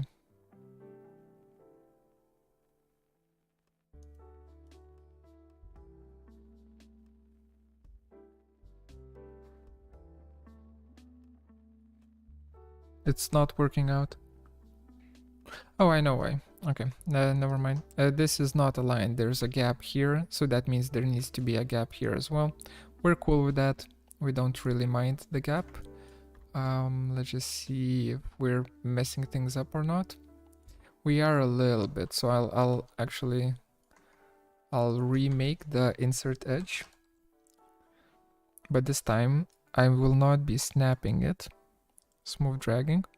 And I'll just kind of drag it out until here. This will be better. Better. Better. That's how British would say it. Better. Okay. Shade it.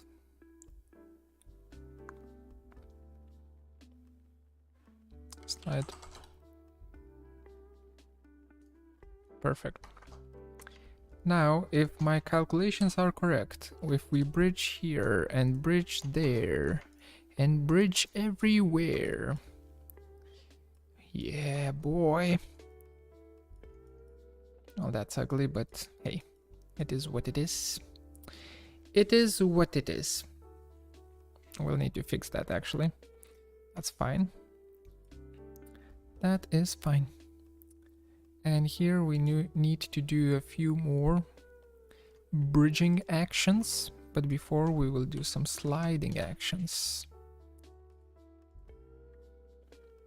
Let's say up until... Come on. Come on. Come on. Why? Oh, that's good enough, isn't it? No, needs to slide more. Like the snapping is just obnoxious. Okay, now every time I start complaining, it starts working. So I'm just gonna keep complaining. Cause hey, if it works, right? Okay, that goes here. That's fine, and that is wrong. So this actually needs to first chill out. Kind of like that. So here. And then needs to slide. Both of these need to slide. No. Along. Slide along. Yep. And we just... Oh, never mind. I need to move vertical.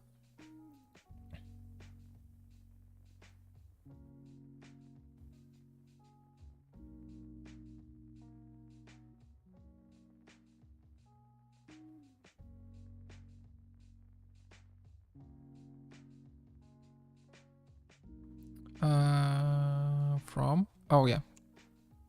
Object snapping. From here to here, please. Or actually for... Is it already moving vertical? To the correct spot? No, it's not. Okay, never mind. So we do need to do this. Let's just... Can I just grab all of this? So this thing that we have here, that we have going for us, except this range here, this needs to all be set to 0 and moved vertically from their points to whatever 0 is here. Okay. Now this should be fine. This should be fine.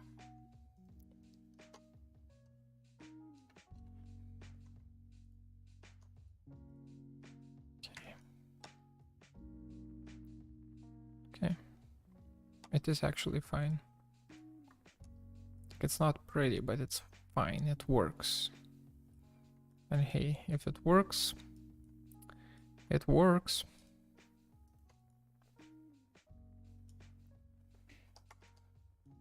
Just breaks there. Okay, let's see here. Kinda need... Okay, so this and this, these can be bridged, right?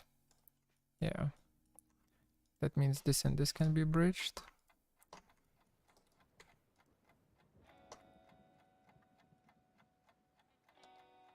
Okay, that's good. Then these two can be bridged. Oh. Oh, fuck off. Okay, fine. Where's my snappy dragging? Like that.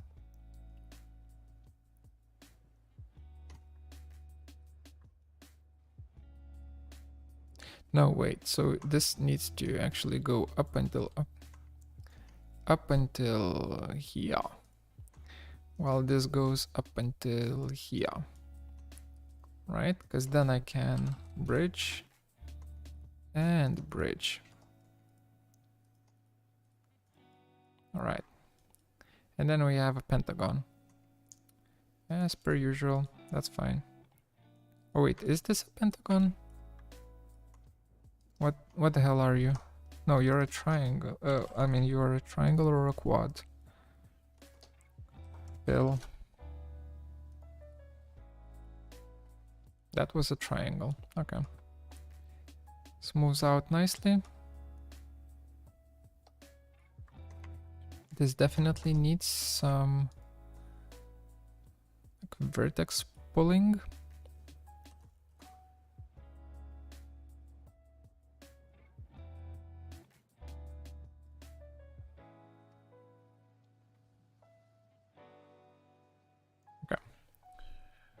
Back to here. So this becomes a triangle. That is fine.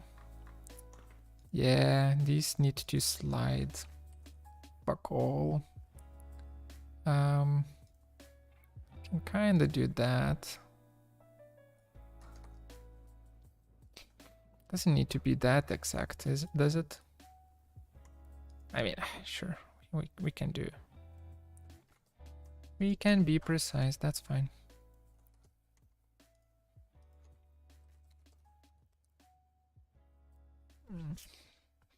I want to eat. I'll need to go and fetch some food. Ah, yes, I forgot about the triangle. The goddamn triangle. Fill. Yay.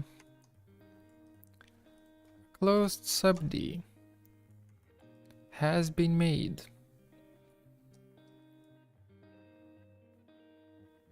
Yay. Okay. Let's see how things fit. That is not... No. No. Yes.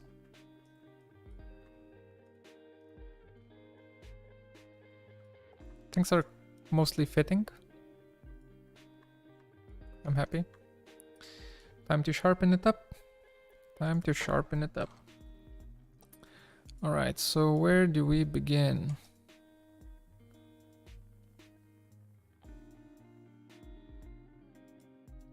Alright, and we're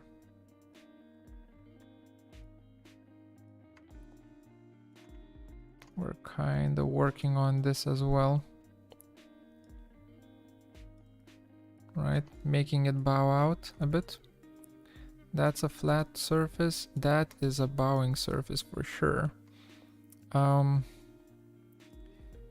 Alright, so let's try making it bow out. By first, of course, aligning things. So it's gonna be messy there, but that's fine. No one looks underneath. Hopefully. Like that. And this goes kinda here. It's fine. And then we select these 3, 4. And we just kinda move it out. Scale it to 0. How does that look like? Yeah, that looks fine. All right. Okay. We're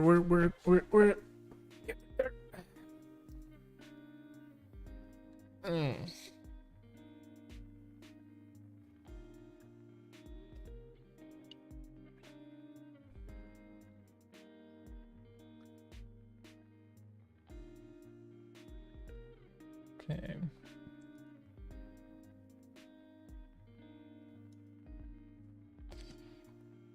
Now let's do some sharpening, I guess. So I need to...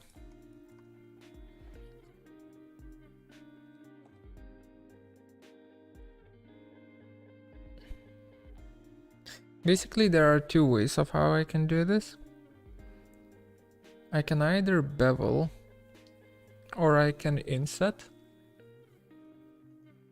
Like stuff like this is easy because we can just, I mean, this is a no-brainer. We bevel here. Right, and it sharpens. Easy peasy.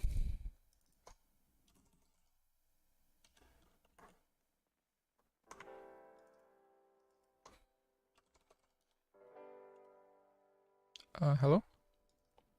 Am I not writing down the correct value? Yeah, that's fine. Then here, also bevel works just fine.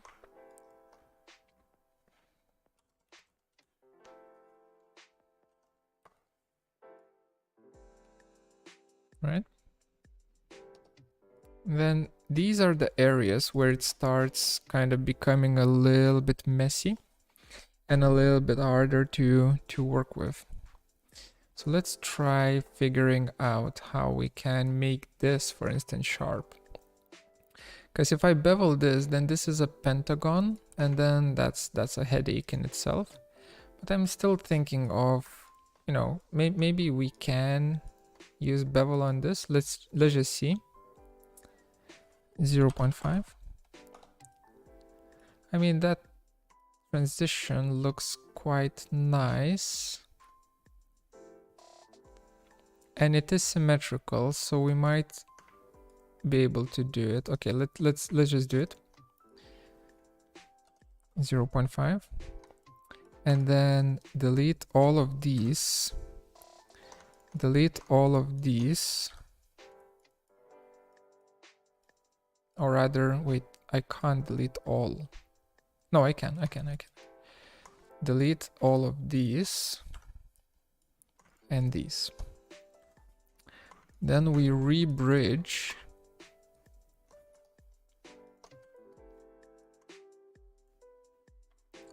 Come on. 1, 2, 1, 2. With 1, 2 segments. Okay. All right. And then this point stitch to the average. These two stitch to the average. These two, this one and this one, stitch to the average. And these two right to the average. Okay. So now when I'm thinking about it, I feel like we can just do, okay, instead of stitching and bridging, we can keep deleting.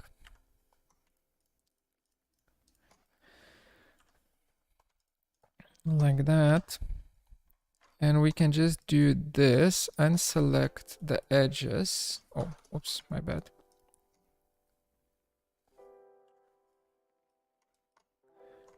Just do this and select edges here. Fuck, come on. There we go. And here. There we go. And just bridge. Yeah. So this rebuilds this whole area. And then we just need to stitch to middle. Stitch to here. Stitch, hello? That and that. To average. Stitch to here. Hey, it works. And if it works, it works. Okay. Then we do, so for instance, the top, right? The top, I want it to be sharper, but I don't want to deal with beveling. I feel like if I just, also, why is it, that one point there is a little bit awkward. Can it be, can we just kind of do like that? Yeah, that's better. Okay, so instead of a bevel, I here can do inset as a group, 0.5. That's it. That's an inset. And I'm basically just, you know, making it sharper by doing so. Same thing here. I can just select the whole damn edge group here. Not edge group. What am I saying? Polygon group here. Like that. And by that I mean give me 5 years to select all of the polygons. There we go. Inset. Group 0.5. Bam. Not bam. Ew. That is because of what's happening here. How do we fix this?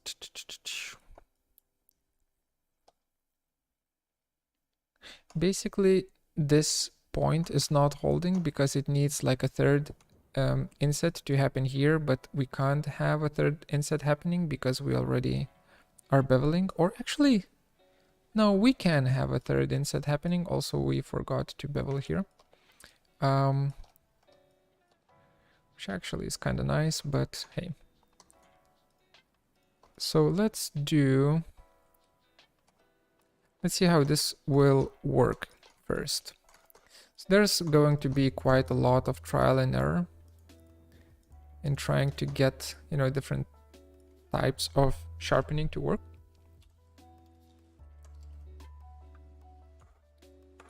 But this seems like it should do the trick. Okay, so it gets emap. Let's emap it. It gets softer here. This is still too much. We'll need to figure out how to deal with that corner.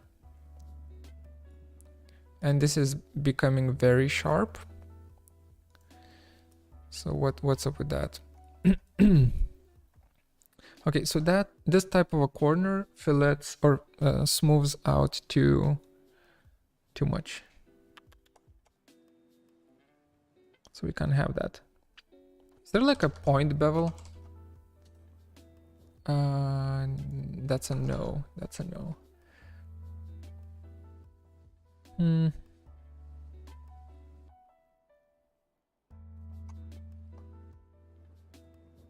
Okay.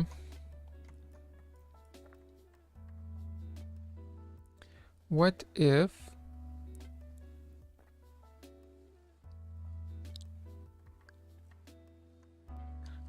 we don't do that, but instead we do something like this?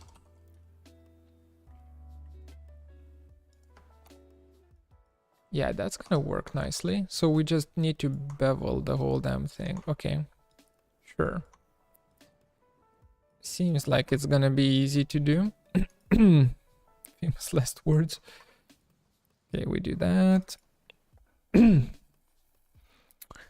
What happens here? Here, nothing happens. Here, nothing should happen. So this just stays as a bevel. Here, it needs to drop down, all the way down. Well, that's too much. Come on, undo. Oh, fuck. Redo. Okay. From here to like... like a heel. Okay, like that. That actually seems like it's gonna work. Okay, that gets just terminated like crazy. Unfortunately, most of the stuff that we're doing here needs to be done all at once, which is a little bit on the tricky side. We'll need to figure out those connections there. Or actually, do we tab it? Yeah, we do. This needs to be sharper. It's too flimsy. Then it goes until here. Then it connects here. That was a mistake. Select and select previous selection. Fuck. No. How do I redo? Redo, please. No.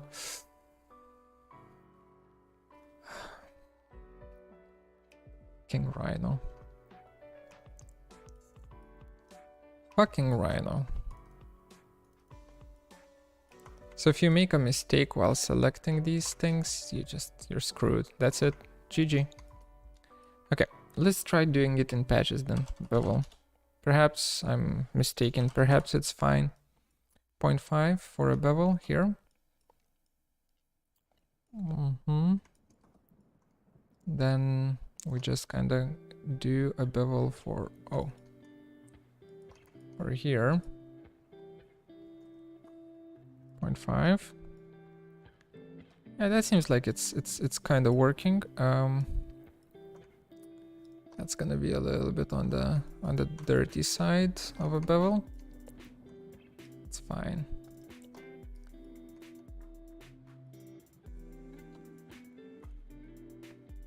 Yeah, that's not nice.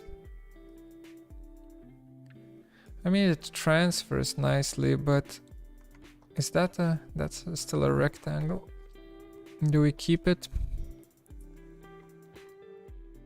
1, 2, 3, 4, 5. Okay, that's a pentagon. That's why. Kinda has two directions in which it bends. Don't like it. We undo. We do verticals first.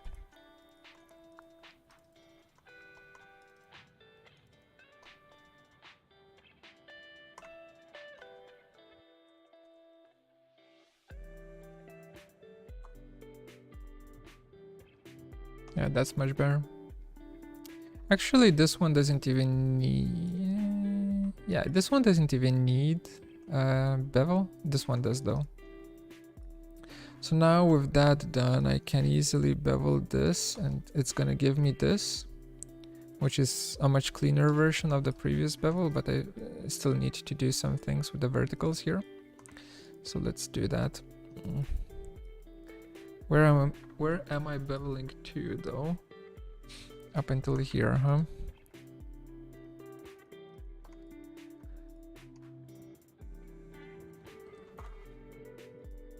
Okay. That's doing a thing.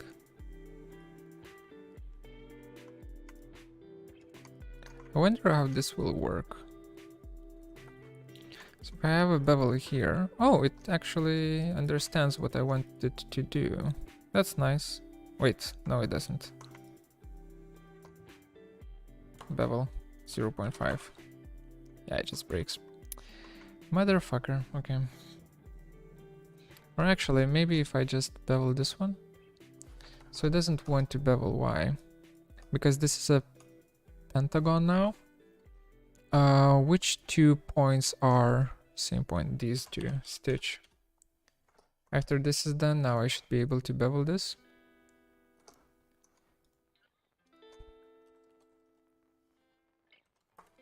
Yep. Perfect corner. We continue.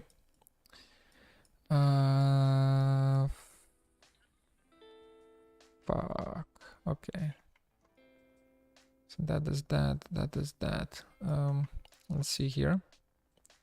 So here the bevel is forced into something like so. That's not great. That is not great. Okay, I need this to be stitched then back to its original like midpoint position. And then we go around the perimeter. Yep. Bevel 0.5. That's clean, clean, clean. That is clean. That is a pentagon. These 2 points should not...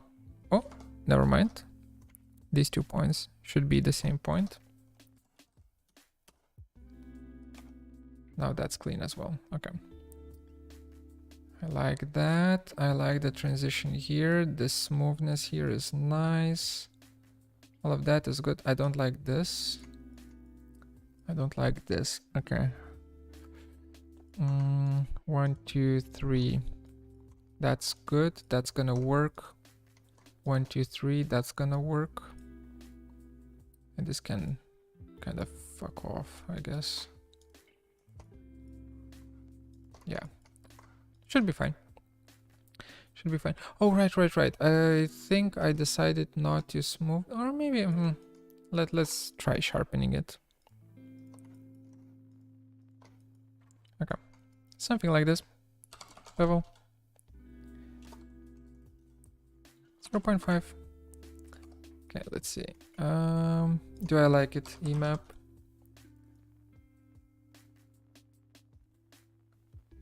Yeah, that seems fine.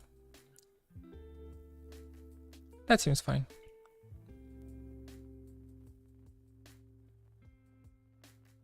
Okay. Oh man, I'm getting tired. I need to stop.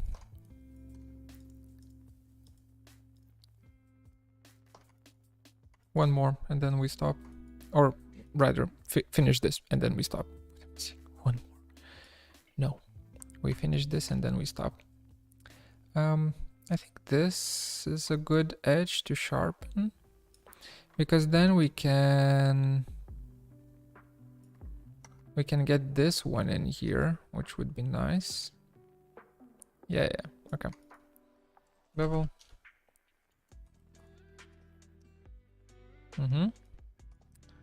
Now, about these edges. First question. The hell happened with this one? Why is it all messed up?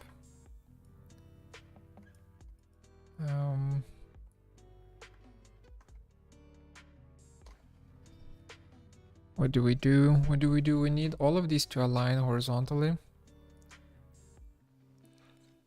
And I can't scale it, can I? Let's try scaling it.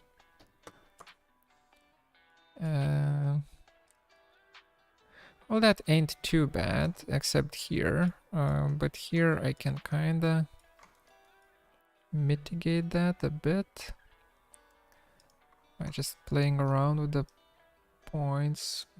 Fuck off with the snappy tracking.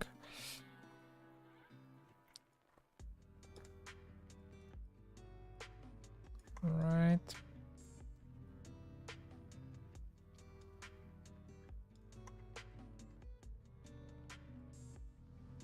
Something like that. Seems okay. Smooths out nicely. Which means now we can sharpen this. 0.5. Okay, come on.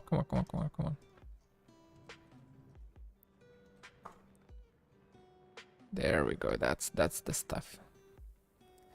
That's the stuff. Okay. And then of course this one as well.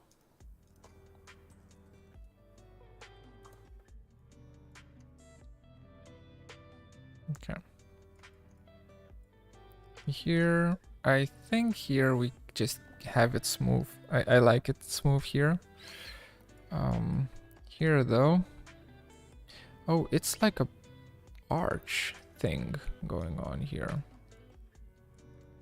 So I think we can kind of do that.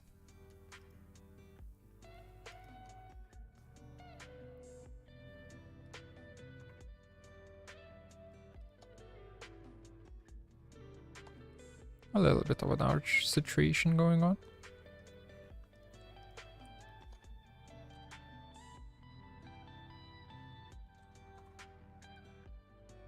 Okay, that triangle should be okay. Yeah, it's fine. Backside, same situation, also an arch.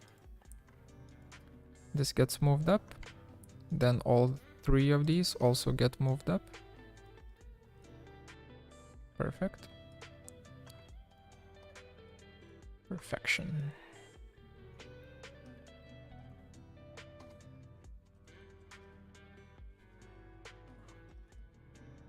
Okay.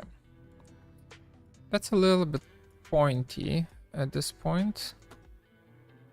Can we mitigate the pointiness of it a bit? I think these two can be stitched into an average, right? Yeah. Yeah. There's no need for a triangle there.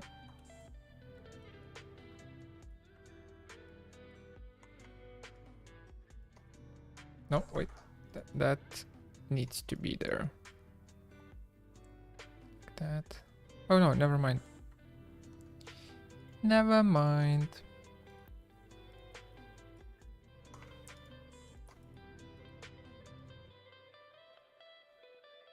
Okay, great. And then here.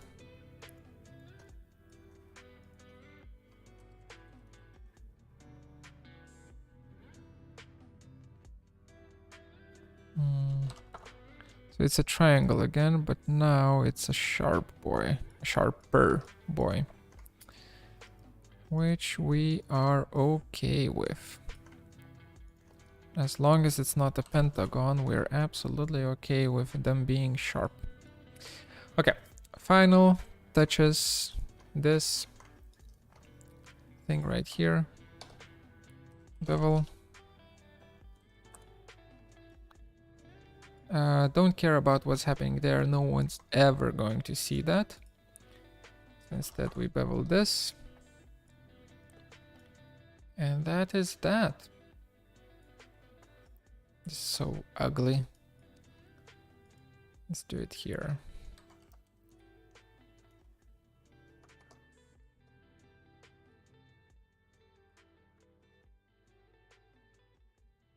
I hate it.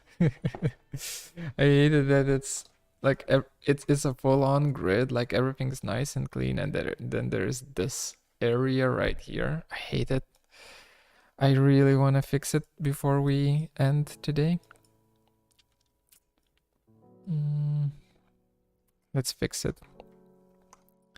Actually, fixing it is not that hard. Insert edge. We just get an edge in here. This becomes a quad, right? So it's not that big of a deal. Can I just kind of do that? I don't need. Disgusting. Stitch that back into a triangle.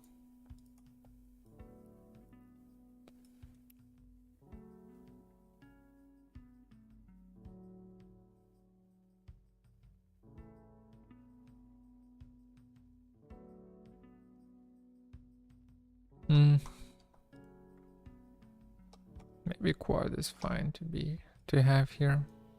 Anyway, here we just, this goes away. These two edges with these two edges. They get just joined or bridged. Not like that.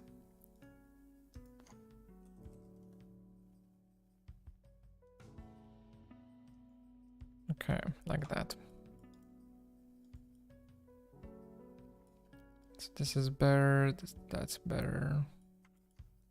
Let's just check both of them with an EMAP. The hell is that? That ain't good. We'll need to investigate that. There's a little bit of a weird behavior here. The backside is good. This area is good. Oh, that's the spiky boy. That's fine. That's fine. Yeah. So where was it? It was this as well as here. Okay. Let's see. Ah, yes, a triangle. Naturally. A triangle.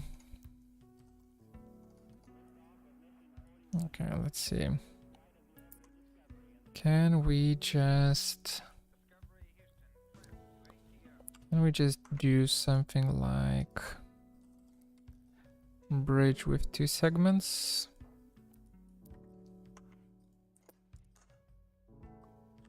Then a very awkward quad here. Single segment quad here. Okay, that's not too bad. And then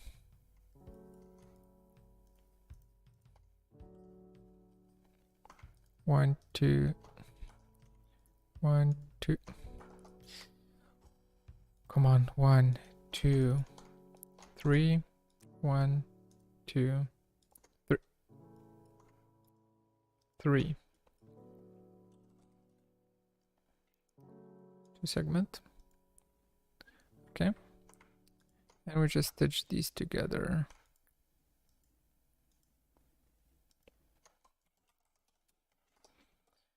Okay, emap again. Is this horizontal now? Yeah, that's horizontal. Okay. Then this, what's up with that?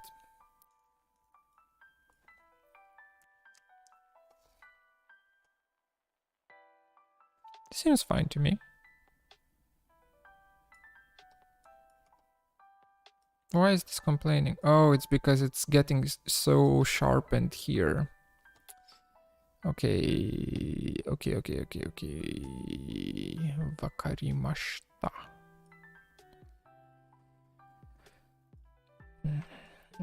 Technically I could do...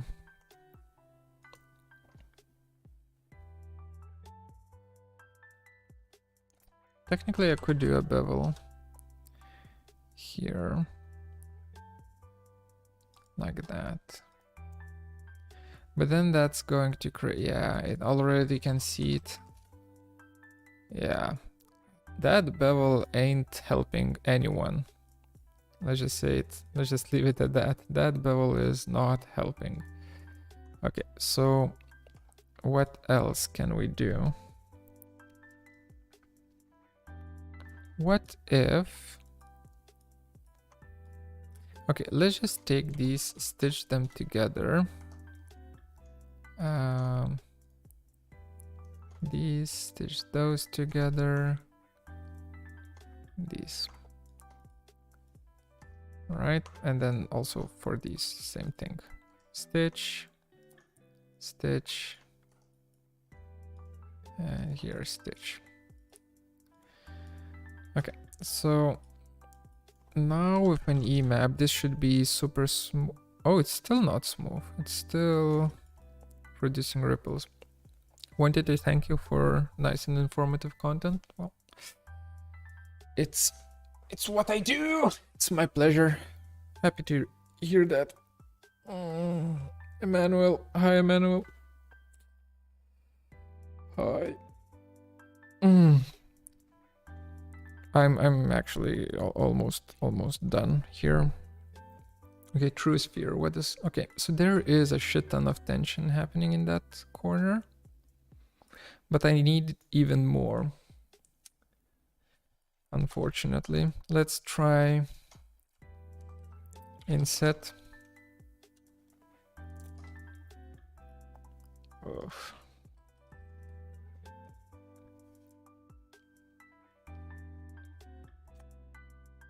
That ain't pretty.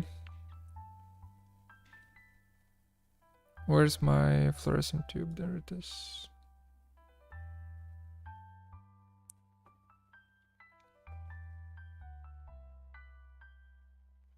Yeah, it's too aggressive. Okay, we stick to the initial idea of just having it beveled.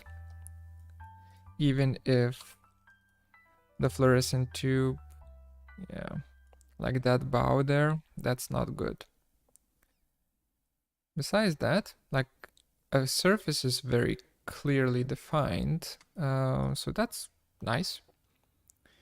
That's good. That's good. That's clear. That's very soft, but I kind of like it. That's good.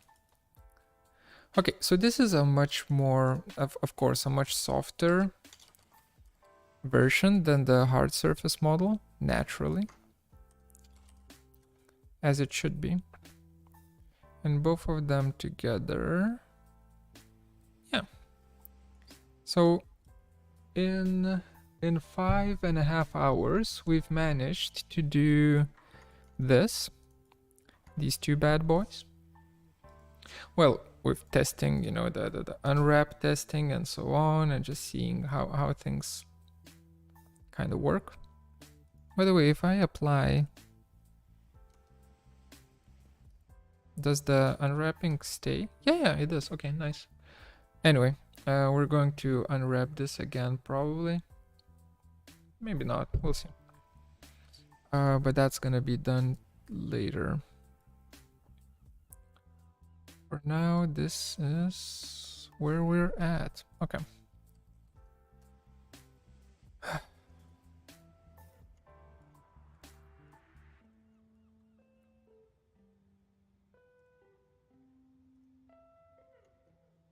So need to see that. Need my sub-D layer. Let's make it blue. Cell sub-D. Change. Okay, all of my sub-Ds are blue. All of my meshes are going to be green. Cell mesh. Change. Okay. Change E. So this is level 1. I actually, yeah, I do want it to be level 1. And then this sub-D set 1. Perfect. Goes there.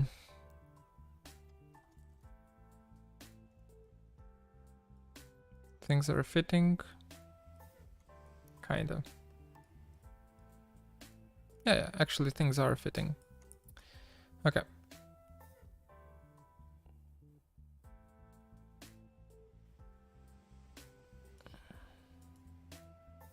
Then we insert. We clear values so that it's not in the way. Where's my CRT exports? Sub D to mesh conversion. Close that. This actually does need to be in the correct layer. There we go. So we managed to do this. Hopefully tomorrow I will be faster and we will be able to do this, these two, this, and maybe start working on the hand itself. But basically by Tuesday, I want to have the whole arm already done.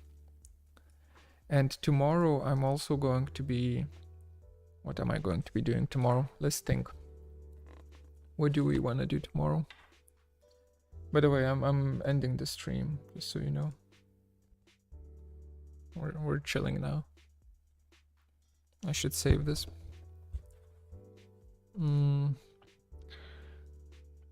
So I need a plan for tomorrow.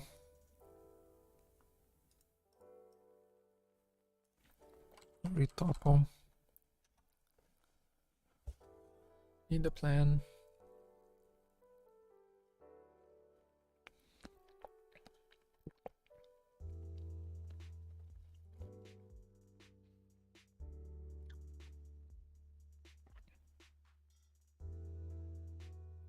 Maybe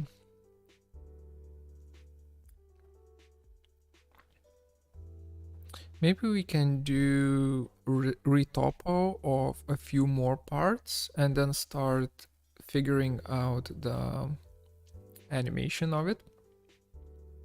How do you animate in Blender?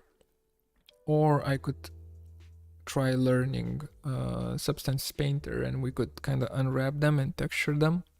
Not sure which one do we do first. Oh, by the way, I have found a website.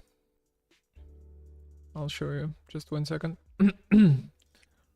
Screen, there we go. How do I...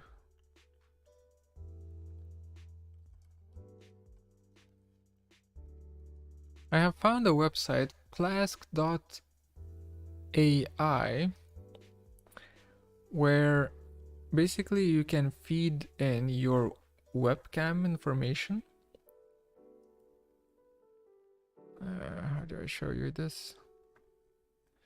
You basically feed in your webcam information and it rigs, or not rigs, but animates any kind of a rig according to your webcam info. So instead of hand animating, you can kind of do webcam based rigging, right? So pretty cool, I think. That's what we're going to be kind of doing. Extracting motion from images, not images. Is there like a... Sucks that they don't really have that many... Come on. Example files. Maybe just on the internet.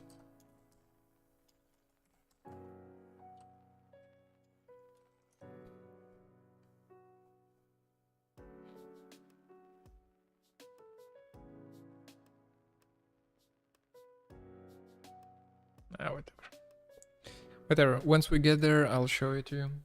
Right now, we still don't even have a character. We have one shoulder. We have literally one shoulder done. I'm done for today. Thanks for watching. Those of you who stayed until the end, thank you. And I will see you all tomorrow, hopefully, if you join in. Also, new video drops tomorrow on the main channel. Check that one out. It's gonna be mesh stripes again. Bye. Bye.